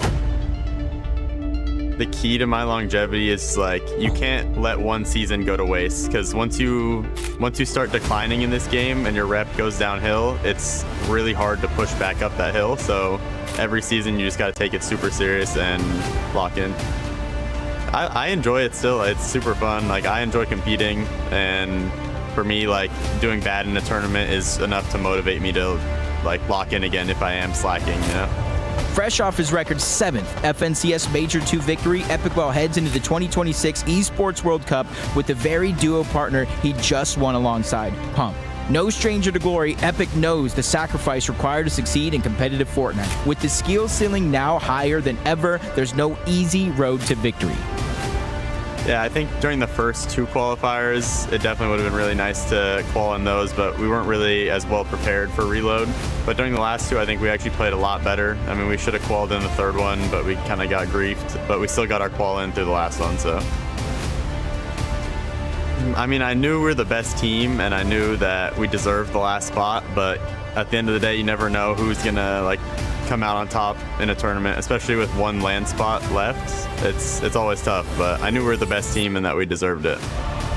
At 24, Epic is the oldest player competing in Paris, equipping him with invaluable experience versus the army of young hopefuls. Epicwell's persistence saw him secure his EWC spot in the final qualifier, a trait that defined his career. Now, he is ready to prove on LAN that age is just a number. Yeah, I mean, winning this EWC, it would mean a lot just to like prove that longevity, you know, on a global scale. To other teams, you know, good luck out there.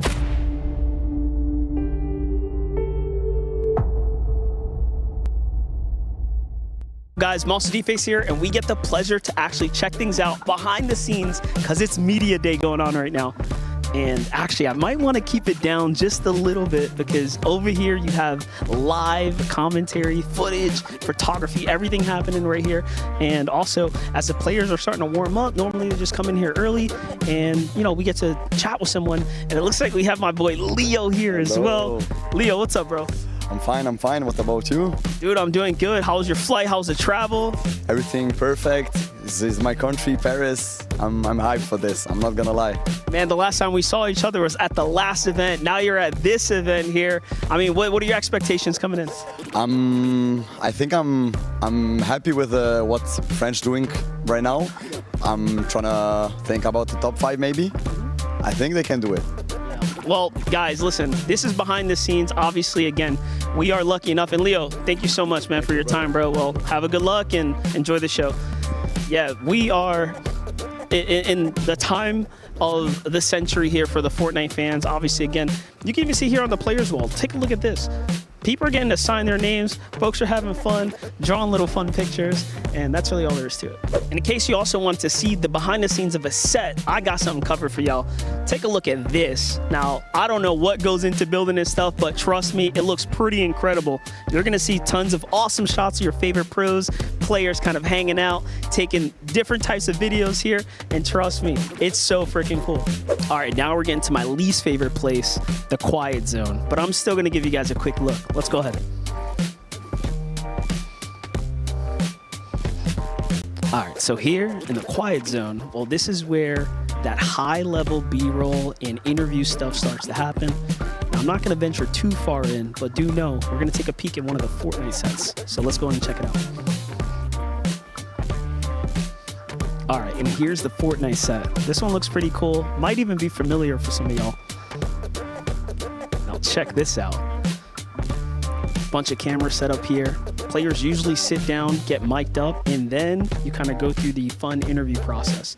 Now, one thing that's really cool about the way we do the Fortnite content here is that we don't tell the players what they're coming in for. We kind of keep it a surprise. So hopefully what you're going to see later feels nice and natural, and you're even going to check out the one that I did with Vico and Malibuca. And I hope you guys enjoyed the behind the scenes. Unfortunately, Peterbot and Pollo look like they just got here, but time's up. Ah, man, MBF getting a chance to go all over the place, hang out with the players too. Welcome back, ladies and gentlemen, to Fortnite Reload Championship at EWC 26. Hi, Glitter. Actually, hi, guys. I'm joined by Taco, Levin, and now Glitter. Glitter, is there anything going on with the Club Championship? Yeah, I decided to come hang out with you guys because we got a little bit of time because it's not a big update, but it is something to pay attention to. Oh, is this for me? Oh, thank you. All yours. All right, well, it's something to pay attention to when it comes to our CC teams because over on the Crossfire side of things, AGAL have already guaranteed themselves top 8, which when it comes to CC, that's a guaranteed set amount of points, and that means things can really only go up from here. So when it comes to our stage, I'm gonna need tomorrow AGL to do some popping off here, 7. I think they're going to be able to. Levin, you think so too? Sky and Scroll must be licking their lips. You know, they're like, oh, we were already coming in to just, you know, completely dominate the competition, but they're setting us up now to just slam dunk it home. Look, I'm sure they ain't even worried about that in reality, right? They're just here to play their game. They're one of the best in the world. They'll be all right. Yeah, especially when we get towards the finals. You might think that they're not worried about it, but trust me, those orgs are going to be like, hey, yo, we need those points. But Taco, since you join us, we're actually going to have a special little segment here. It's called Build Your Perfect Fortnite Pro Player. Now, we're going to have 8 options here, Glitter, for them. Can I join this too? Oh, you definitely can. All right, so it'll be the 3 of you. You can only select 4, though, out of the 8. All right, so I want you to really think about this, and I'll start with you first, Glitter. Me first? Okay. If I'm just going off of gut reaction here, I'm going with comms, communication. I'm going with general mechanics, and I'm going with strong mentality. Okay. Strong mentality. Actually, that's one that a lot of people tend to overlook. So, respect. I like those 4 picks. How about you, Taco? I think for me, the big one I'm taking away is clutch. I think a huge element of Fortnite, especially in in-game moments, is watching players come up big in the clutch.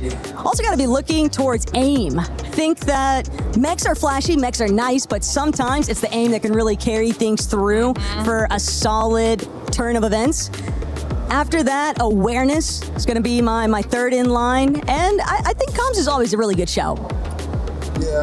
I didn't pick a 4th. You can pick a 4th. Like, It's fine. I'm sticking with my 3. okay, that's fine. I don't want to be boring, but I think Taco took the ones that I think are the key, right? You want the great aim, you want the clutch, you need the awareness at the highest level of Fortnite. I'm going to differentiate though a bit, and I'm going to go strong mentality. You know, I like myself like a mentality monster. I need someone who just no matter what you put in front of them. And listen, you have to be able to bounce back, right? Especially in a game like Fortnite. You're not going to do well every single game. You need to be able to recover from that. Yeah, I mean, it's tough when you get taken down off spawn and you're sat on the stage for 30 minutes just watching. Thank you. That affects people, you know? You need to be able to just go right back in, lock back into the zone. All right, Seth, what about you? Yeah, you gotta go pee, then you have to just wait for everybody else to finish out the game. That's the worst. This is why I'm not a pro player. What were you saying? I would say, what about you? If we're going to do it, you need to jump in here too. Give us your perfect Fortnite player. Oh, wait, Levin, you only pick 1, right? What were the other 3? I picked the same as Taco. I'm going clutch, aim, awareness, but then strong mentality.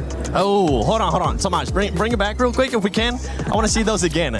Because aim, I definitely need the aim. Hear me out. My aim is so bad. It's not even funny. So I'm going to go with aim. Yeah. I'm going to go with Clutch because of what Taco was saying too. I feel like those two so far are good. And let me think about the other two really quick. Strong mentality as well. And you gotta rock with builds. I guess I just assumed a base level of aiming in every player. Maybe I shouldn't have done that, you know? I feel like at the highest level, like almost all the players in this lobby, they have like a certain standard of mechanics, right? So like a lot of the mechanical stuff is like, you know, you're gonna get that from whoever. I think the elite aimers though, the people who just reliably in the big moments, that's why I think aim paired with strong mentality, because you could be a sick aimer, then you get to the end game, you start wobbling a little bit, you think, oh, game 10, I'm a bit nervous. Like, no, like, you have strong mentality, you have perfect aim, you're good. But see, that's where I lean towards the comms direction, though, because you can have a strong mentality, but ultimately, if you're not able to convey anything towards your duo in these kinds of competitions, I think it just adds unnecessary complications. And even there's times where if you are eliminated, you can still have really solid comms. We even saw an instance in those 5 matches with Malibuca giving very solid comms to Vico, and he's coming up in the clutch to win out in a game. You started a debate, Seven. This is your fault. This is now going to be a very long ongoing debate. I'm all for it. For everybody watching, please build your perfect Fortnite pro player and share it on social media. Make sure you use that hashtag EWC and hashtag EWC26. And also let us know your predictions. Go into the EWC Play app and put in your pick'ems, because my pick'ems, boy, at the start, they were not that good, but then they started bouncing back. I'm not going to say which duo it was, but I think you're going to get an idea of which one I'm talking about. 11, Taco, Glitter Explosion, the 7WG. Hopefully you guys have enjoyed this segment, but let's see what Barney's currently up to. Okie dokie. Lucy. Yeah, tell me, Barney. Dude, we've been here for like 7 weeks now. Yeah, 7 weeks now. 7 semaines, ça fait beaucoup, hein? I feel like I haven't interacted with the French audience nearly enough, so I need you to teach me some stuff. Oh, okay. Il veut que je lui apprenne des trucs en français. Okay, we're gonna go slowly and easy, okay? Nice. So basically, you know one is like, faites du bruit. Oh, yeah. Okay, are you ready? We're gonna try together. So, Okay. 3, 2, 1. Faites du bruit! That works, that works. Yeah, Je veux voir que sur les côtés ça a pas crié. Je vous retiens, les gars, je vous retiens. Okay, the second one. Do you want another one? Okay, yeah, let's do it. Okay. So this one is a little bit tougher, but you're gonna nail it. So it's gonna be something like, est-ce que vous êtes chaud? Show, I know that word. Yeah, like it's been, are you warm up, you know? Okay? Okay, cool. You ready? 3, 2, 1. Est-ce que vous êtes chaud? That's working. Yeah, I know. Okay, give me another one. One more before we go. Alors, une dernière idée. Okay, one more. Oh, yeah. So you're gonna say, j'ai plus de balles. Okay, what does that mean? Oh, it's you will see, okay? J'ai plus de balles. Okay, cool. Okay. 3, 2, 1. J'ai plus de balles! What did I just say? Casters, back to you What for the did I exit. just say, It's okay. Casters, back to you. What was... It's cool. What was that? It's cool, bro. It's cool. All right, enough for that, Barney. We don't need you angering up the crowd here. It's your boys, Monster D-Face and Mini Miner. We get to call the action. We've been watching from the back, but finally, it's our time. Oh, it's good. I'm feeling good. I'm ready for this. We've got a brand new map here for the last 5 games. We've got Slurp Rush, completely different way the map's being played. Of course, the guys right there were speaking about mentality. So many of our teams, their mentality is going to be tested right now, Monster. Longer break than usual, an opportunity to think back at those games, and then a completely fresh slate, a completely new map, new drop spot, new mechanics on how the map works as well. So many things to keep in mind here. Yeah, one thing to think about is that extended time off, right? They got a good moment to kind of really sit down, analyze the situation, and then see where are they in the tournament? What do they now have to do as far as adjustments are concerned to prepare for the battle that's ahead? Well, they need to do a lot. You know, they need to try and think about what's going well, what's going wrong, how can we adjust?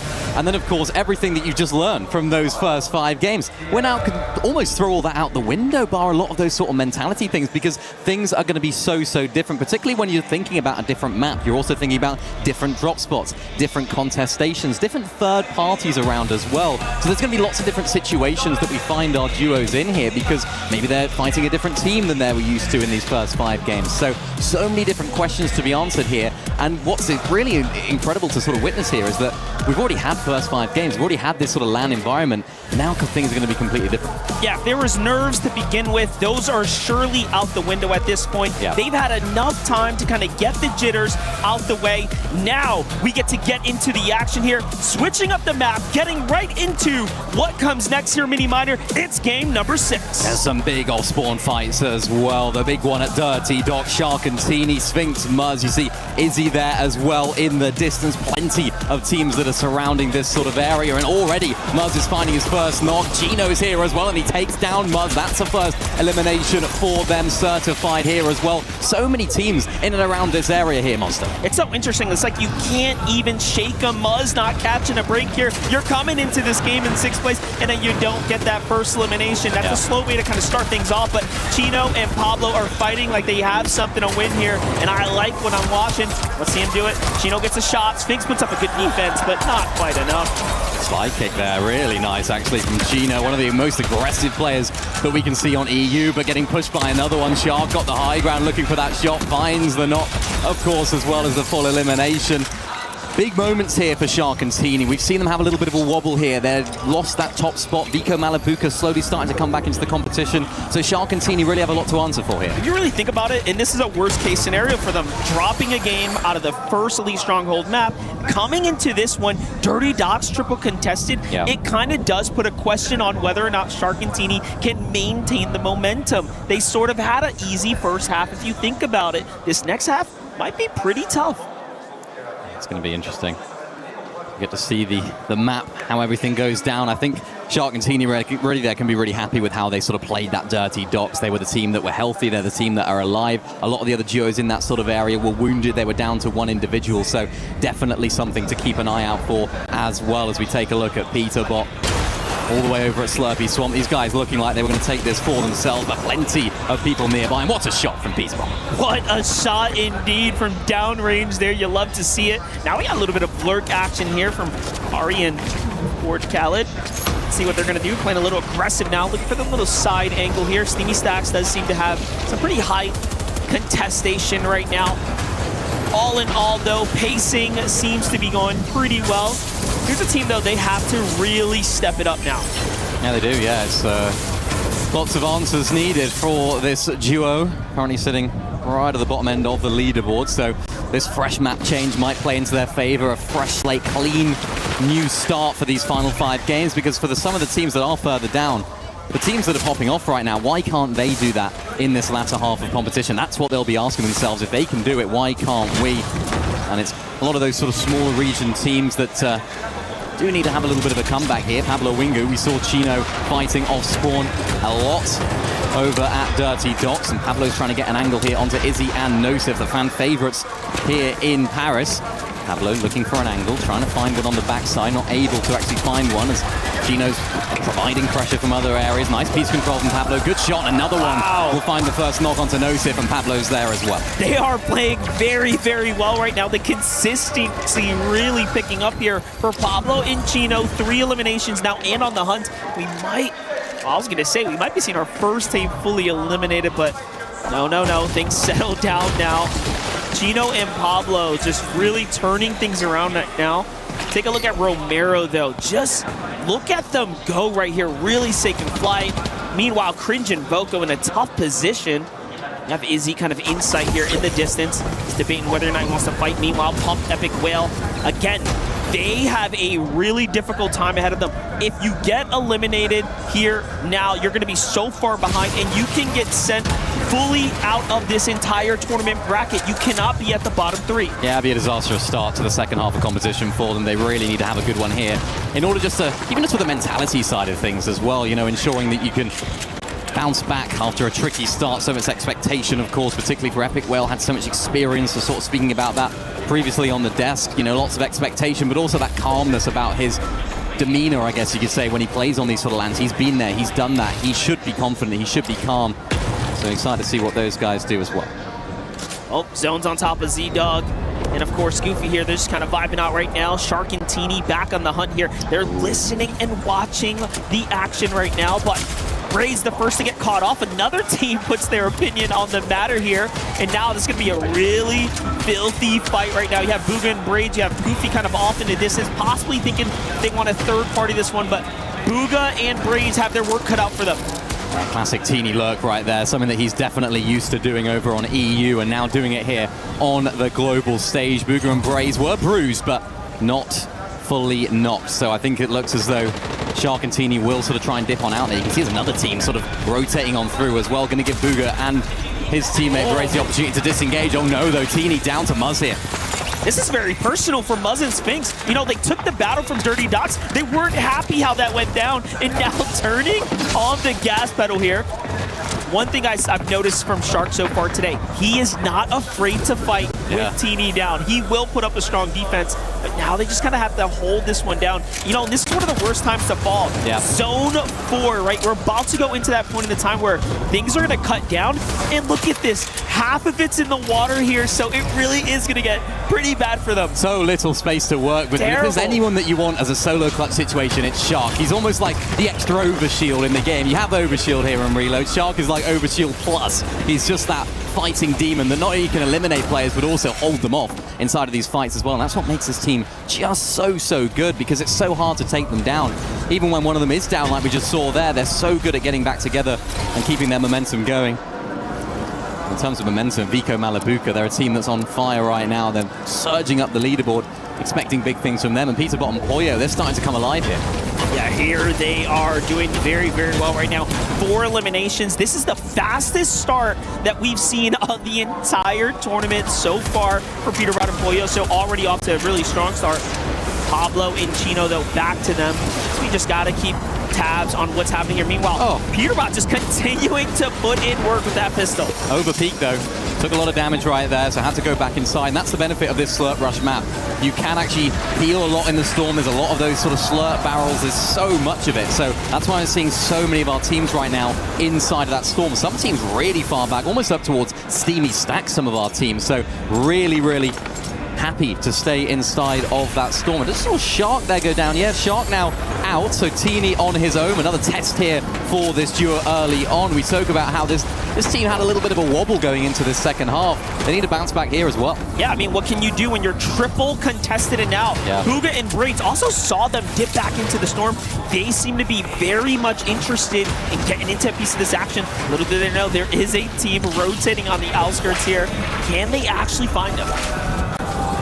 Going to be the question here as Booga and Braids are sort of scrap looting. It's actually just a singular player outside of them, so they might not want anything to do with it. They don't want to get caught too much inside of that storm, and that's what I was talking about. Look at all these players inside of the storm. It's possible in this map, particularly when you're rotating through Slurpy Swamp. There's so much of those heals there, of course, as well.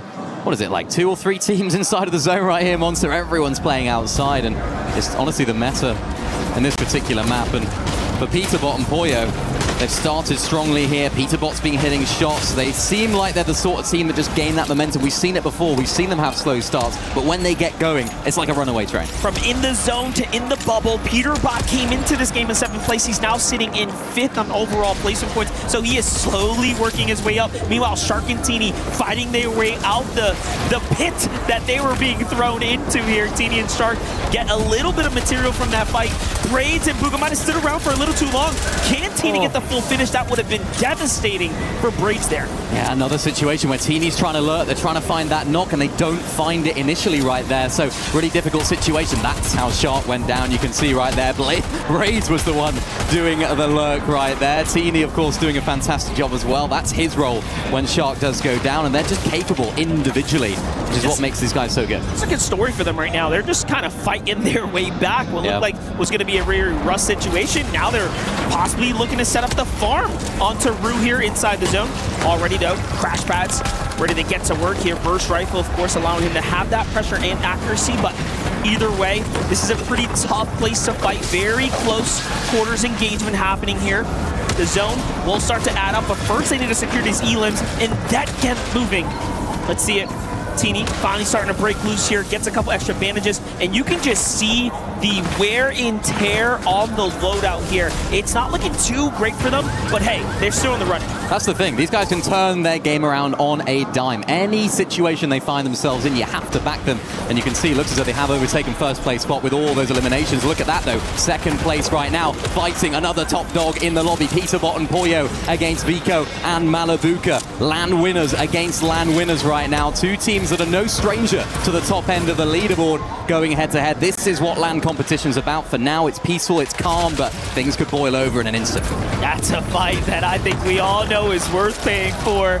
Vico and Malabuka just kind of back off, ease up here now. And you know, we naturally expected the zone to finally stay in on some land because the water has taken so much real estate. This is going to be the most congested game of the evening. And go figure, it's a little bit of chaos here from after that 30-minute bit of downtime here. But take a look at what Malabuka's next big play is. It's likely to find an elimination. They need a refresher. And just from what I'm seeing in the loadout in general, it's telling us that Malabuka has already gone down this game, and it's a pretty scrappy one at the moment. Yeah, it can be, but again, another team that are more than capable. Looking at the way the zone's pulling here as well, back up towards that north. So as I was saying, lots of those teams sort of honing in on that Slurpy Swamp area, going to make that usual dead side of zone, going to be a little bit more congested than usual. So teams that are playing inside of Slurpy Swamp, you can see them just starting to rotate their way in right now. Lots of fights are going to start going down in this area. Go Vico, go. That's Vico's mum right there in the bottom left of the screen. She's always here supporting Vico, and what a performance from them so far. But it's going to start to get congested on that sort of west side of zone.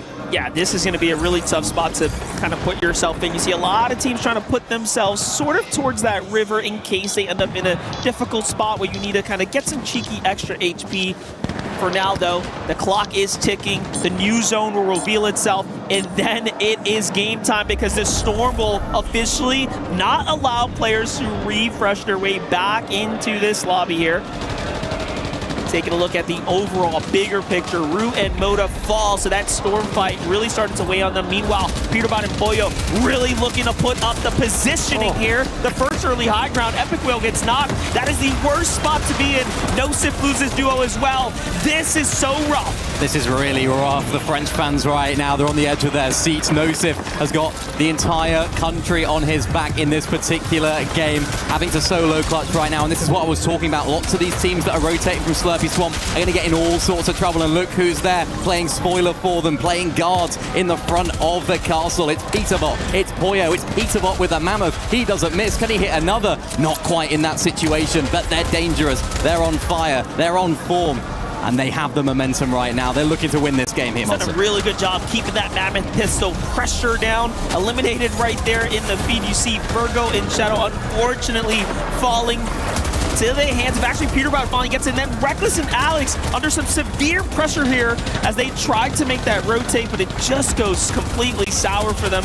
Meanwhile, Virgo still is in the game, but Shadow no longer allowed to be reloaded back in. Yeah, a few solos in this game right now. Lots of clutches needed. Look at this, though. Shark now down to a solo as well. Another situation where he has to solo clutch. Look at this. Yeah, it's not great at all. Teeny dropping him some mats right now. Plenty of builds for him to work with. This is the situation. This is the player that you want in a solo clutch situation. He pulls zone here as well and finds that extra body inside of the Storm. This could be enough. If these medkits on hold here, Monster, he might be able to just stay inside of the Storm and just play it out from there. That might be his qualifying, defining moment of the evening. They're pulling the zone when the Storm is looking like it's working against you there. Everything all of a sudden now is in his favor. Meanwhile, just looking at how Peterbot is playing here, they are firing up, and this is why you can't count them out.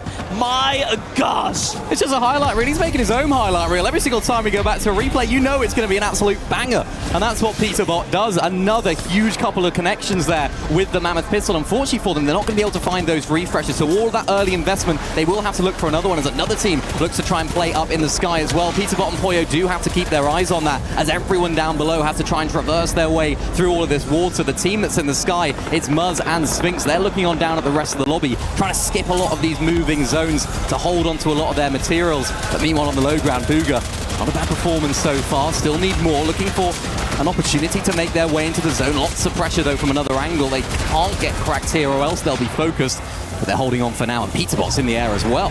This is smart from them. We see them continue to set up this Flowberry Fizz with the mega launchpad plays here just to continue to buy their way towards those placement points. That's the learning that they took out of those first several games. For them, it's a story of being nearly knocked out all the way now to fighting for the qual spot. Bugha and Braid just continue to surprise us, though. Another end game in store for them. A top 15, though.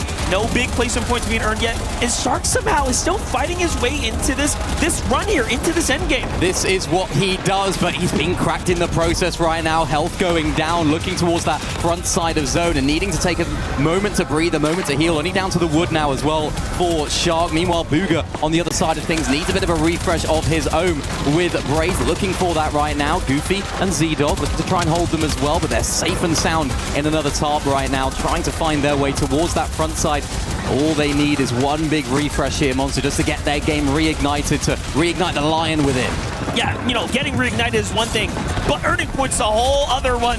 They are doing just that as they stay alive a little bit longer. And you know, what I thought was going to be the downfall of Malabuka and Vico, they have somehow managed to claw their way back into the tournament. Meanwhile, Shark really holding on. That Storm Sickness seems to have turned on, though, as he is taking a ton of damage. He's down to 1 HP. What can he do? Malabuka, Vico behind that wall, barely with any mats, and finally he gets hunted down. It was, of course, to the hands of Malabuka as they turn around, but look at this. We got Vico and Mally. They have a chance to really start building a strong lead. They drop down, eliminate Braids, but back onto Peterbot, who's got the high ground. People on the high looking to try and find another couple of those big shots with the Mammoth, but looking a little bit low on the materials right now, so trying to find their way towards that front side as well. Vico, Malabuka hip to hip like we've seen them in the past. They're so good in these endgame situations, squeezing out all of those placements. Still a decent amount of builds to work with as well. That was crazy. He drops in the med kit, the Flowberry Fizz, to just make sure he's supporting himself there. Peterbot, meanwhile, loses Boyo, though. Boyo gets greedy, trying to get the refresher, and then you have teams that are nearly fully knocked out of the event, just holding on, trying to make a story come back for them there. Somehow, though, Peterbot gets the pickup. What in the world? What kind of story is unfolding here? But he can't chop out height. They've got second. Boyo is the one with the spray weapon, which they do. Peterbot is trying to chop out height. It's Malabuka retaining it. Vico's all the way down there, though. He's going to have to survive for now as a solo, but Malabuka providing that pressure fire. Pablo Wingu as well, all the way down on low ground. Malabuka getting contested for height. Peterbot and Boyo, they're not going down easy. Boyo takes down Vico. Peterbot finds the finish, and they retain their spot here on height. I don't know how they managed to win that one, but they are still in this tournament. You cannot count them out. They have to fight their way back for that high ground, and we might be seeing a Peterbot and Boyo win again here, and then they find Muzz with the nasty flick there. Well played. Sphinx is all that's left standing. There's not much you can do when you're going against Peterbot and Boyo. We love you, but it's not going to be enough. Peterbot, Boyo secure another one, and finally now, he cracks that cheeky smile. They know they're back. They know they're back. They were never gone. They were always within. They were always feeling it.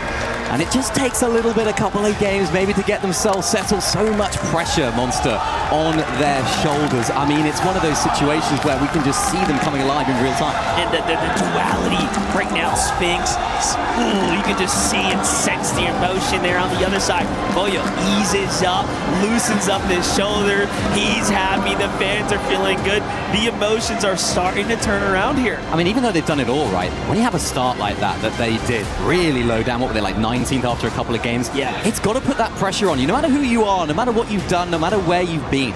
It's got to put that pressure on you. You could see a lot of that pressure just being released off of their shoulders right now. Not only have they won their back-to-back, they've also won across different maps. So potentially this is the sign of things to come here on Slurp Rush, because we did have questions. We were like, yeah, what a nice end to them there on Elite Stronghold. Are they going to be able to continue that momentum and maintain that mentality throughout here in Slurp Rush? We've got our answer so far. And it's really nice to watch this happen all in person, of course. Oh, yeah. You know, it's not very often we get to really kind of dive deep into what would happen if you put the best of the best players in a situation like this.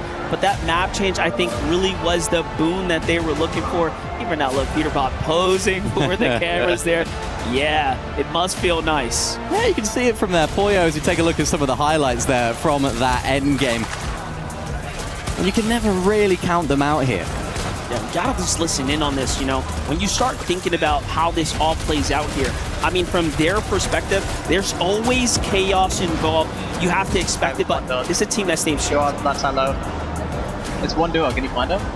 Can you drop? Just play it. Head. Oh, right here. That's good. 1 HP. You're horrible, bro. Well, Mini, what could we have expected? Nothing less, right? Just kind of riding their way through. Well, you know what? That's what the best teams do. You could sort of maybe, you think you're going to listen into some crazy comms here. You know, they've just won the game. They're going to be hyped. They're going to be sort of loud. They're going to be in each other's ear. But a lot of the best teams here within Fortnite, they're the teams that are calm. They're the teams that understand sort of communication importance, sort of thinking about what's actually relevant in each moment and keeping their communication clear and calm so vital. And it's something we don't get to see too much in Fortnite, particularly when it's online. You don't get to hear from the players like we do when we're on land. So it's an element, it's a skill gap. It's something that these guys have mastered. They're maintaining their calmness, but also they're prioritizing what they say in each individual moment. And that's what makes them so great. You know, looking at the bigger picture, this is just the group stage A, right? We're only in day one. Yeah. We haven't even got to what that final lobby is going to look like, but we're getting a small sample of how difficult it could be. Yeah, it's going to be really exciting to see how things develop right here. But before we get to that, we'll be right back.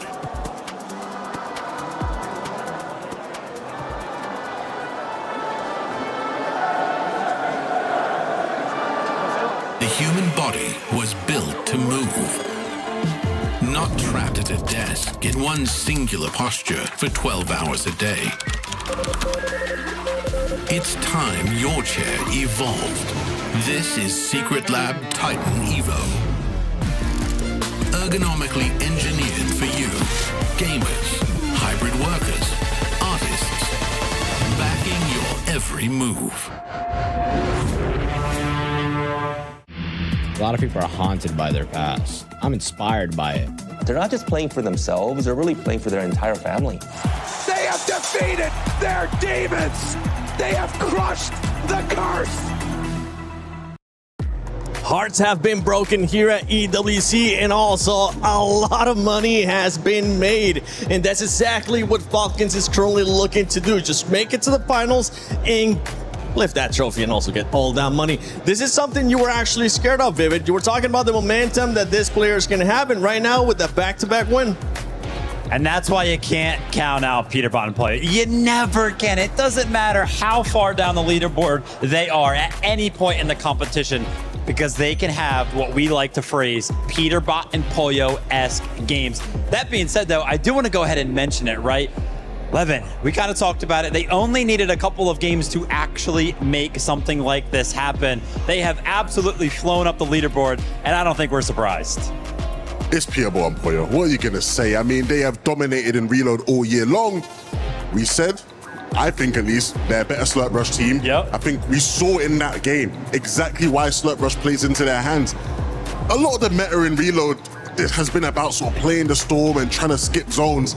I don't really think that's their bag. But in games like that one, they sit at Slurpy Swamp, they keep pulling zones, and they can just farm the rest of the lobby. They go into that end game just more stacked than anybody else in the best positions, and they just deliver. I mean, you speak of that best position is early height, and every single time I see it, I doubt it. I go, there's no way they're going to be able to hold height all the way from zone 7, zone 8, and then they do it. They do it in such a good job, splitting, making sure that Pollo's watching the front, Peterbot watches the back to make sure that no one's able to steal from them, and they just are able to control high ground for that entire time. Look at Pollo, even getting chopped, he is still making sure that he is spraying on players. Honestly, Seven, when you said that we were scared of the momentum of Peterbot and Pollo, I was actually more scared at the start, like something was wrong in the universe, and now things feel like they're falling into place. The scariest bit, even beyond that, on top of everything we've already said to pick these guys up, they both entered that mode, they both enter where they're not missing shots. Like, they are hitting all the important shots, and like,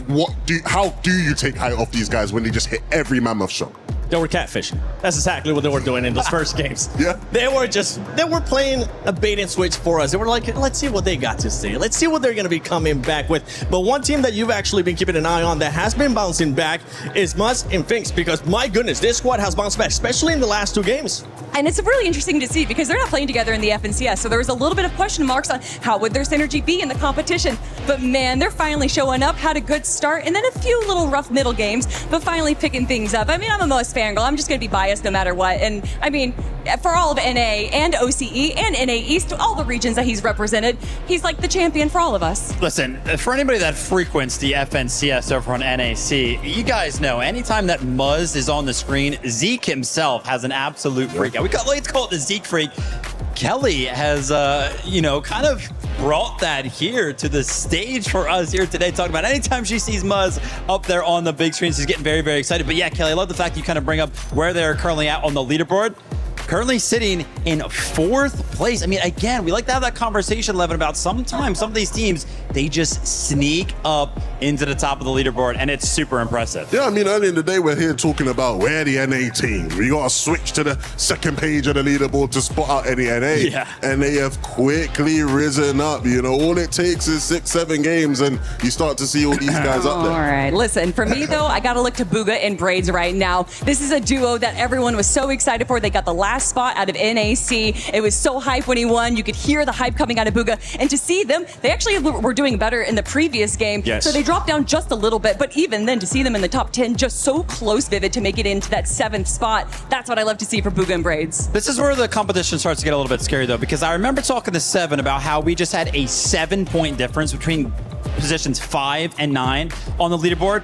Take a look at how big of a gap we now have established. I mean, heck, we can just simply talk about the gap between 9th and 7th place. Remember, 7, all of these teams need to get into the top 7, but if that gap continues to grow, your chances of even clutching up in some of these big games starts to fade away. And what's scary too is not just Peterborough and Pollo, it's all those teams towards the top, as Aurora, as big as well. They're just being so consistent. They're going to be continuing to take points away from those squads that are wanting to push up to the top 7. And not just that, when we end up flipping the page and we end up seeing those teams towards the bottom, the points are just not going to be available for them. Yeah, I mean, it's just, it's not good. It's not good. It's not a good look. Look, the one thing I will say, unfortunately, the second page is starting to fill up with a lot of the smaller region teams, but Lewa and Romero still going solid in that top 7 for the Brazilian region.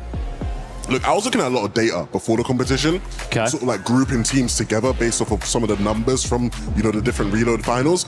All of the numbers were just pointing to these guys being respected as an elite level team, where I think naturally a lot of people watching might not have predicted them, so they are delivering to that level. Hopefully some of the players on this page can at least show us something in these next couple games. Well, yeah, there's 2 conversations that we need to be having. We're looking for the top 7, but we also need to be looking for the top 17. And it's pretty close in the bottom 5 right now. Any one of those can easily just have a top 5 game, top 10 game, and jump themselves up from that spot. I was looking at Shark and Tini actually from Aurora, because they started off insanely hot, right? To the point that some of us were saying, okay, just wrap it up. I think they're going to be taking it. But they have decided to slow down a little bit here, Vivid. And it's not something that we're going to be panicking about because of what we saw out of them in those first 3 matches, that are maybe just taking some games off. Yeah, I mean, they actually could have went further down the leaderboard. I mean, they did drop down to 3rd right now, so they're still doing fine. But it was actually just simply on the back foot of a Shark clutch. Like, Tini went down. It looked like they weren't going to be able to get any surmountable amount of points out of that game at all. But Shark, doing Shark things, went ahead and solo clutched their way up there to make sure that they do withstand a spot towards the top of the leaderboard. But if we're talking about the top of the leaderboard, guys, how have we completely avoided the team that we should be talking about? Vico and Malabuca sitting in 1st place right now. I'll be honest, I'm in shock. I think these guys, what they have shown us this year is when they get on stages like this, when they can feel the crowd, when they can be with each other and have that chemistry in person and get to experience a journey of a tournament like this, they just activate to a new level. Let's be real, in the FNCS Major too, it was stinking a little bit from them too, right? You would have never expected this type of performance if you were basing it just off of what they've been doing since the summit.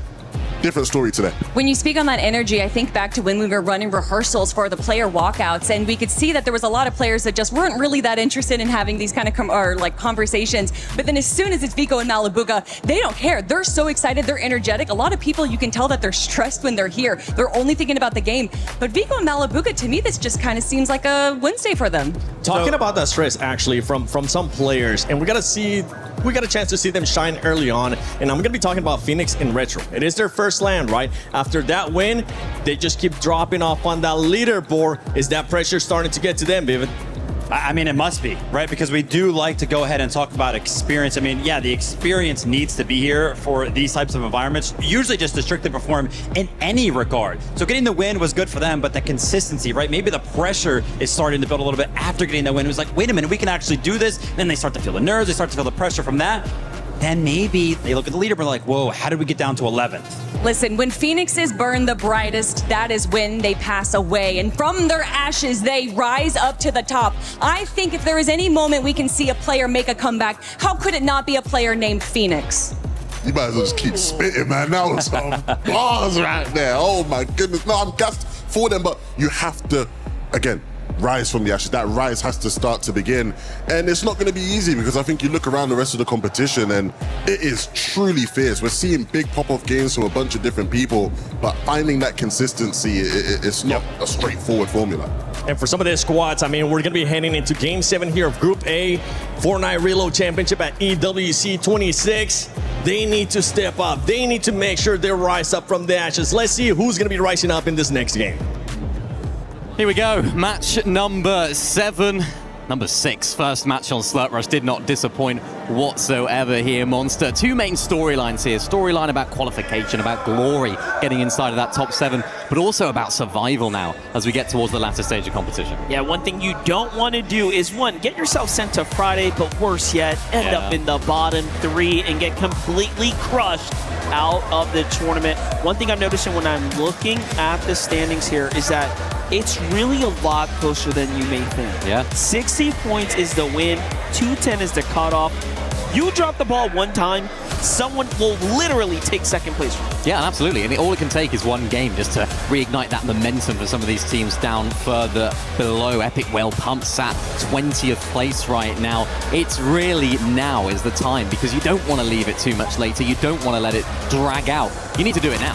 Yep, here we go though. Chino and Pablo Wingu had what a strong start in game 6, but 7 not going quite their way. Muzz opting to leave the dirty docks. In fact, other teams didn't even go there. This is what happens. Teams will take that initial hot drop and go straight for the fight. The most important thing is staying alive, right? If you can just have these fights, try and claim this drop spot, even if one of your teammates or your teammate goes down, you can still stay alive. You can still regroup later on. Shark taking a lot of damage here from Romero up on top. Looks as though he has an angle on him, which he does fine. Nice crack of the shield here from Shark. Muzz finding one onto Malabuka as well. So many of our top teams right now battling it out here at Stilt Town. Shark, though, down. Liwa takes him out right there. There's an opportunity for them to try and build some momentum as well. Romero looking for some angles as well.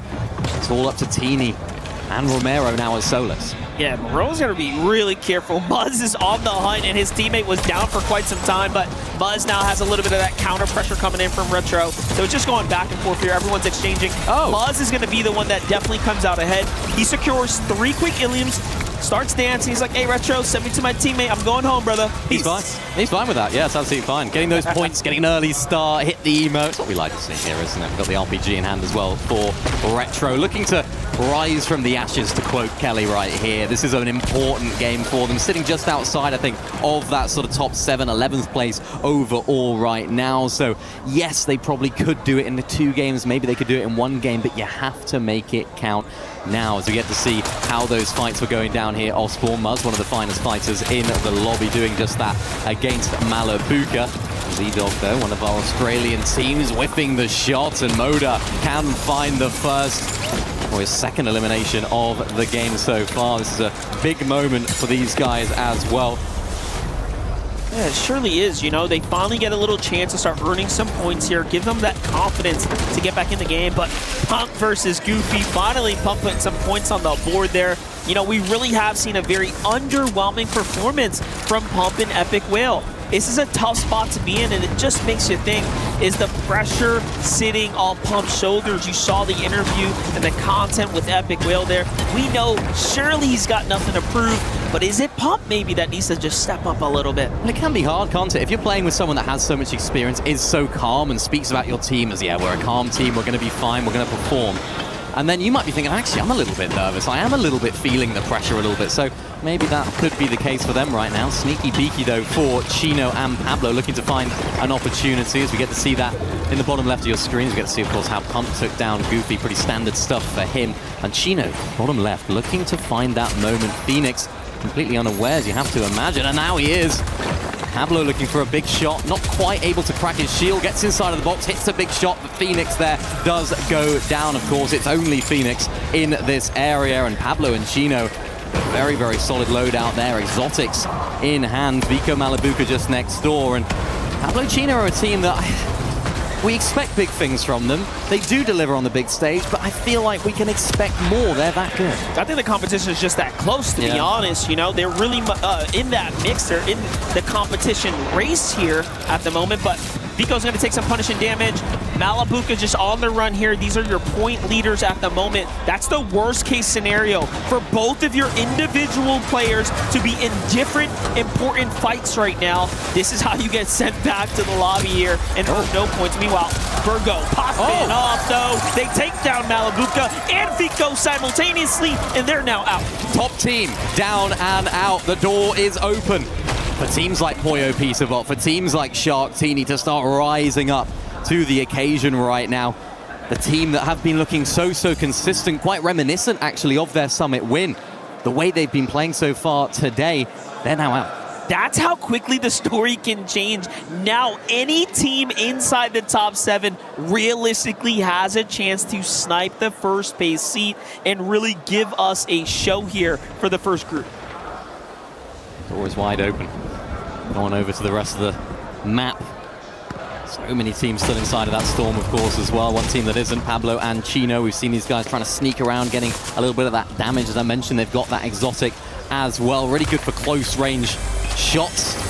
The Outlaw there, so it's going to be interesting to see how Pablo can do that.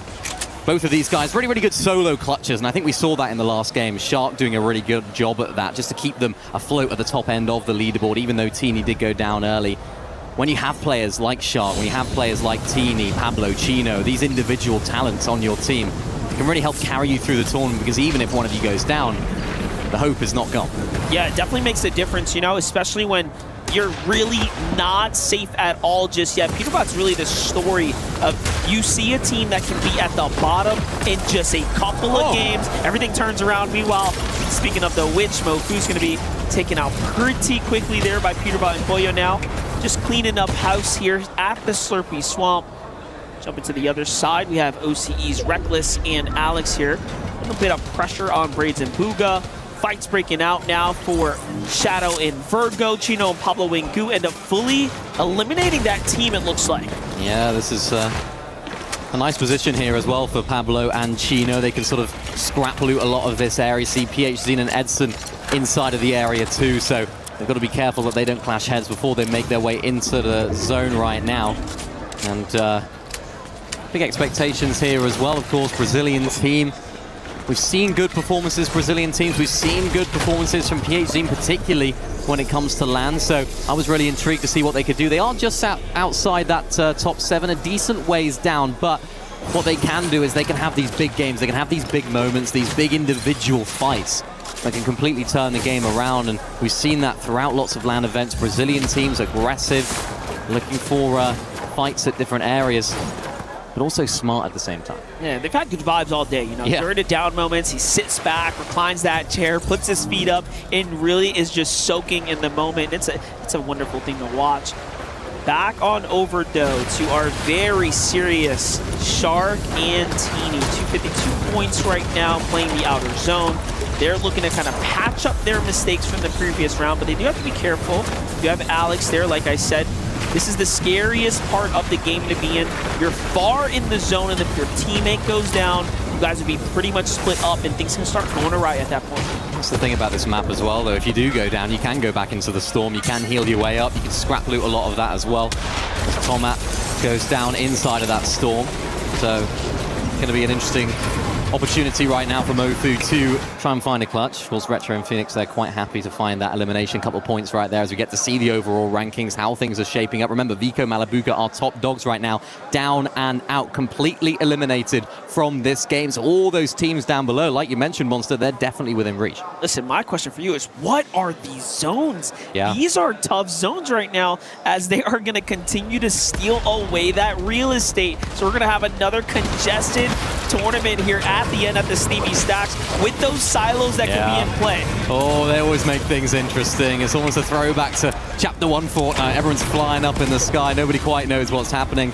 I'm sure we have that in store for us for the remainder of this match. It really does come down to a lot of those different sort of mechanics that you don't necessarily see too often in Fortnite. How can you manage those situations where you don't usually find yourself in? Where do you land? Which teams do you fight? It's all going to come into play very shortly for Booga and Braids. Just sat outside of that top 7 right now. Expectations, as always, so high on Booga's shoulder. Notice a different playstyle from them as well. While other teams are looking to get extremely active, they're just hanging out in Zone 5, actually slowing things down, recognizing how close they are to the qualification spot, right? Kind of staying in the conversation. They recognize that, hey, for us, we don't got to do anything fancy. Let's get to endgame. Well, especially since Vico Malabuka are out. You know, that opens up a door for them. That opens up an opportunity. They're quite happy with their loot right now. They're quite happy with their positioning. So there's no reason to take that risk, and they are a good enough team to find those refreshes mid-game. Here we go, though. Pablo and Chino, another knock for them, gets the full elimination as well, all the way down towards Logjam, of course, as well. They find themselves there still, so looking to make their way towards that north side. Zone pulls back towards the southwest, so we will have one of those stacks inside of the zone, potentially an opportunity for teams to rotate. Really like this positioning, though, from Sharkantini. Probably not as active as we've seen them in previous games at this particular time in the game. They're quite understanding, I suppose, of the fact that Vico Malabuka are down, the fact that they're now 3rd on the leaderboard. They need another one of those big games, and could that be now? I think reality's setting in like, wait a second, that big lead we had, it's kind of gone at this point. Ain't no one is safe. Muzz and Sphinx also just having a really great story here starting to develop for them. 3 eliminations this game, all off the back of Muzz. Now they have the momentum coming in here to these final moving zones. Soon the Storm's going to be looking to shut off, so you can see all the teams now starting to migrate on in. It's time to get to the safety. Look at that. Yeah, look at that east side of the zone, though, of course, as well. You get to see it in the minimap. We go to a POV that is inside of the zone as Pablo, Wingu, and Chino get another elim. But what's great for them is, of course, that zone does pull towards that south, so they're going to be able to get towards that dead side of zone with these eliminations, with this damage that they've got here as well. It is a 2-tick, and it will turn into a 5-tick eventually as well, so they do have to be careful. But that's what I'm saying. Look at that east side. It's going to be really interesting to see where this next zone ends up pulling, because if it does pull towards that west side, it's going to be really difficult for so many of those teams. And even if it pulls towards the east, those 1 or 2 teams that are on the west, it's going to be so difficult for them. It's not going to be easy at all. Saw the little handoff there of the Shockwaves, only 2 for Izzy and Noken. So we'll just have to keep eyes on how they end up performing here in the end. It's going to be more and more closer. Sharkantini, as we continue to update with our teams that are in the race right now, are still looking good, but this is where the real story starts to begin. The zone's going to close, and all chaos is going to break loose. I think probability-wise, it is more likely to pull east, of course. There's more land to play with. The zone's favor not pulling over water. There needs to be a certain percentage of it in, so I'd imagine it will pull back to the east, and I think a lot of these players will think the same too. And yeah, it's a sort of northeast zone, so straight on one of those stacks, though. It's going to be absolute chaos here at the end of this game, and it almost makes it quite difficult for a lot of these teams towards the south of this zone, particularly the teams towards the southeast. Pump and Epic Well of one of them. Booga's ahead of everyone else, so he shouldn't have too much of an issue, but you've got to push through all of these teams in order to make your way in, and that's the situation that some of these guys find themselves in. Yeah, this fight's going to be pretty nasty. That's going to happen right now. Remember, those stacks are completely indestructible. We're going to start running out of real estate already and then start taking things to the air where teams are going to have to block you off. So this is going to get very congested here shortly. Peter Boyo starting to set up the lurk, though. You have Sharkantini to their right-hand side, and it feels like we're in an end game. Yeah, just put quotations around that. There's no points yet. This is not where you want to go down. It's definitely not, but remember, Peter Boyo, they've been setting up for height a lot earlier on than so many other teams in this lobby, so interested to see now how they play now that first place is up for grabs. Will they still take that risk? Will they still go for it, as Liwa and Romero find a knock right here onto Retro? They needed a big comeback, so that's going to taint their chances potentially here as Retro does get fully eliminated. Their Phoenix down as well, so Pablo and Chino deal the final blow to that team. And they've been on a roll here. Yeah, 5 eliminations now, things adding up. Rocket launcher in hand, mind you. And then you saw that exotic shotgun as well. So much firepower in their hands. Just take a look here from Pablo's perspective. They fight a very weak Phoenix, and that's the full elimination. They were trying to hype them up, but that pressure's starting to kick in now. Meanwhile, can Shark and Teeny overtake first place with this kind of opportunity they've been gifted? They're going to be one of the first to go and cut through, and look at that. No interest in actually going for high ground. They don't want to be a part of that mess here. They see that the new storm is actually pushing far west. They are getting put to the test. Lovely little dead side rotate there from them as well. They understand that they don't need to take that risk. They don't need to go up into the sky. And the team that are right now, Mshari and Style, these guys are very happy to be up here, trying to maintain a lot of that position as well. Goofy, Z-Dog also trying to do the same. Mshari looking towards that front side of that moving zone as well. So they're looking to try and take height early on here. Peterbot, Poyo understand that maybe the time is not now. Having pressure down from height as well. Pablo and Chino settling for these mid-ground layers. Looking pretty healthy, looking like they're in a good situation to take this sort of front side mid-ground layer.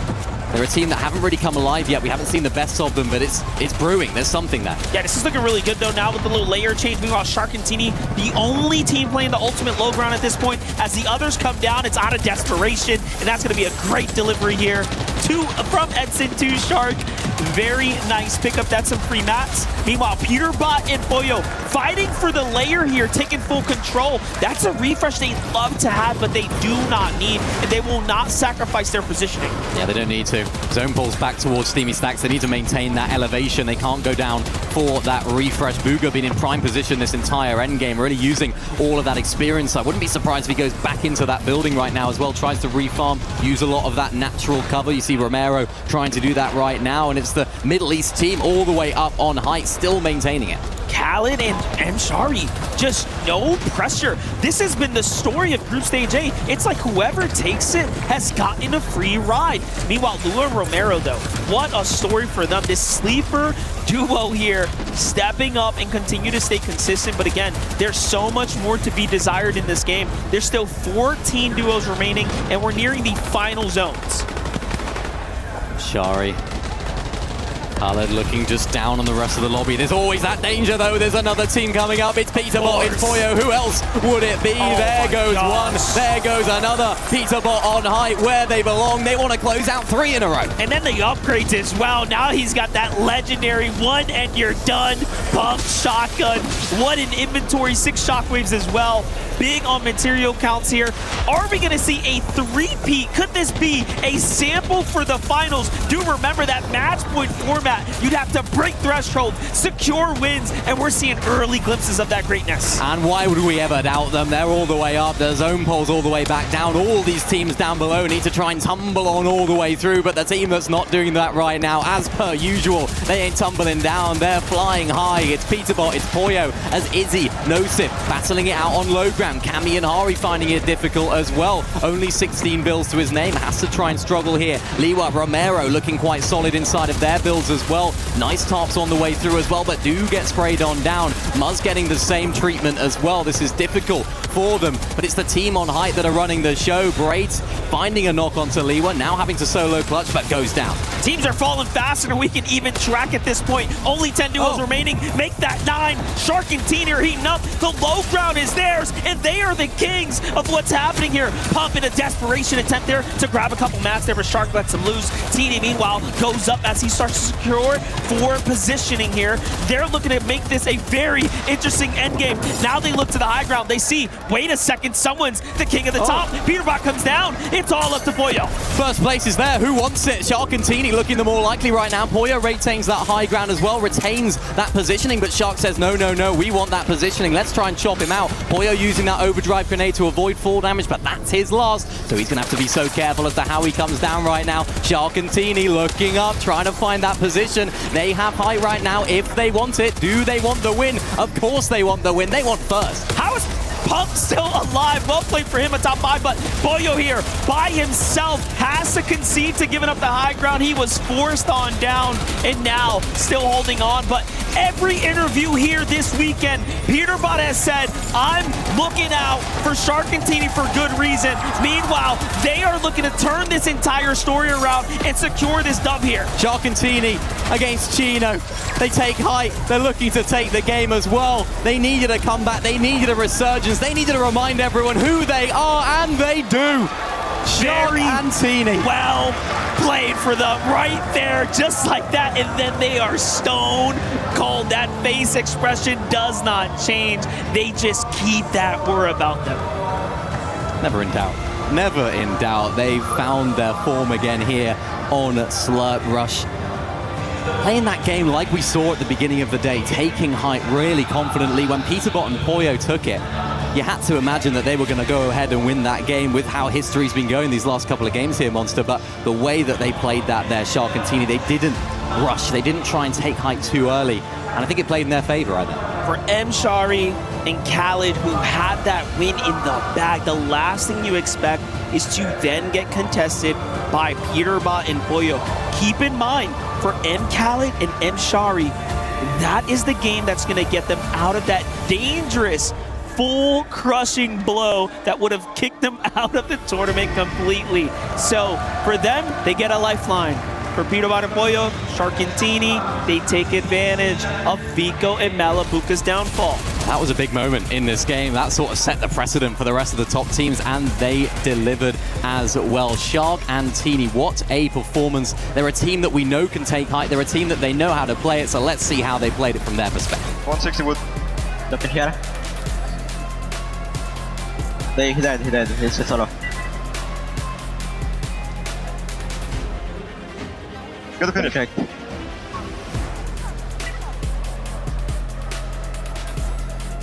In my box. Not even a GG when it's over. They didn't say anything. Did they know they won? I don't think so. They did not come up Victory Royale. Maybe they thought it was another team. I think they're ready for the next game. I don't know what we're waiting for at this point. Yeah. What we're seeing from them is a level of focus that I don't think we see very often in competitors. Well, they just do this. This is what they do. It's like, you know, if you're a bus driver, you pull up at the stop, you don't celebrate. Because it's what you do. It's your job. They're happy with it. Yeah, most definitely. Well, with that, we're just going to have to ease down here and power down the brakes.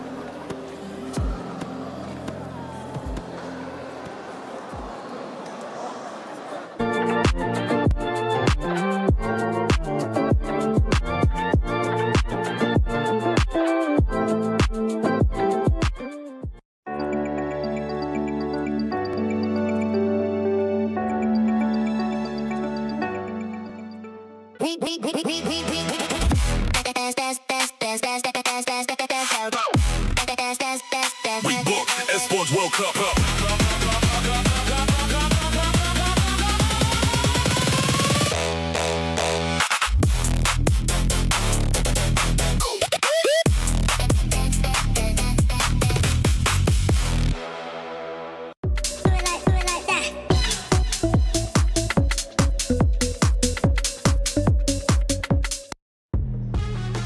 Classic. It always goes this way, doesn't it? We think NA is going to get a big W, and then EU decides, nope. Sharkantini, massive victory royale. I'm hanging out with the best taco here. You know, big W for, I guess, you guys over on EU. Obviously. I mean, Sharkantini, they saw Pete Poyo snag too. Anything you can do, we can do better. That's got to be the mentality. But it's been fun watching sparks fly between both of these teams. Is there anyone you've been watching but you're like, man, I feel like this duo, we need to give them more props. We need to give them a moment in the sunlight. 1000% gotta be the Argentinians, Lewa and Romero. They have really been standing out, giving a ton of credit towards the international section because, I'll be honest, the community did not seem too high up on these guys, and yet they've been here all day today delivering some high caliber gameplay. Currently in the top 10, right? We just need to hit top 7 to make sure we make the placement. I feel like as long as they continue to do so with a handful of games left, right, it should be a lock? Question mark. You want to think as much, but everybody's obviously going to be trying to hit the overdrive in these last few matches because nobody wants to find themselves in contention for the actual elimination day a couple days down the line. You'd rather just see it through, make it into that top 7, and obviously avoid that bottom 3. Is there another duo that you feel like you want to talk about? One duo, Muzz and Sphinx. Of course. You know, Vivid just called out not that long ago. You know, look, I love Muzz. All right, listen, he's a legend. I'm a big fan. I'm his #1 fan. And Sphinx is a legend too. Why would I not be excited to see them compete? Obviously, they are popping off big time, right? They are showing up here and on LAN. I think that's one of my favorite things about being on LAN is when players show up. And regardless of whatever performance they put up and other things, being on LAN and performing well under this pressure, under these lights, awesome. Yeah, but it's like they've also been here how many times before? Both of them are very familiarized to that kind of pressure. And when you throw them into this type of LAN environment, honestly, I'm really hoping that we can get an interview at some point today because that's the one thing that I feel like has really been missing. Sphinx on the comms. Let's be so for real, guys. That is probably one of like top tier for entertainment moments. Sphinx is always going to be one to have some fun on the mic. He's always the first guy when you're like talking to him. You're like, hey, Sphinx, you know, we want you to do, I don't know, just like point at the camera. He's like, dude, I'm going to shoot a bow and arrow at the camera. We're like, okay, man, all in. I'm so down. But obviously, we do have just a handful of games left. How are you feeling about the competition? You know, 3 keys will be crushed at the end of this. So how do you think the competition is going for some of these players with that pressure continuing to mount? It hurts a lot to see, I think, especially when you're looking at the teams that have been kind of maintained towards that bottom 3 period. But at the same time, you never know when you might be able to jump out of it. Think about Epic Well and Pump in that last match specifically. We see Pump 4 eliminations, a crazy solo clutch at the end for those placement points too. That might have been just enough to help secure them outside of that bottom 3 bubble. But of course, you know, you can have a game plan. Sometimes you just got to throw it out the window, though, and that's kind of what I'm expecting to see in these last few matches. I love to hear it. It's time for us to throw back on over to the casters because the next game's ready. Of course. Thank you there, Zeke. You know, I'm starting to look at the standings here, and the gap is widening here pretty widely, I will say. Shark and Tini are at 330, Peter Von Boyo 312, Vico Malabuca, again, frozen at 290 after that early elimination. But here's the thing. Then you jump down to what's remaining, right? The available spots. And Booga and Braids are on the heels of top 7.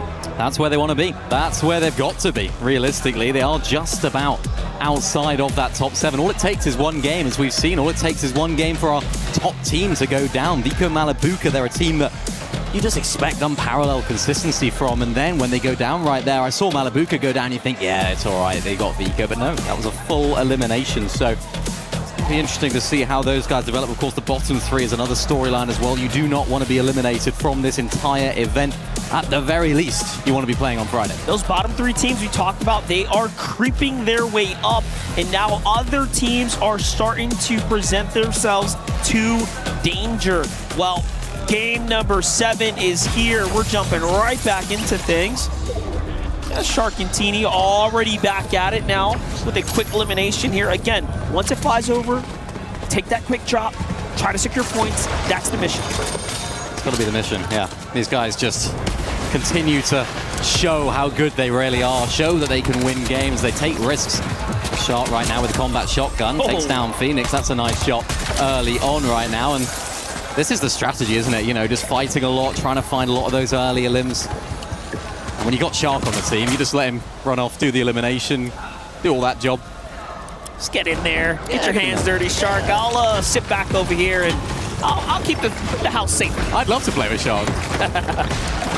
Wouldn't we all? We'll take a look at this. Shark just RPG to himself. That wasn't exactly a strategy, but you saw the writing on the wall. He tried to put the cone down. A little misplay. Yeah, can I switch him to Tini now? Can I play with Tini instead? Retro and Phoenix, though. No. Oh, no. Retro and Phoenix. We were here bantering, having fun, and now they get sent out. Pablo on the other side in a crazy fight. Muzz somehow ends up being on the losing end of that battle when he had full advantage.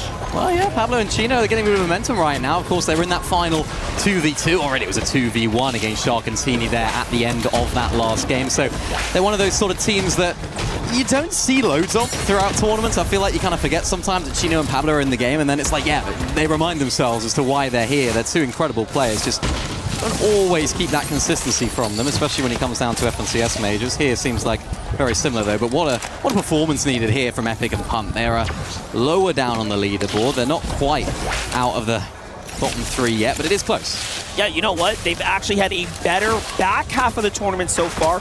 They were much, much farther down as far as points were concerned, but now they're looking like they might actually fight their way into at least being safe for the survival round coming on Friday. Take a look at what Pump's doing here. Another elimination here. He's just farming Alex, actually hunting him down. Meanwhile, Peterbot finds Izzy and Nosif. I thought he was going to emo for a second. I was like, do you really have time for that? I don't think so.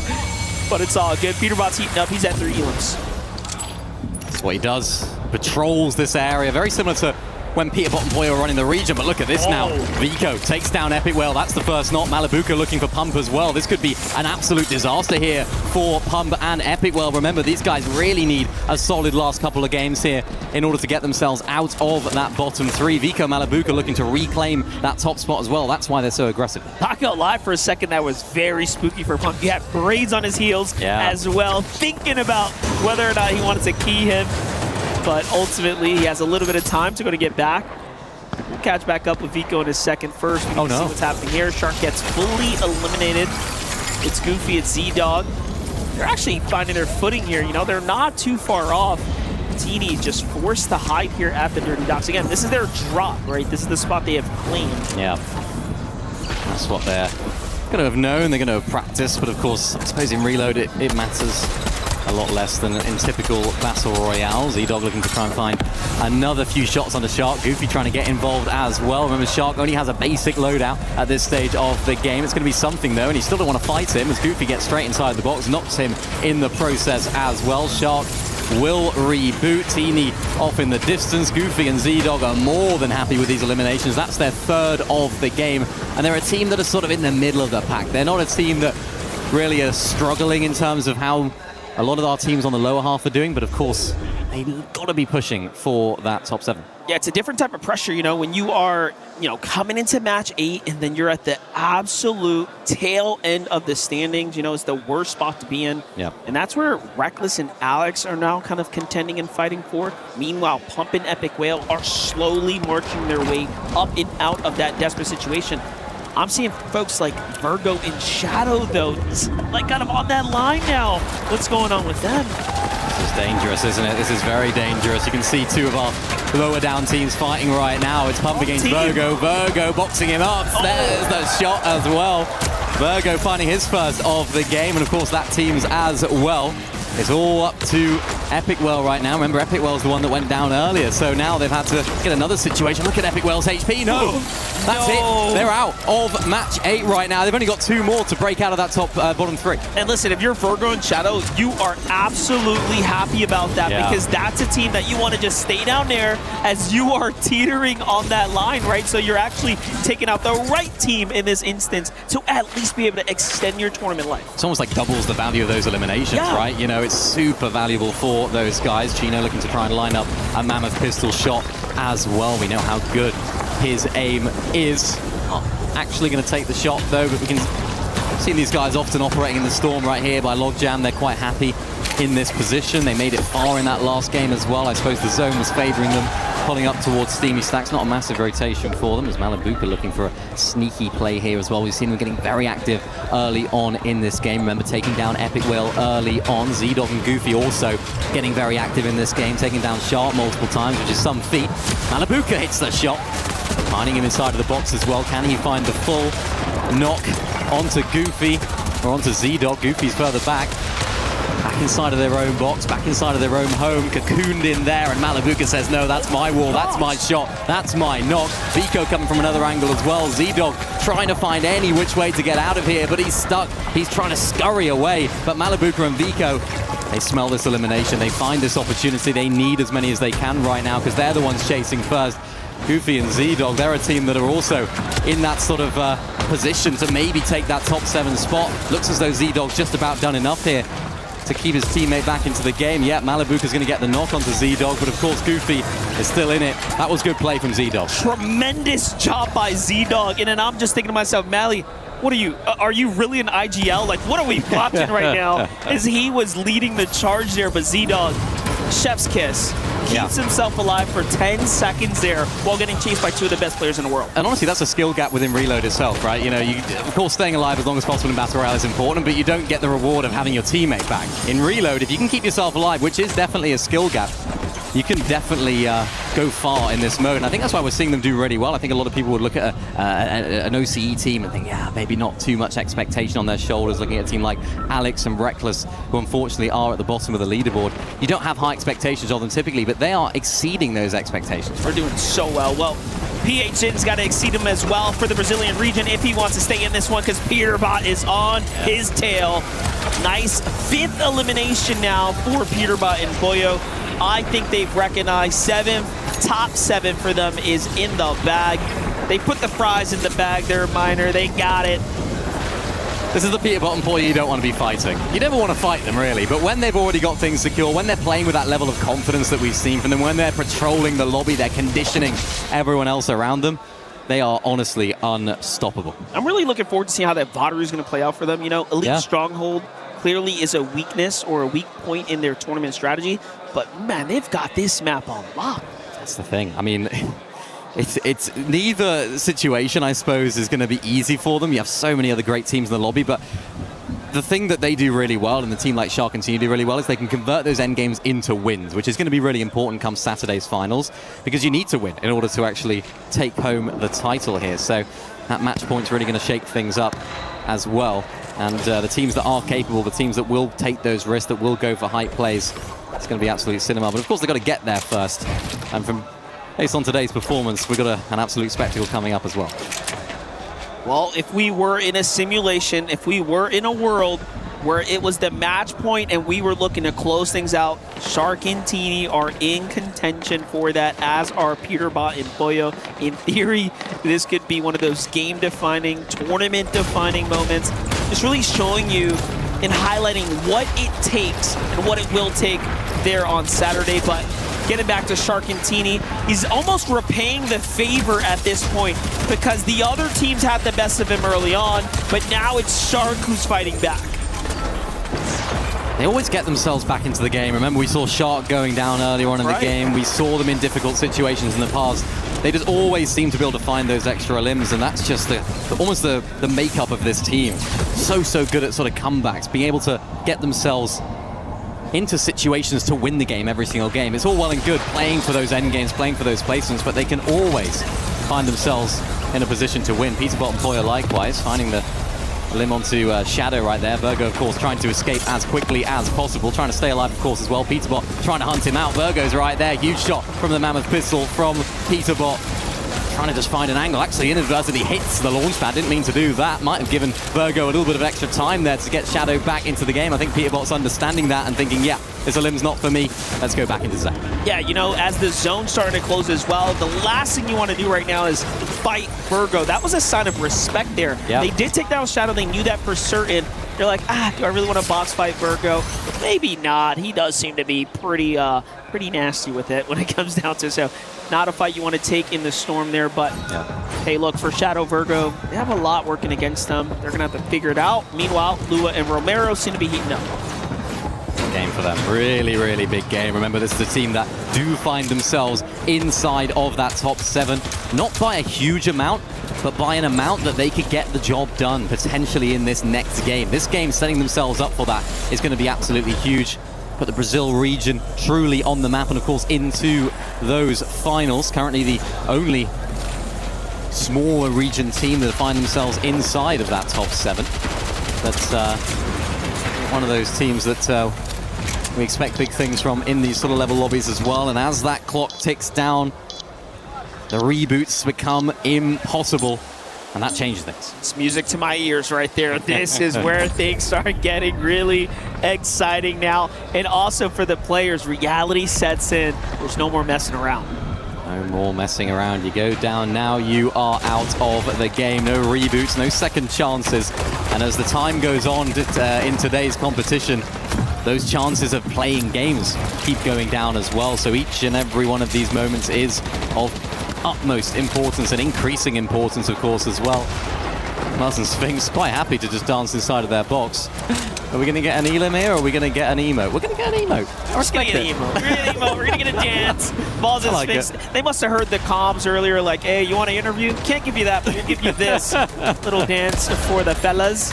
Meanwhile, Peterbot, Boyo, just looking so good right now, playing for height, back with that into that like exuberating confidence here as they are looking to secure a potential other win. Did that bring them up to 4 at this point? I'm like losing track. I think 3 maybe? I Yeah, don't know, 3. dude. It's getting crazy. That's just a classic Peterbot and Boyo. You just lose count of all their numbers because they're just so astronomical. Another astronomical shot from Peterbot as well. Just the ability to find those shots. And what I'm noticing here as well, he does have that spray weapon, that combat SMG. He hasn't held that in a lot of those previous games, which gives Height another problem to think about. Whoever does end up on it, if it's not them, they're going to have that double spray down potential, which they haven't been having previously. Notice what they're doing. Pablo and Chino eyeing up high ground. They haven't had a chance to really stamp themselves in this tournament with a win just yet. They're looking at it and they're thirsty for a chance to do it.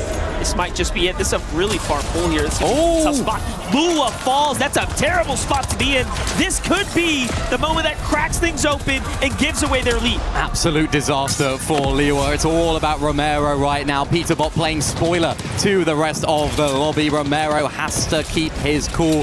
Just about getting into these placement points very shortly, of course, as well. So absolutely vital that they stay inside of this game because they need it to stay inside of that top 7 as well. Peterbot doing damage to everyone else. They've already qualified through. They don't care about how everyone else does. They just want this win. They want to prove that they're the best team here, and they're doing that with all of these incredible shots and holding on to height. If you're Romero, you cannot afford to fall now. Peterbot, Boyo, Hawks in the sky here looking for their next prey. Meanwhile, Pablo and Guccino, an excellent rotate here using that grappler, just splitting up from one another, really playing for themselves now. Pablo ends up in a scrappy little fight here, changes layers. Meanwhile, Chino just trying to stay up. Here's Romero's perspective. He's got danger all around him. He does have good mats. Good mats there. He's got that med kit. He can play that as well. Really good mats. So he can play this game out. He can hold on to it, and you do need that in these LAN environments. These solo clutches become so important. Malabuka, Vico, a time to have a sip of water. They're inside of that top 3 right now. They're trying to resurge up the top of the standings, of course, as well. No stiff down there in the feed. Peterbot Poy is still maintaining this high ground, using that overdrive effect as well. They're using that pad as well. We've seen this happen so many times here, Monster. They're skipping all of these late game zones. And this is how they're winning. They're maintaining all of those materials. They don't need to go down for those refreshes. They're able to hold on to height really easily. What's really nice about it is they figure that out after those 2 very rough games. They're like, wait a second, we're doing something wrong. And that's the little adjustment in the strategy. Well, here's someone that can't adjust much further. It's Romero. He's completely out of extra heals to shield with. Unless he goes down into the river, there's no other way for him to recover it other than getting an elimination here. But even that's very dangerous. You have players fighting all around him here. He just wants to keep a low profile and stay front side of zone. Meanwhile, Izzy also in a clutch situation. Remember, he came into this, he was in 9th place. Huge moment for Izzy. If any time to do it is the time, it is now. Shark, though, huge beam right there onto Vico. He's not letting anyone play up in the air right there. We saw Malabuka up there too. Malabuka now down on below, but looking very weak indeed. Peterbot Poy are going to have to settle for that low ground. Shark and Teeny are the team that are wanting to hold on to that high ground position. Malabuka, Vico having to expend a lot of those heals, but look at their material count when they go to their POV. So much materials there for them. There it is, that elim that we were talking about. Romero actually gets one, and now he can even think about going for it, but no. Instead, he gets targeted there. Off to the side, he is just clutching up big points here. This is how you fight to maintain your place on that standing there. Romero doing a really good job. MCal behind the wall here. Romero doesn't quite land a shot, but hey, he's still in a tournament. He's got no heals, though. He has to try and solo clutch this as much as he can, squeeze out as many of those placement points as he can, as all other players around the block go down. Romero does fall right there to the hands of Vico, who take that front side of zone. Now him and Malabuka from the skies to the ground. They are looking to take this low ground and take the game for themselves. It's really good right here. 4 eliminations. We're on the ultimate end zones now. Just 2 zones left here. And from the high ground. It's Shark and Teeny, the dominant duo of the evening so far. It's been going back and forth. The conversation, the focus has shifted from team to team. And then you have Muzz and Sphinx rising up from the depths themselves as well. We might just get that interview that we were looking for, but first, he's got to fight his way through Vico. It's not looking too good for Muzz down low as Shark and Teeny are putting that extra pressure. They saw Peter Bot and Boya go back-to-back earlier. They said, we want some of that action. Shark doing exactly what he does best, spraying on down, holding the rest of the lobby down. Of course, that bridge is going to play spoiler forever and down below, of course, as well. So it's going to be really difficult to get anywhere near that high ground. Malibuca no builds back a zone. There's Vico finding another elimination. That's their 7th of the game. The huge amount of materials now as well to claim that front side of zone. It's a 2v2. Shark and Teeny have lost 2 games where they've had the high ground in the end game. Now they get a chance to redeem themselves, and it's up against Vico and Malibuca. It's like I'm dreaming to watch this fight happen again from Shark's perspective. Who's going to secure that first elimination? It's all about Vico Malibuca down low. They've already recovered this game. Shark and Teeny have been flying sky high. Can they close on down right now, though? They're collapsing on through. Shark hitting huge shots. There's Vico down. Malibuca's the last piece of the puzzle. Can he find the shot to close it out? Of course he can. They go back to back. My gosh, the ability to make the decision to shoot the down body, secure the siphon. Now you can play the storm a little bit longer. And just like that, it went from, wait a second, this is looking scary, to give me a second here, Teeny, I got this. That's what makes this team so good. That's what we've got to look out for. Look at the fans. Look at the fans. They're in disbelief, as am I. I don't know how they keep doing this. And Shark in particular, remember, he was going down a lot in those games. They recovered their game there as well. The ability in those end games to make those quick fire decisions. That's what separates some of our best teams from some of the teams that are fighting for that top 7.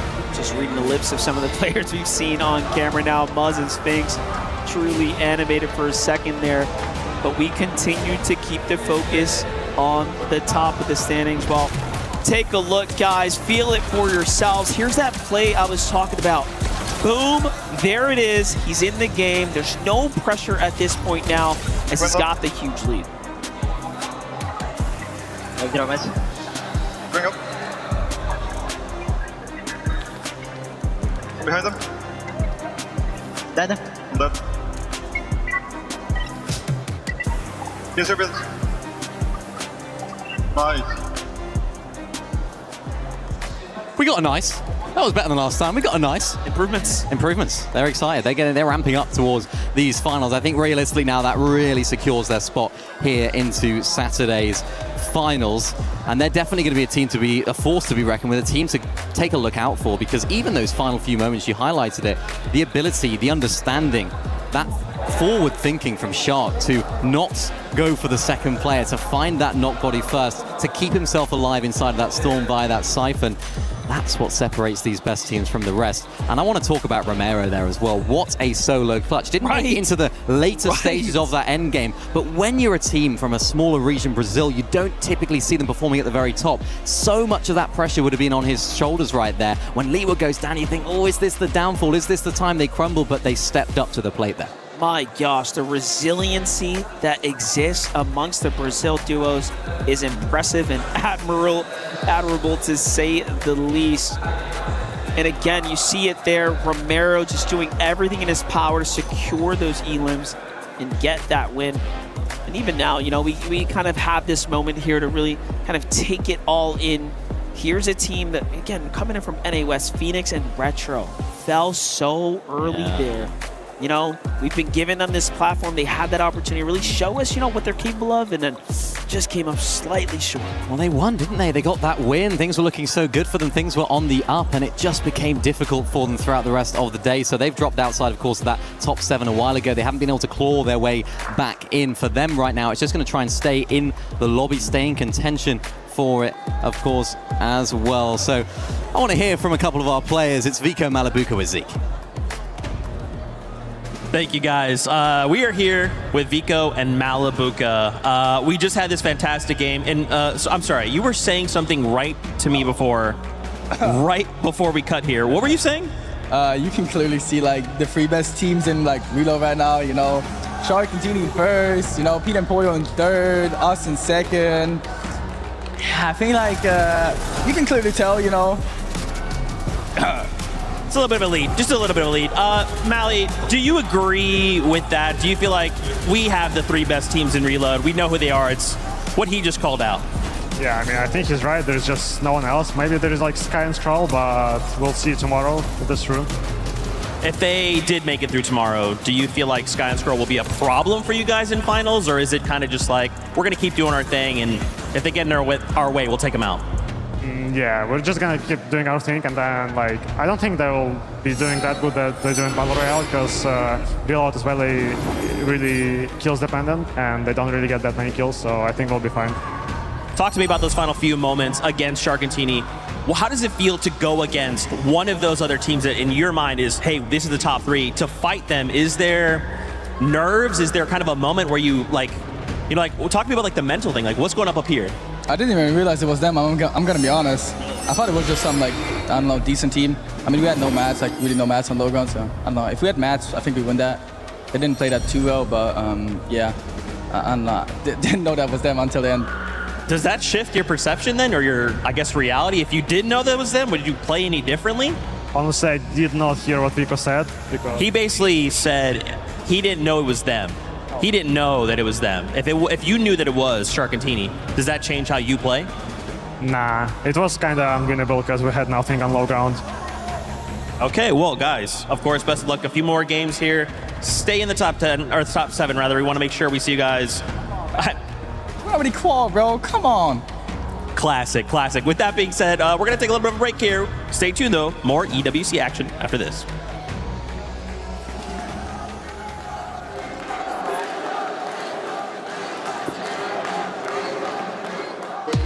We were there. For every click, every clutch, every respawn. We were there for the years of grind. And we're here. Now, the proud founding partner of EWC, powering the biggest event in gaming, shoulder to shoulder with the world's best, making history. Greatness deserves a stage. Lenovo Legion, reach your impossible.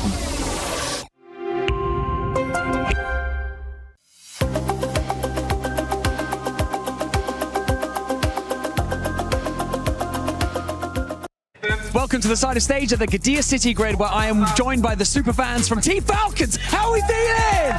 That's right. I'm joined here by Faisal. Faisal, talk to me about where you've traveled from. Where have you traveled from to be here today? So I came here today from Saudi Arabia all the way from Riyadh just to support our Team Falcons. Today we are playing Fortnite, so I hope the best for the boys. Yeah, I bet. I mean, you've got arguably 2 of the best players in the game. You've got Poyo and you've got Peterbot teaming up right here on the main stage. It started quite slow today, but now they're picking up pace. What's the experience been like watching them? Yeah, they did start slow, but we're believing in them. They are now getting back-to-back matches, so I hope the best for the boys, and we're gonna see you in finals, I hope. Yeah, they're putting up a serious amount of points right now, but before I let you go, obviously to enjoy these games, if you could send a message to the boys on stage, what would you like to say to them? Words of encouragement. Yeah, guys, we're here supporting you. We're here cheering for you. We're gonna be here also on finals. I hope the best for you, and we're gonna lift that trophy together. Faisal, thank you so much for joining me in this interview. Who's going to win? Team Falcons going to win?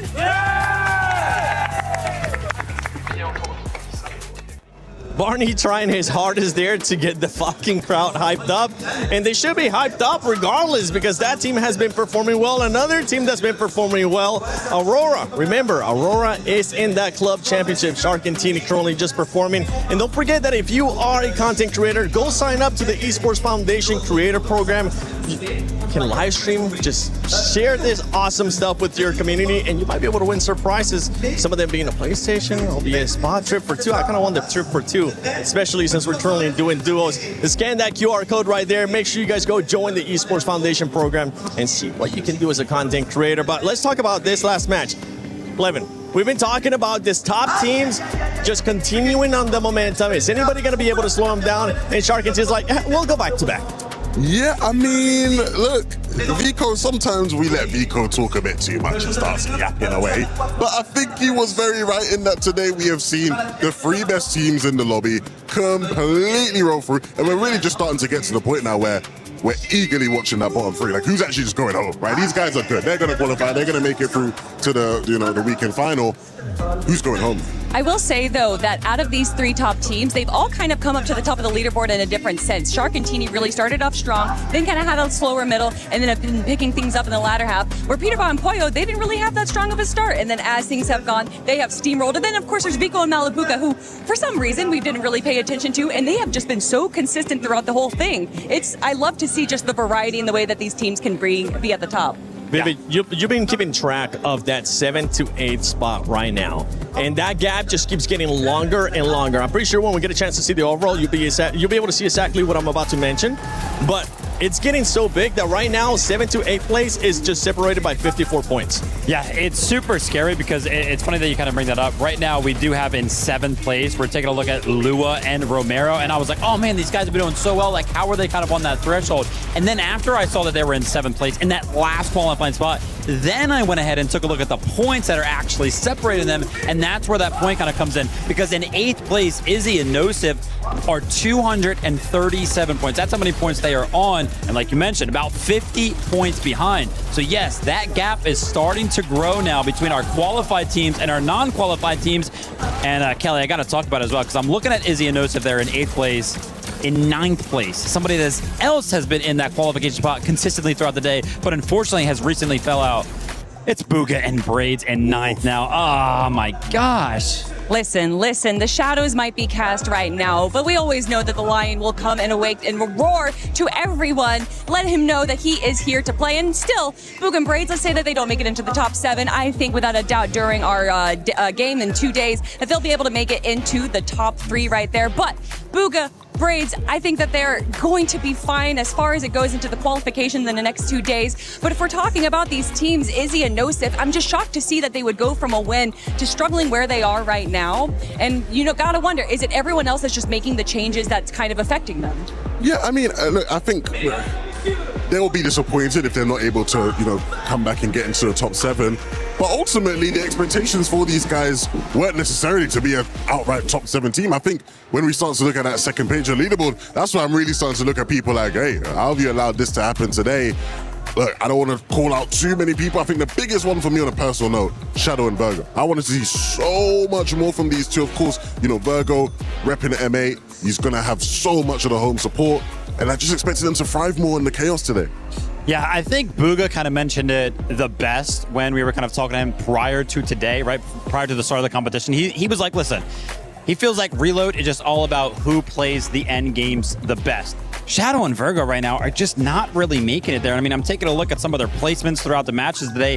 Only 3 times over the course of the competition, over the course of these 8 games, have they actually gotten into the top 10. Like what is going wrong preventing them from actually getting into these end games? Yeah, I think there's a lot of questions to be asked there. The thing that's potentially scariest, when you look at the bottom of that leaderboard, Alex and Reckless, 20th, repping Power, repping OCE. Look, Alex, for the first time, I think in so many years, didn't qualify for the Global Championships, right? Yeah. In Battle Royale. Of course, we were sort of looking at him in this mode as, okay, if OC is going to show up, could he be one of those names? He's always getting put in that conversation. They just haven't showed up today. It's, really many questions to be asked today. Well, Kelly, sorry, as I'm looking at those bottom 3 teams, I'm looking at Rejects, and that's important because Rejects is currently one of the teams that is in the club championship. They could end up getting eliminated on this first day and not being able to actually get even more championship points. I mean, for Tomat and Mofu right now, there really isn't that too much of a difference between 18th and 17th place. I think out of those bottom 3, obviously it would be the one that's in 18th place that has the likelier chance. But I do think that there is still within contention, like the bottom 6, the bottom 7, it could easily fall in and out. It's not just the bottom 3 that are done right now. We do have 2 more games to go. Players can earn 100 points in a single game if they do have a crazy game. But you were talking about those end games, man, and we saw again from our top 3 teams just how locked in they are. Where you had it was Vico and Malabuga that launched first. We had Peterborough and Pollo that was controlling height, and then they launched, and then Shark and Teeny didn't launch at all. They just stole height. So what can you do? Everyone's controlling everything. The thing I'm most keen on now is finally we've actually seen somebody hit, or a couple teams hit, over 350 points. Yes. Right? Of course, for the final, we're going to see match point for the very first time in Fortnite. You hit match point at 350 points. again, if you are one of those top 3 teams, you know, you've proved you're very good today. Maybe you're almost like a trial run. How would we play if we activated match point right now and we had to make sure we won the competition over some of those guys? I think that'd be a good opportunity to practice that here. I just want to say I was wrong, okay? I ended up saying, in my pick'ems earlier on, I ended up saying, I think that we're going to get match point on Game 7. We've just barely hit Game 7, and now these teams are finally starting to hit that threshold for 350 points. I also want to switch the focus a little bit more. We've been talking about those top 3 teams, but there's also a team that has been quite consistent, especially before this last match, and it's none other than Vitality with Gino and Pablo Wingu. Before this last match, they ended up being in 4th place and 2nd place too. They're starting to be consistent as well. Yeah, I mean, absolutely. I don't think there's really any surprise there, right? We were kind of talking about Vitality earlier on. I think they made it to 3 of the qualifiers for the Reloaded Elite Series, and they placed phenomenally. I think it was a top 5 every single time there for Chino and Pablo. So no surprise to kind of see them in that top 7. And, you know, Vico's kind of talking about some of the teams that feel like they are already kind of guaranteed to qualify.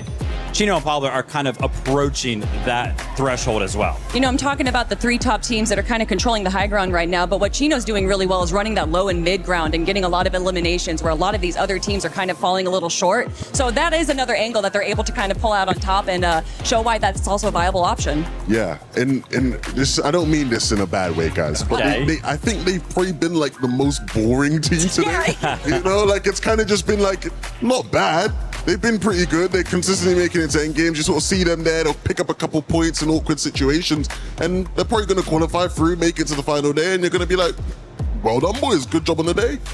Actually, Levin, you want to talk about boring teams, and you know, boring has got to be in great quotation marks, because obviously if you're in the top 7, you've just been playing super, super well. But I'm taking a look at the top 7 now, and all of these teams that are in top 7, except for one, has at least a 3.75 average eliminations. And then there's Hari, and there's Cammy. They're in 6th place. They got 293 points, and their average elims is 2.25. Shock. Cammy has the lowest eliminations of the top teams. I mean, what year is it? Is it 2021 or 2023? It could have been any of them. This has just been Cammy for years in Fortnite, and I guess it's good to see that, again, you can still find success playing that way. Let's see what they're going to be able to do here in the upcoming next 2 matches. Who's going to stay in the top 7? Right now, that gap to 8th place is starting to get even wider and wider. And for the bottom 3, I want to see them react here in this next match. Listen, Minnie, at this point, I'm looking at the way this is all starting to take form, and it's going to take a pretty devastating mistake if you are in 5th, 6th, or 7th in order to give up your lead. Yeah, I mean, they're there for a reason. You know, the teams that are at the top of the table here are in there for a reason. They're teams that have been able to show that even when things aren't going their way, I'm looking at Liwa Romero, they are able to rise up to the occasion, which you need to do at this level. You need to be able to maintain as much as it is about rising up the standings. Of course, lots of teams just outside of that as well. And of course, on the other end of the leaderboard, Alex Reckless, Epic Whale Pump, Tomat Mofu, the teams that are in that bottom 3 currently. Things are so close down there. One big game from any of the sort of 4 or 5 teams down at the bottom end of the leaderboard could rocket them out of that bomb. Then you have Rainy and Nalu just, you know, the Japanese, they're just peeking on down like, oh no, it could be us too. So it's going to be pretty scary here. Sketchy times ahead of us as we jump in. Shark takes down Epic Whale immediately, then follows up with another one onto Chino, then follows up with shots onto Cammy where Braids finishes things up. Talk about a hot starter, just really secure things here. Well played for him. He's not going to be too upset about that one. Yeah, they can still win the game. It's what they do. It's what they've been doing. Shark going down early on. More than capable of finding more eliminations and more things to play for in this game. No, Retro. When I think about it, Retro, this is such a hot start for them, right? They didn't earn any points last time, and now they're clearing out their drop. Shark down, Peterbot down, Cammy down. He said, what, 1st, 2nd, other teams, top 7, get out of here. They're making room for themselves. It's like they're collecting trading cards of Fortnite Goats. All the players are able to take out right here. Retro all on his own, more than happy in that position. You can see how much that's going to mean to them, of course, on the standings. They do need to have these sort of maintaining good games in the rest of this competition. Leo Romero, big performance, big show from Romero in that last game. Just going to breed a lot of confidence for these guys, particularly Leo. Just a reminder as to why you're playing with your teammate, why These guys are at the top of the standings. Big performances so far from them. Just need to get into a bit of a rhythm inside of these end games as a duo. On the other side of things, of course, Izzy, Nosif, Booga, Braids, the teams that are just outside of that position inside of the top 7. Izzy all alone as well, having to fend off Peterbot, which is not an easy task whatsoever. Peterbot spraying inside of that wall, able to get the knock right there as well, but just in time, Nosif is able to get back into the game. Peterbot and Poyo, they are on the hunt. I think they see is that Nosif in the air next to them, so they'll keep on trying to find their way through this game, keep on pushing through, and keep on being aggressive. He's just lining up Shadow there as well, but keep in mind, take a look at this for a quick second. If you missed it because you blinked, that's how all those eliminations came tumbling down. Meanwhile, though, Peterbot is still in the fight here with Poyo. They're just continuing to stay active. Peterbot gets hurt, though. Opts to go for that free shield here. See how quickly bounces back. Meanwhile, Vico gets an elimination onto Braids. Peterbot falls to Virgo. It's just all unfolding here, and now the action really picking up the pace. It's really interesting to sort of hear from Vico Malabuka. We don't tend to hear necessarily from the team that just lost the game. From their perspective, of course, getting second in that last one. But it does seem like they're going to need to rely on a lot of those team chemistry vibes that they've been having so much throughout the time they've been playing together, as Poyo finds another one right there onto Shadow.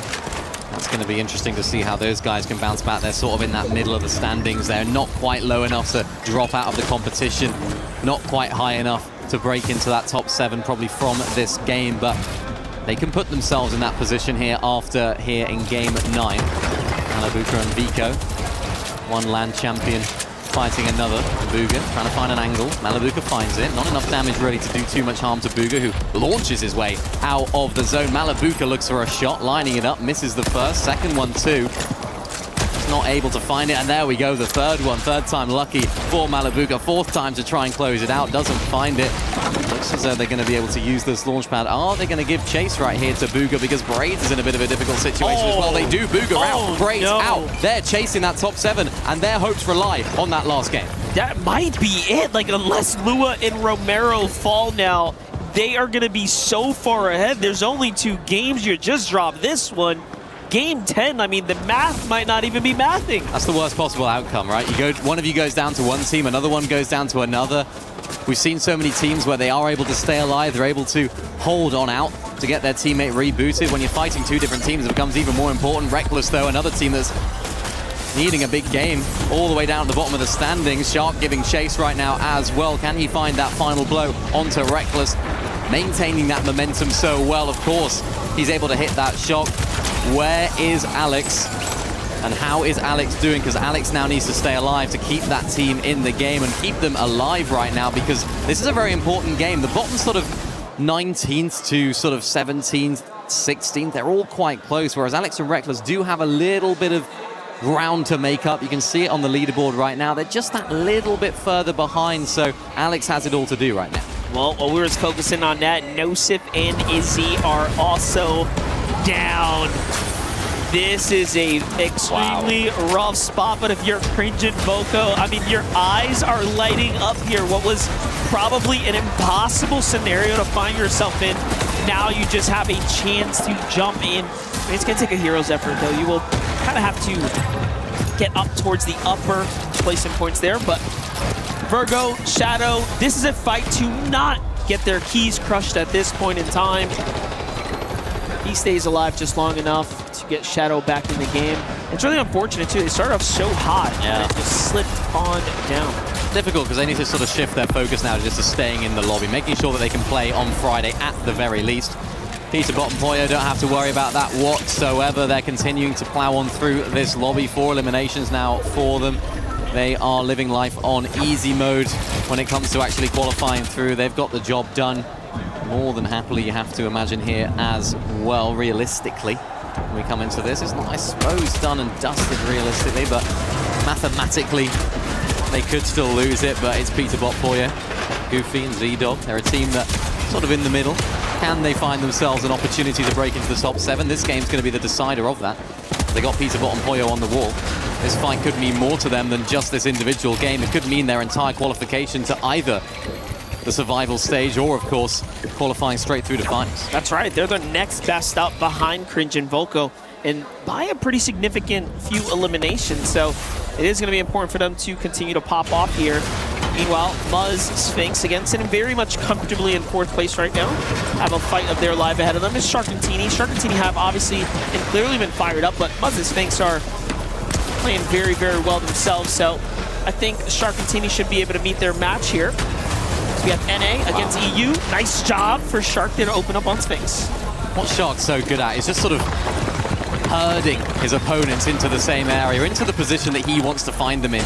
Getting that free piece, getting that positioning, conditioning the fights as well. And you could see that Muzz and Sphinx falling right into his trap because he was almost ushering them into that position. You can see what it means though when you're on the opposite side of things. Muzz and Sphinx have to now separate. They've got to do things solo. Shark and Teeny looking to try and close on in. Shark looking for the shot, not connecting in that instance. 2 of the world's best fighters going head to head right now. Shark definitely, you have to fancy in this situation. So many angles being covered, so many pieces being controlled, and Muzz is just trying to escape. He's trying to scurry away, but there's only so much you can do against Shark. He's got him in the box. He's got so many of those walls, but Muzz can escape right now, and this is the danger for Muzz. He doesn't have this piece control. He's trying to scurry away. There was a point in time where Muzz would have been the fastest and most mechanical player in the world, but this new age and Shark and Teeny are just a different breed right now. Hey Muzz, we love you, we respect you. You're still in 4th place, but man, Shark and Teeny are looking different. What's the difference? You know, we're not talking about 1st and last. We're not talking about 1st and 50. We're talking about 1st and 4th, right? Levels difference in terms of fighting ability. Shark showing exactly how far he has come and what he means here on this global stage. Had a little bit of a wobble in the last major. We didn't see a great performance from them in day 1. We didn't see the star-studded performance maybe some people were expecting out of them in the Major 1 Summit in the traditional sort of FNCS track, but I think shaking off a lot of those nerves, particularly for Shark, making his first LAN earlier on in the year, now LAN number 2. Expectations are so high. So for them, it's all about maintaining that calm, maintaining that positioning that they find themselves in. Everything on the line right now for Epic Whale Pump. No points earned. One of the first teams to get kind of picked off. You saw there to the hands of Shark. Things haven't looked much better since. I mean, the loadout extremely scrappy, even for a reload tournament. This is just shambles all around the board.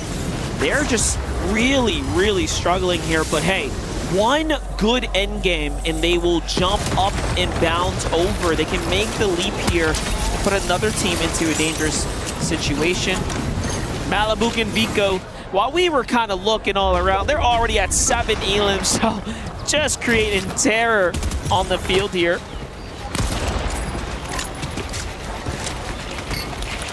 Shark and Teeny, again, continuing their plowing through the lobby. It's what they do best. It's what they're happy to do. It's where they feel most comfortable. There's Malabuka looking to try and take out his EU counterpart. A little classic. Love that. Yeah, that's like OG Fortnite. Straps right there, isn't it? Little classic. You love to see it. Back on over to Shark and Teeny as they are our muse for the time being here. Zone 6, where most teams are not going to be looking to do anything crazy. Shark and Teeny quite literally have nothing to lose at this point. They will be the thorn in all the other team's sides at this point. Phoenix and Retro managed to somehow kind of stand things off while all that was happening, though. Pablo and Chino end up falling here. Is that going to be enough to actually put them in any dangerous situation? I doubt it, though. 330 points, pretty strong lead they have right now.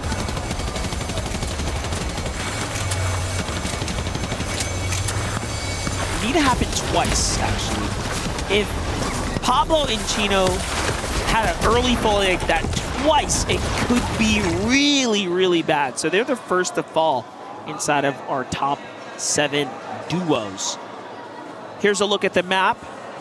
At least we got some land in play. Right? Yeah. A couple of those games are pretty rough to kind of kick things off.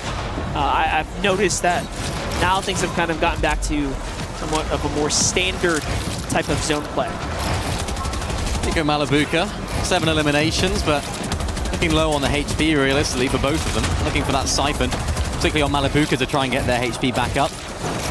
It's all about building that confidence ready for them. Look at that though, Goofy and Z-Dog causing them trouble. Now Vico down to 9 HP, that ticking, that timer in all of the players' ears. Reboots now ended.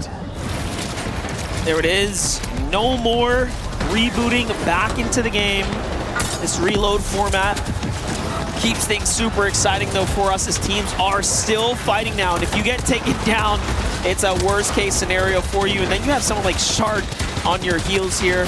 Teeny's gonna go in and finish up Phoenix. Pressure coming in for the rest of the lobby. Teeny's very hurt. They have almost asked for the lobby to look this way. This is what happens. You get into too many fights here. Gotta be careful, but look at that. They buy themselves a little bit of time. Alex and Reckless likely steal the loot from down there. That'll be really good for them. Remember, they are dead last right now. They literally need something. They need a top 5. It is time. It's time for them to show up right now. We haven't seen much from them throughout the day. They've not really shown us what they can do and what they have been doing on their home region. Peterbot and Poyo. We've seen them, of course, doing exactly what they do best in this game. Looking for height here again early on. Identified the fact that they can hold on to it. And Peterbot with the Mammoth in hand, looking to do so much damage, missing a couple of shots in quick succession, but hitting another one, actually dropping himself down right there, but they don't mind right now. They're sort of banking on that zone, pulling back towards that southwest. So if that does happen, expect them up on height again. And remember, this is a team that just have been playing these endgame zones so effectively well. Looks like Shark and Teeny, though, they're not allowing them to have this higher positioning. Shark and Teeny want it for themselves. Two of our Titan teams going head-to-head right now. They're going to have to settle for that lower ground positioning. Peterbot down, getting sprayed from all angles. Poyo looking as though he's weak as well, and they both go down. Peterbot and Poyo eliminated. Shark and Teeny are the team that take them out as well. This has to be motivating, frustrating, and everything in between the range of emotions of those two words I just mentioned for Peterbot and Poyo as they start looking towards the grand finals. I think they know who they need to try to find a solution for, because Shark and Teeny are running away with this group stage. They are, and remember, it's the mental game as well. That's the game that they were winning when they were dominating NA Central. It's the game that they keep on winning. And right now, they lost that mental battle. Epic well with the rebooted loot, the reloaded loot that you get from when you respawn on in. As we get to take a look at how that fight went down. Peterbot Poyo versus Shark and Teeny, star-studded fight. Again, Shark having that piece control, having that ability to take them out. And another one. That's what Shark does. That's what he's built for. That's what he's made for. For Lua, for Romero, this is their moment to break so far ahead that they can secure their way to the finals. Can they do something big here? Meanwhile, Malabuka Vico, of course, still keeping pace. The last time we tuned in with Vico, he had this low amount of HP, and it hasn't changed much since. Pump, though, the tournament is on your back, my friend. How far can you push it now? You are on and knocking on death's door, and down he goes inside a 10th. It was further than any other game, though, so at least he gave us a little bit of life here. Malabuka Vico, though, still in the game right now, in the ultimate low ground here. Just trying to find their footing. Yeah, they're looking for a refresh right now. They need that siphon, which they get. Malabuka, that's going to be huge to keep their hopes of staying in this game alive. But as I say that, Malabuka down. Shark and Teeny still flying high up in the sky. They are looking on down to the rest of the lobby. They want to close out yet another victory royale. These guys are running the show right now. They've taken out their direct competition. They don't want just first place. They want first place by an absolute mile. Liwa, Romero, they need to take advantage of Pablo and Chino going down earlier in the game. This is a huge game for them, but crucially, Monster, they're here as a duo. Yeah, definitely. I mean, look, at this point, they're going to be able to spring and jump their way up the standings here. Just continue to kind of have that cushion again between them and the rest of the pack. Shark, Teeny at 14 eliminations and counting. They got the high ground. And just with a staggering amount of dominance here, there is not another duo in sight that can stop them at this point. Muzz's fix here, take down Vico and Malabuka. That's going to be it from them inside the top 5. Sphinx and Muzz continue to rock their way up. Lua goes down. It's up to Romero to do a little bit more, but Sphinx is firing up here. You know what? Z-Dog, Goofy as well, still in this game. They're healing inside of the Storm. Romero, Lua, they are out. Sphinx looking to try and make this game count, of course, as well. Teeny up on height. Goofy and Z-Dog trying to go for height. Teeny says, no, no, no, this is our domain. We're not letting you up here. Z-Dog now has to do it all alone. This is a huge game for Z-Dog right now. They're trying to break their way into that top 7, remember, as well. So much of their direct competition are hip-to-hip with them. So Muzz has to try and go for height himself, looking to try and take the game for their own. Muzz and Sphinx, a healthy duo, but Sphinx goes down to the hands of Teeny. They are an unstoppable force right now. Hey, Muzz can still do this. They almost have the chop right there. Shark and Teeny are out of shields here. They're just healing. If there's one player that could have did something big, it would have been Muzz, but in the end, Shark and Teeny, I mean, at this point, have just really showed us what they are all about. The three-peat back to back to back. You know, I thought Peterbot and Pollo just had the map on lock, and then you just got these boys playing so well. It's just unbelievable. Every single time you just think, yeah, surely now, right? They're going to have to settle for a second or a third, but they don't. They do not settle for those positions. They want those wins. They want to show the lobby, and I think even taking down Peterbot and Pollo in that game, they're a team that want to win that mental game. They're a team that want to show that they are better than Peterbot and Pollo because, yeah, they've already qualified through. They're chilling. It's not about qualifying anymore. It's about showing. It's about proving. It's about dominating. And that's what they're doing. Yeah, the crazy part about all that as well is the more experience they earn in these LAN environments, I mean, the better for them in the long run. Well, here's Muzz, here's Sphinx's perspective. Shark and Teeny, of course, dominated. We'll get to hear from their POV. I don't expect much, but we might get a little something here. Mana? 100. Dead? Dead. Nice. 4 builds. 0 builds. 20. Yeah, I have 5 builds. Take. You're healthy, you're healthy. Wait. 1 HP. Not a good job, not a congrats, not a well played, not anything. Radio silence. I don't think he blinked. It's crazy. It's a fun game to play at home. When they win the next game, what are they going to say, if anything? Over, under, on. Just stone cold expressions at this point. I mean, the tournament might be over. They're going to be in first. They might just walk out and ignore Zeke's interview altogether. We'll just see. Well, we're just having fun here. You can see the expressions on players, the game planning. For some, I think they feel like, hey, at least we're not going to get our keys crushed here. They'll start looking towards a survival day. For others, it's like, what can we do to not get our keys crushed? Either way, though, I'm going to take a second to go find myself a Flowberry Fizz. Then when we get back, we'll have more Fortnite action.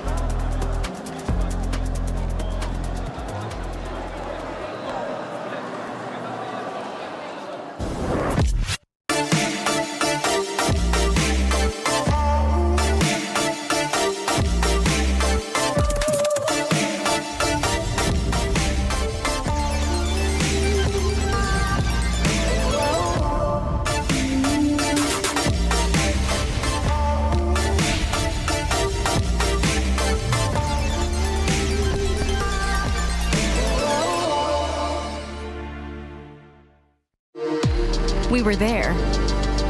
For every click, every clutch, every respawn. We were there for the years of grind. And we're here. Now. The proud founding partner of EWC. Powering the biggest event in gaming. Shoulder to shoulder with the world's best. Making history. Greatness deserves a stage. Lenovo Legion. Reach your impossible.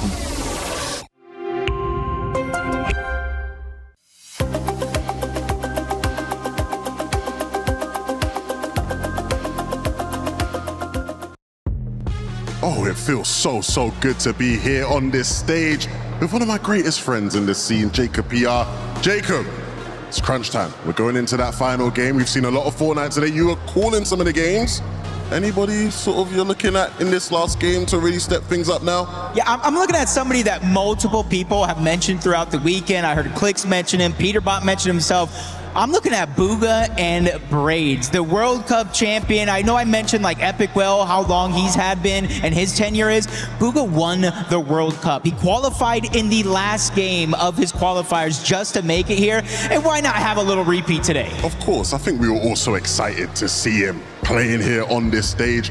I'll be honest though, I did walk past them. They just sat to the right of us. I looked at Braids, I said, are things going thumbs up, middle, down, and he looked at me and he said, it's a thumbs down right now. So it's going to have to be better in this last game. And of course, they're one of those teams sitting just outside of being able to qualify in that top 7, right? They need a big last game here if they're going to have to make it happen.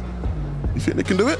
I think they can. There is a little bit of a gap as well. It's not going to be easy, just like outplays your opponent. I do think they need to get a couple of eliminations throughout the course of their game while placing over their opponents by a decent margin. But I think they can do it again. Look, on top of them, you have to look at Izzy and Nosif, right? A team that had probably a hotter start to the day. Of course, they had all the fans in here really cheering for them, really impressed with them. I obviously am a big fan of these guys, you know, repping from EU. I know a lot of the EU fans are watching them and hoping for them to put in a good performance. Unfortunately, again, it's just sort of slowed down a bit. I think they really need a big push here in this final game. Yeah, I think for Izzy and Nosif, you know, when they're flying under the radar and people don't necessarily realize they're in the lobby or playing as well as they do, they perform phenomenally. But in a reload tournament like this, where you almost literally have to take out your competition in order to qualify, in order to win the finals as well, it just makes them a little bit more noticeable. They kind of put a target on their back by playing so well and coincidentally. So I do think they're kind of in the same boat as Bugha and Braids. They have all the potential in the world, but they just might need to pick up eliminations to close the gap. I think the thing that gives me a bit of confidence for Izzy and Nosif is in EU, a lot of the time they have had these late game resurgences, right? Where you get to a tournament, the back end of things, you think, oh, are they in it? Are they out? Are they in? Are they out? And they just roll through in that last game and really put on the show. And I think the great thing is here, obviously they have these amazing fans. I feel like the energy though from the fans, they need a bit more of that energy. Are there still any Izzy and Nosif fans in here?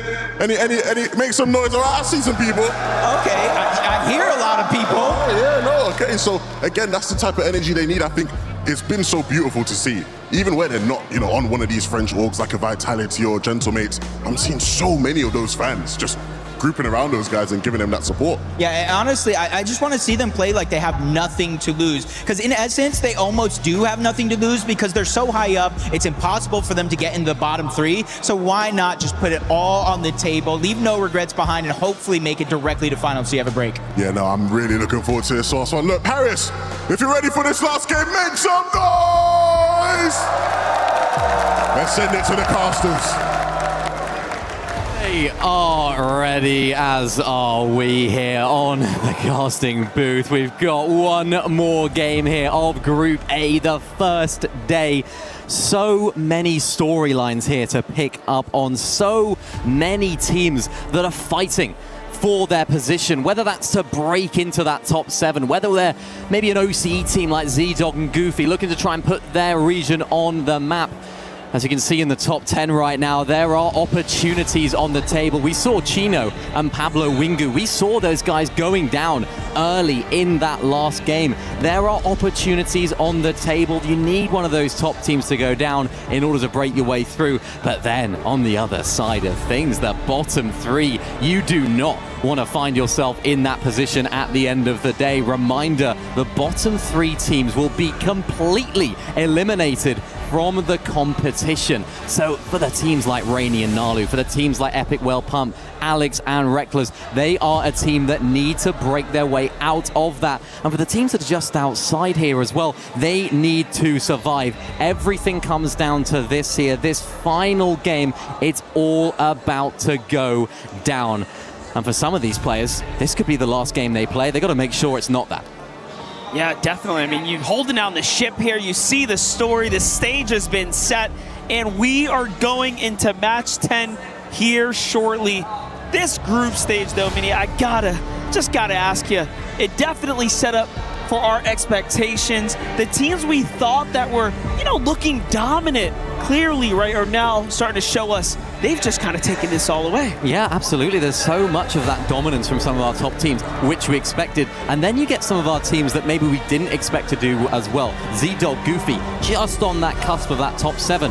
What a performance they've been putting in today. Now is where it really matters. And I think this is the sort of moments in these final games when the pressure is on. This is where legacies are born. This is where the start of some of these players' stories can be forged. And for some of our top teams, for some of our big players, this could be where it all gets real. And there's a lot of teams that might have it. And Vico obviously enjoying the moment, trying to live in it.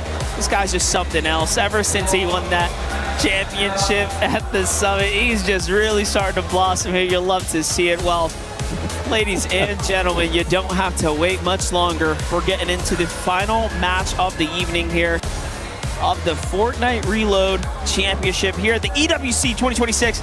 This has been some incredible top-tier Fortnite. This is only the beginning for what's to come. Vico here to kick things off from dancing straight into the action. Well, the last time Vico was dancing on LAN, he won it. So if your teams, you got to be scared of him. Of course, it's not going to be done today. The job's not done.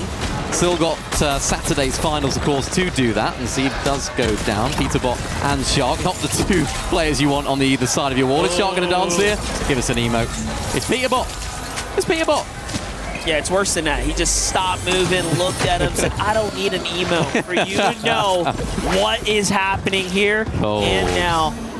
It's really crazy how he's just kind of grabbing the competition by his own grips here. It's so insane. It's his second LAN. Yeah. You'd think it would be his 20th. Saw the quick pickaxe there from Peterbot. He's also having a good time here, clearly. Pub Epic Whale have some problems to potentially work with. Vico and Malibuca are in a fight right now up against, of course, Peterbot there. The Slurpy Swamp remaining extremely active at this point.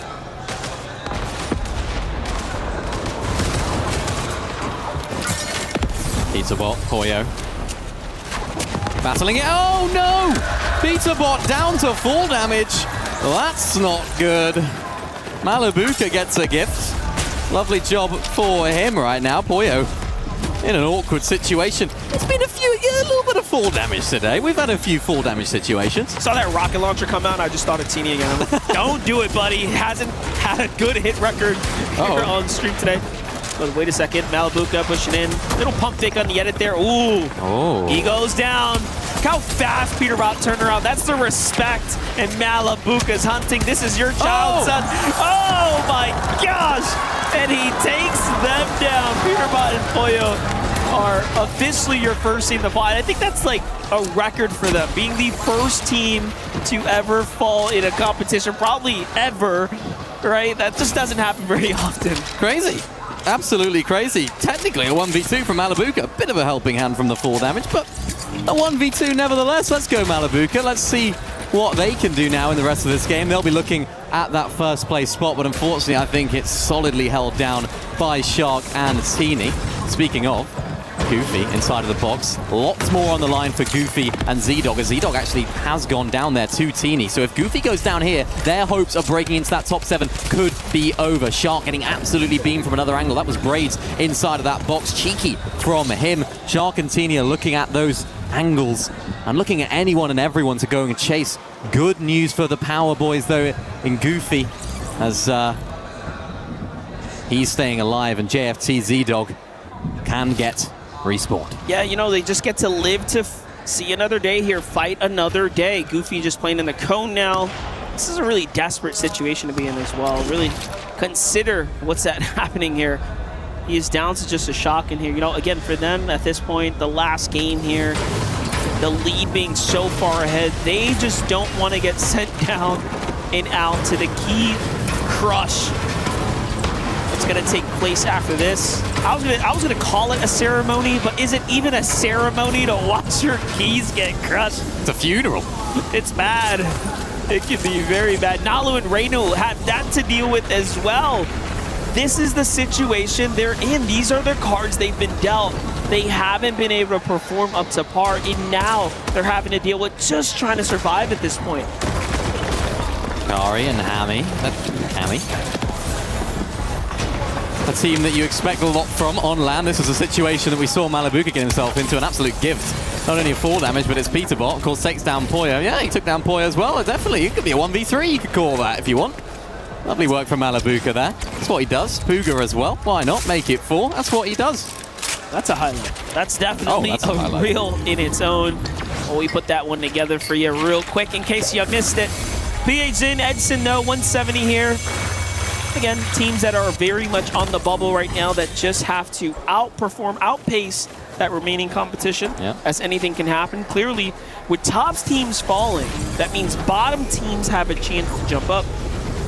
So anything really can happen. You got to be very careful with your tournament position. Dangerous though, look at this. Teeny, Mythic in hand. Mythic drum gun, no less. Alex down below.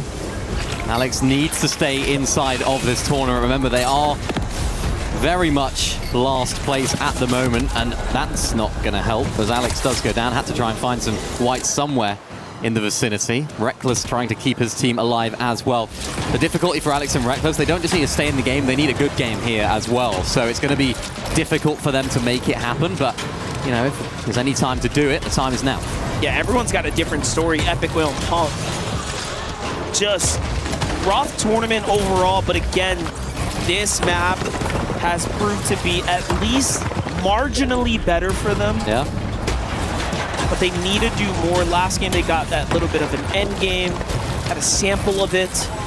They need to see Pump and Epic Whale do it one more time in order to kind of leapfrog their way out of the Key Crush. I think the difficult thing that I saw from them in the last game is we saw Epic Whale going down in that earlier stage of the end game, and Pump couldn't quite solo clutch. And I think what we've seen from some of the better teams, the teams in that top 7 today, is when they've been put in that situation, the Fragger has solo clutch. They've been able to squeeze out placing points. I'm not talking about solo clutch wins. Nobody here is capable, of course, doing that from right at the beginning, maybe Shark, but it's very difficult to do that. But just squeezing out a few extra placements, it's so valuable, and they couldn't do that in that last game. Izzy and Nosif, though, Jacob and Levin were talking about it going into this game. This is an absolutely massive game for them. They need the entire of France on their side right now, but unfortunately they've only got one player on their side for the time being. Izzy all alone, Nosif going down. I think for them, realistically, their sights have to shift in order to just staying in the lobby, which I think they've got more than locked down.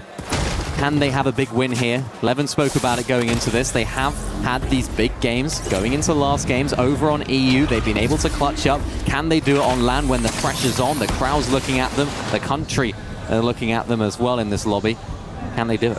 Yeah, and that's the thing. You know, anything can happen at this point. If Cammy and Hari get caught out of positioning, out of place, Romero and Lua get taken down, Chino or Pablo fall early, you know, all of a sudden now, you know, placement start to get, you know, looked at here. And then you have someone like Shark and Teeny, who, by the way, are continuing to run through the lobby. Things are going to be ending here tonight on Fort Crumpet. We're going to have a highly congested zone as, of course, everything goes that way. Look at what's happening here, though. Shark and Teeny had 12 eliminations, doing what other lobbies, other players in the lobby need to get done. But here's Vico. Little spam crouch for Shark there in the end. Malabuka, though, still on the hunt as well. I was going to say, for all I know, Teeny might just put his hands up and say, catch me if you can. You can't. There's that far ahead. As they've got this all but secured. But still, 7 elims. They're playing very well. Yeah, and honestly, I think Teeny's really good at staying alive. We were speaking about it earlier, how important that skill is. Teeny's had this sort of reputation for a long time in the EU as being that sort of solo lurker, trying to lurk around, try and find little shots. He used to lurk on surge bases back in the day. That was sort of the Teeny strat, landing in different locations. And I think that's honestly helped him in this situation. He knows where he can go as a solo. Vico Malabuka, though, they've spotted him out, not able to lurk for too much longer. Malabuka with that RPG straight into the box, but not actually doing any damage right there, just causing a bit of havoc inside of this area. Thankfully for Teeny, shot would have been rebooted by now. Unfortunately for Teeny, he's losing a lot of HP. Vico from one angle, Malabuka from another. That's a difficult sandwich to be in the middle of. But unfortunately, they're going to lose that Mythic, as Vico is able to pick that up. Vico X Mythic X Endgame X Momentum. What can we see? I don't have anything else to add to that one. I think you hit about every trait you can. X dancing. There you go. Well, with that, back on over to Izzy and Nosif. Hey, if they want it, they will have to survive, but they get taken out. Shark catches one, Vico gets the other. And there's the full conclusion of their tournament run here now. Shark, though, just walks into a haymaker from Vico. Hey, did you get enough the first time there, did you? He comes back for more. Teeny now lurking about, just really living up to the reputation. Vico's loving it. He's loving it on the left side of the screen right there. He's grooving. He's feeling good. He's moving. in these lobbies as well. And that's the sort of Vico that you want to see. He's now taken down Shark twice in quick succession. And I think Vico does see Shark as sort of enemy number one. The player that... Most definitely. Yeah, you know, he's the fragger that he wants to sort of catch. Everyone's talking about Shark. It's like, why not talk about me? I'm the most recent land champ. And I think he's doing a good job keeping himself in the conversation at this point, and then also just framing himself up for that grand finals rivalry, right? We all, you know, of course, know that Falcons is in a very tough spot right now with Peter Boyo. And there it is. Finally, someone takes him down after all that. It's going to be Romero who gets his get back there. Kind of seals the deal. Yeah, they'll be more than happy with that as well. Lots of teams playing inside of the Storm like we talked about before. Slurpee, Swamp, able to have plenty of those heals, of course, to make their way into the zone. Romero knowing that very well, of course, indeed. Malabuka, Vico just next door, more than happy just to sneak on by. Oh no, what a shot from Romero. That was a headshot. That was onto Malabuka. Vico trying to go for the revive. I don't think he's going to be able to get it. The pressure comes on through from Romero. Malabuka has to then close on out and look for the reboot, which he does. Vico stuck inside of so many different boxes that I don't think he owns. He's got to try and find his way out of this situation. Romero and Liwa are more than happy. Remember, this is a team that are inside of that top 7 team from the Brazilian region, and a team that are defying expectations right now. No. Another huge shot from Romero, but look who it's on, Monster. It's on to Alex. Alex is definitely wishing he could go back in time, and that was a little bit of greed and temptation. He was sitting on those keg barrels there, trying to just inch out a couple of more seconds, and that will cost him there.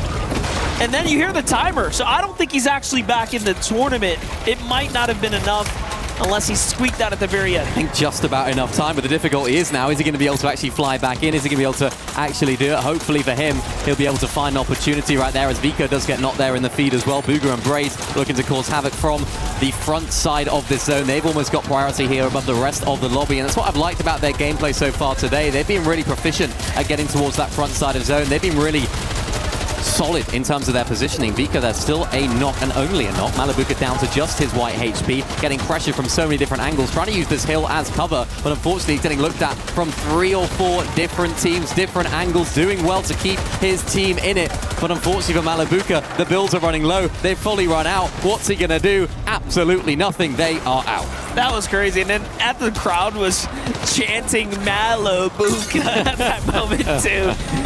They just love him at this point as much as they love Vico. But Epic Whale still alive. Pump still alive. The hope is real. Nalu and Rainy have slipped down into that key crushing position. Can they hold out? It is a dangerously close tournament for some at the bottom. Well, so many of our bottom teams have been going out early today. Right now, every single duo inside of that bottom 10 are still in the game. They are fighting. They are holding out. Teams like Moda right now, only down to a solo. They need to try and hold out this position right there into that mid-ground sort of section of the leaderboard. They'll be happy. Moda does eventually fall, as Rue and Moda should have solidified their spot here into the survival stage. Hari and Cammy looking to try and find their way into that top 7, of course, as well, just inside of it as of right now. But if they go down, things are looking dangerous from that OCE team. Goofy and Z-Dog down below them. Yeah, at this point, if you're anyone at the bottom, Toma or Mofu, you are needing to stay alive here. Alex is gonna fall though. He's one of the missing pieces that now have to leave Reckless to play by himself, and it's Epic Whale and Pump who are obviously making the most of the situation. 159 is that cutoff point of Mofu and Toma. Can they stay alive?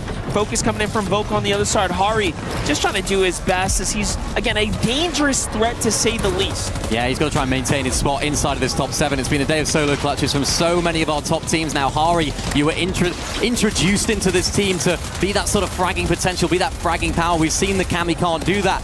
Now is your time to shine, my friend. You've done it so often this season. Can you now do it again? Epic Whale getting active on the wall of Booga and Braze, but decide to disengage from that particular engagement. Booga and Braze, they're just trying to look to try and make their way into that top 7. They need a big game. I'm seeing Z-Dog also in the feed there. Goofy finds another one too. If they win this game and Hari falls early, Cammy and Hari will effectively give up their spot. On the other side, Pump is by himself. No Epic Whale, 144 points. He needs 10 more to get ahead, but the sickness will do the rest. And down they go. to be crushed. In the end, Z-Dog and Goofy, what are we watching? A comeback story, a fight to potentially qual. They're not here to take part, they're here to take over. They know how much this last game means. They need to break into that top 7. They're trying to do it in style as Hari falls. That is their main competition. Goofy and Z-Dog up on high. Can they take this final game right here? Can they break into that top 7? Or did Hari do just about enough? Another team on the tails as well. It's Volko, it's Cringe. They're a team just outside of that top 7. They're a team that need to make it happen as well. What's wild is, do the math, y'all. It's worth 60 points for the win. It is in reach here. Anyone can jump up and over. Cringe and Volko have a chance to do it too, but man, being solo is only going to get that much harder now. Meanwhile, Goofy and Z-Dog are in control. 304 and counting, top 7. Can they keep pushing it further? They're starting to run out of mats up top. I'm looking over to the side. Nalu and Rainy are still in this game too. Toman and Mofu are in this game too. One of those two teams will get keys crushed here shortly. Another one might win this and actually go to finals. Who's it gonna be? Can they do it? Z-Dog and Goofy, they're dominating, taking out Rainy. That is absolutely huge for them, but devastating for Rainy and Nalu. Nalu has to now keep his team in contention to stay in the competition. Goofy and Z-Dog maintaining this height despite having no builds. So many of our top height teams are out. This is theirs for the taking. Booga looking for it as well. Z-Dog will fall. Goofy will go down. No materials, has to try and find something here. And just like that, it's Booga. Braids who's on top. I don't know if they have the math to do this, but they're at 7 eliminations and counting here. 2 players remaining, standing between them. Mofu and Toma out-survive, outpace Nalu and Rainy to make sure they don't get their keys crushed and they live to fight another day. Meanwhile, Booga and Braids are looking to put a ribbon on this one here. It's a good old-fashioned 2v2 here. Mini minor. Opportunities right now. What could this mean? What could this mean for the overall standings? Booga down. Toma and Mofu close out their game to not only win the match, but to keep them in the competition. They will be playing in the survival stage on Friday. When the times were looking so tough for the Monster, they rose to the occasion and they won the match. You see there, Toma and Mofu had to just really soak it in for a second. The awkward handshakes, the celebration, they're just thinking to themselves, did we do it? We surely did there, because that win was gonna save their tournament, and what a sigh of relief. But you know what? It's also a newfound confidence. Yeah, that's going to be huge for them, of course. Now, you know, the last game they're going to play now going into the survival stage is going to be that huge win. It's going to give them that boost of confidence. I think what we saw right there was a lot of our top teams going down, so it opened the door for teams like Z-Dog, for teams like Goofy to try and take height. They knew they needed to. I think Hari did so well to clutch there as a solo. So many of our teams that needed to perform when the pressure was on, they did just that. And that, you can just see what it means to them. You can see what this is about. And for those lads, they're still in the competition. And I think they were in that bottom 3, weren't they? They were just sort of teetering on that area, right? Right there, and then you had Nalu inching his way up. It literally came back and forth between those two teams. It really could have went either way. And it's crazy because they're both in the same region as well. So it's like, you know, that regional clash there. Well, they got to be proud of that performance there.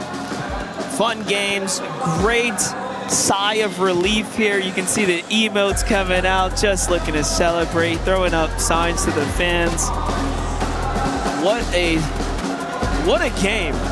What is group stage 1? We have so many more days of this ahead of us. I was going to say, you know the best part about this? We get to run it back tomorrow. We got Group B. We got this level of competition again. And again, we've seen our top tier teams, Vico, Malabuka, and I want to see what happened. Wow, Hari did enough. Solo clutch, Z-Dog and Goofy couldn't quite break into that top 7. You can't say they didn't give it a good go though. The difference, they had so many more elimination points worth, but it's the placement points that held them back. Z-Dog and Goofy are going to be a dominant team to look out for. You know, in the end, you have to really respect that performance. But here's your major upsets, Raising and Nalu, Epic Whale, Pump, Alex, and Reckless. Unfortunately, will be getting their keys crushed, and their tournament comes to a complete end here at the group stage end. It's just so tough for them. Unfortunately, for teams like Alex Breakfast, the teams like Epic World Pump, they could never really get the engine going. We didn't see the best from them throughout the entire day,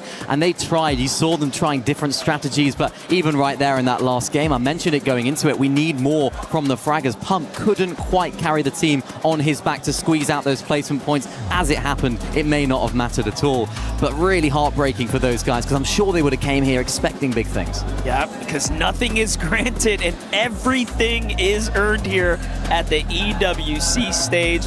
You really never know how it's going to play out. You saw the line there. You even had Brazil's strong PH Sin nearly getting sent up and out as well, but he managed to do just enough. So many clutches there coming in the end. You really have to respect it. The overall standings were definitely interesting to watch.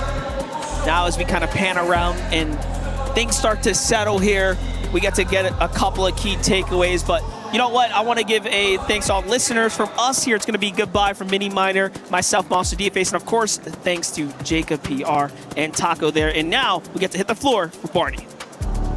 Ladies and gentlemen, make some noise for Aurora Gaming! What a performance. There's lots of noise being made. Welcome, Shark and Teeny. Congratulations, what an amazing day. Now, how does it feel to not only win today, to claim the top spot in Group A, but to dominate it? I mean, it was easy. We expected to win, so... The expectation was there. Shark, I have a feeling that, you know, you were vibing from Boop's energy today. Is that right? I feel like you were vibing off Boop's energy today. Yeah, low-key. Low-key, I like it. Okay, gentlemen, we're here to do something. Of course, you know, we're here to crush some keys. The 3 keys that you see before you, the eliminated teams, we've got Epic Whale and Pump, we've got Rainy and Nalu, and we've got Reckless and Alex from Power. Okay, so this is the reality of the Esports World Cup. We've got to crush the keys until only one is left intact. So, Shark, can you please open this by pressing it down? It's a button. There we go, we've opened up the iris. The teeth are going to destroy these keys. And so, Teeny, could you please pull on this and send them home? Ooh. And there you have it, just like that. 3 teams have been eliminated from the Fortnite Reload Championship. It's brutal, but it's honest and it's necessary. Congratulations once again to Shark and Teeny from Aurora Gaming. We're going to send it to the studio to round out day 1 and get ready for Group B tomorrow. Thank you, Barney, for that riveting segment there, crushing those keys.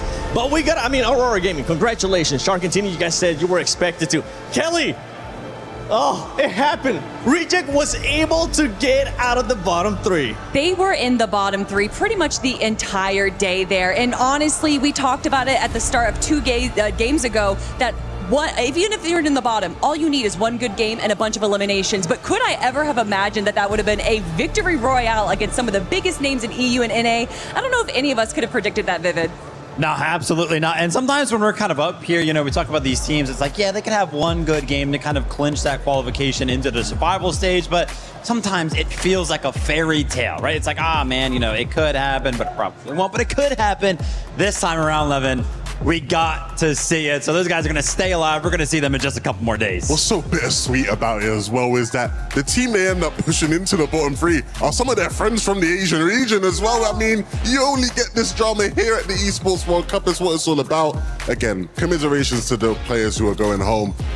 But I think the group that we have going through to Survival Day is a strong, strong group. And there we have the top 7 that are going to be going to the finals. For anybody that's just maybe tuning in watching Fortnite Reload Championship at EWC 26, the top 7 move on to the finals. The other teams, as long as you're not in the bottom 3, you end up going to survival stage. And out of that top 7, we got to give them props once again here, Vivid, because Aurora, Shark, Teeny, 4 victory royales.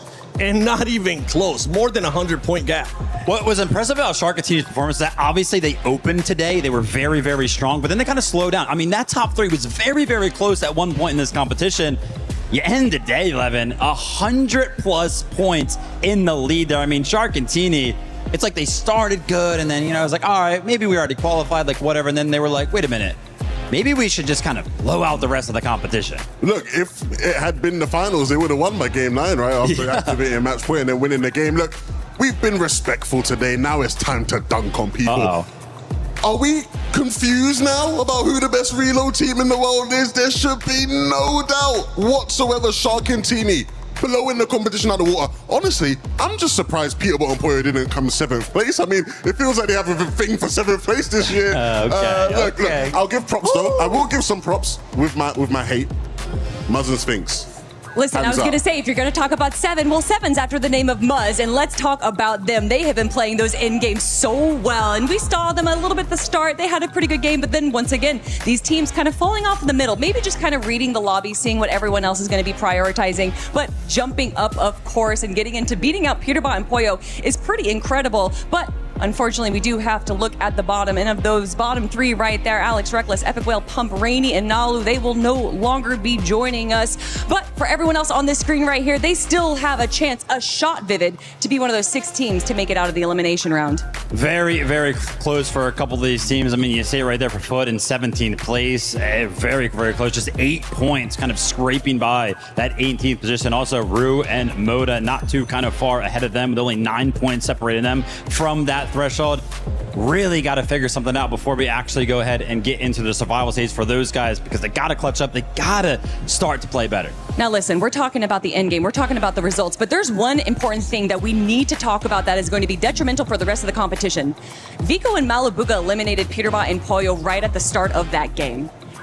Is that going to change anything with Peterborough and Poyo? We have seen, Vivid, so many times in NAC how if Peterborough and Poyo get even slightly griefed, that they will focus on that team. Now, it's Vigo and Malabuga. That is a difficult team to focus, but do you think there's going to be any kind of rivalry building from this? Nah, I think Peterborough's going to be pretty focused. I can almost guarantee you, Lev would probably agree with me on this one, although he is smiling, so I can't wait to hear what he has to say. But Peterborough and Poyo, they usually do kind of focus in on when it comes to some of these finals. But like I mentioned, it's kind of hard to pick the brains of some of these players once they kind of enter those stages of a competition, when they feel like they are already qualified, because it's like, well, were they trying the whole time or not? I agree with you. I think for Pete and Poyo, you know, on NA a lot of the times they have the advantage of being able to almost be very aggressive in that sense of like, oh, you want to grief me rapid and cold? Like, all right, we'll come for you then. You know, we'll dedicate a final to dealing with Clicks and Higgs when it was them two, obviously. Here though, I think you can't afford to do that, right? You know, you got to focus on actually trying to be in the conversation with a Vico Malabuka at the top of the leaderboard, and that needs to be the focus. I think they'll be all right though. Especially when you have Sharkantini playing like that, too. Yeah. Going to the finals, you don't want to take any time off to just go grief somebody else. But this has been Group A of Fortnite Reload Championship at EWC 26. Make sure you tune in tomorrow, because it is going to be Group B, and it's going to be wide open.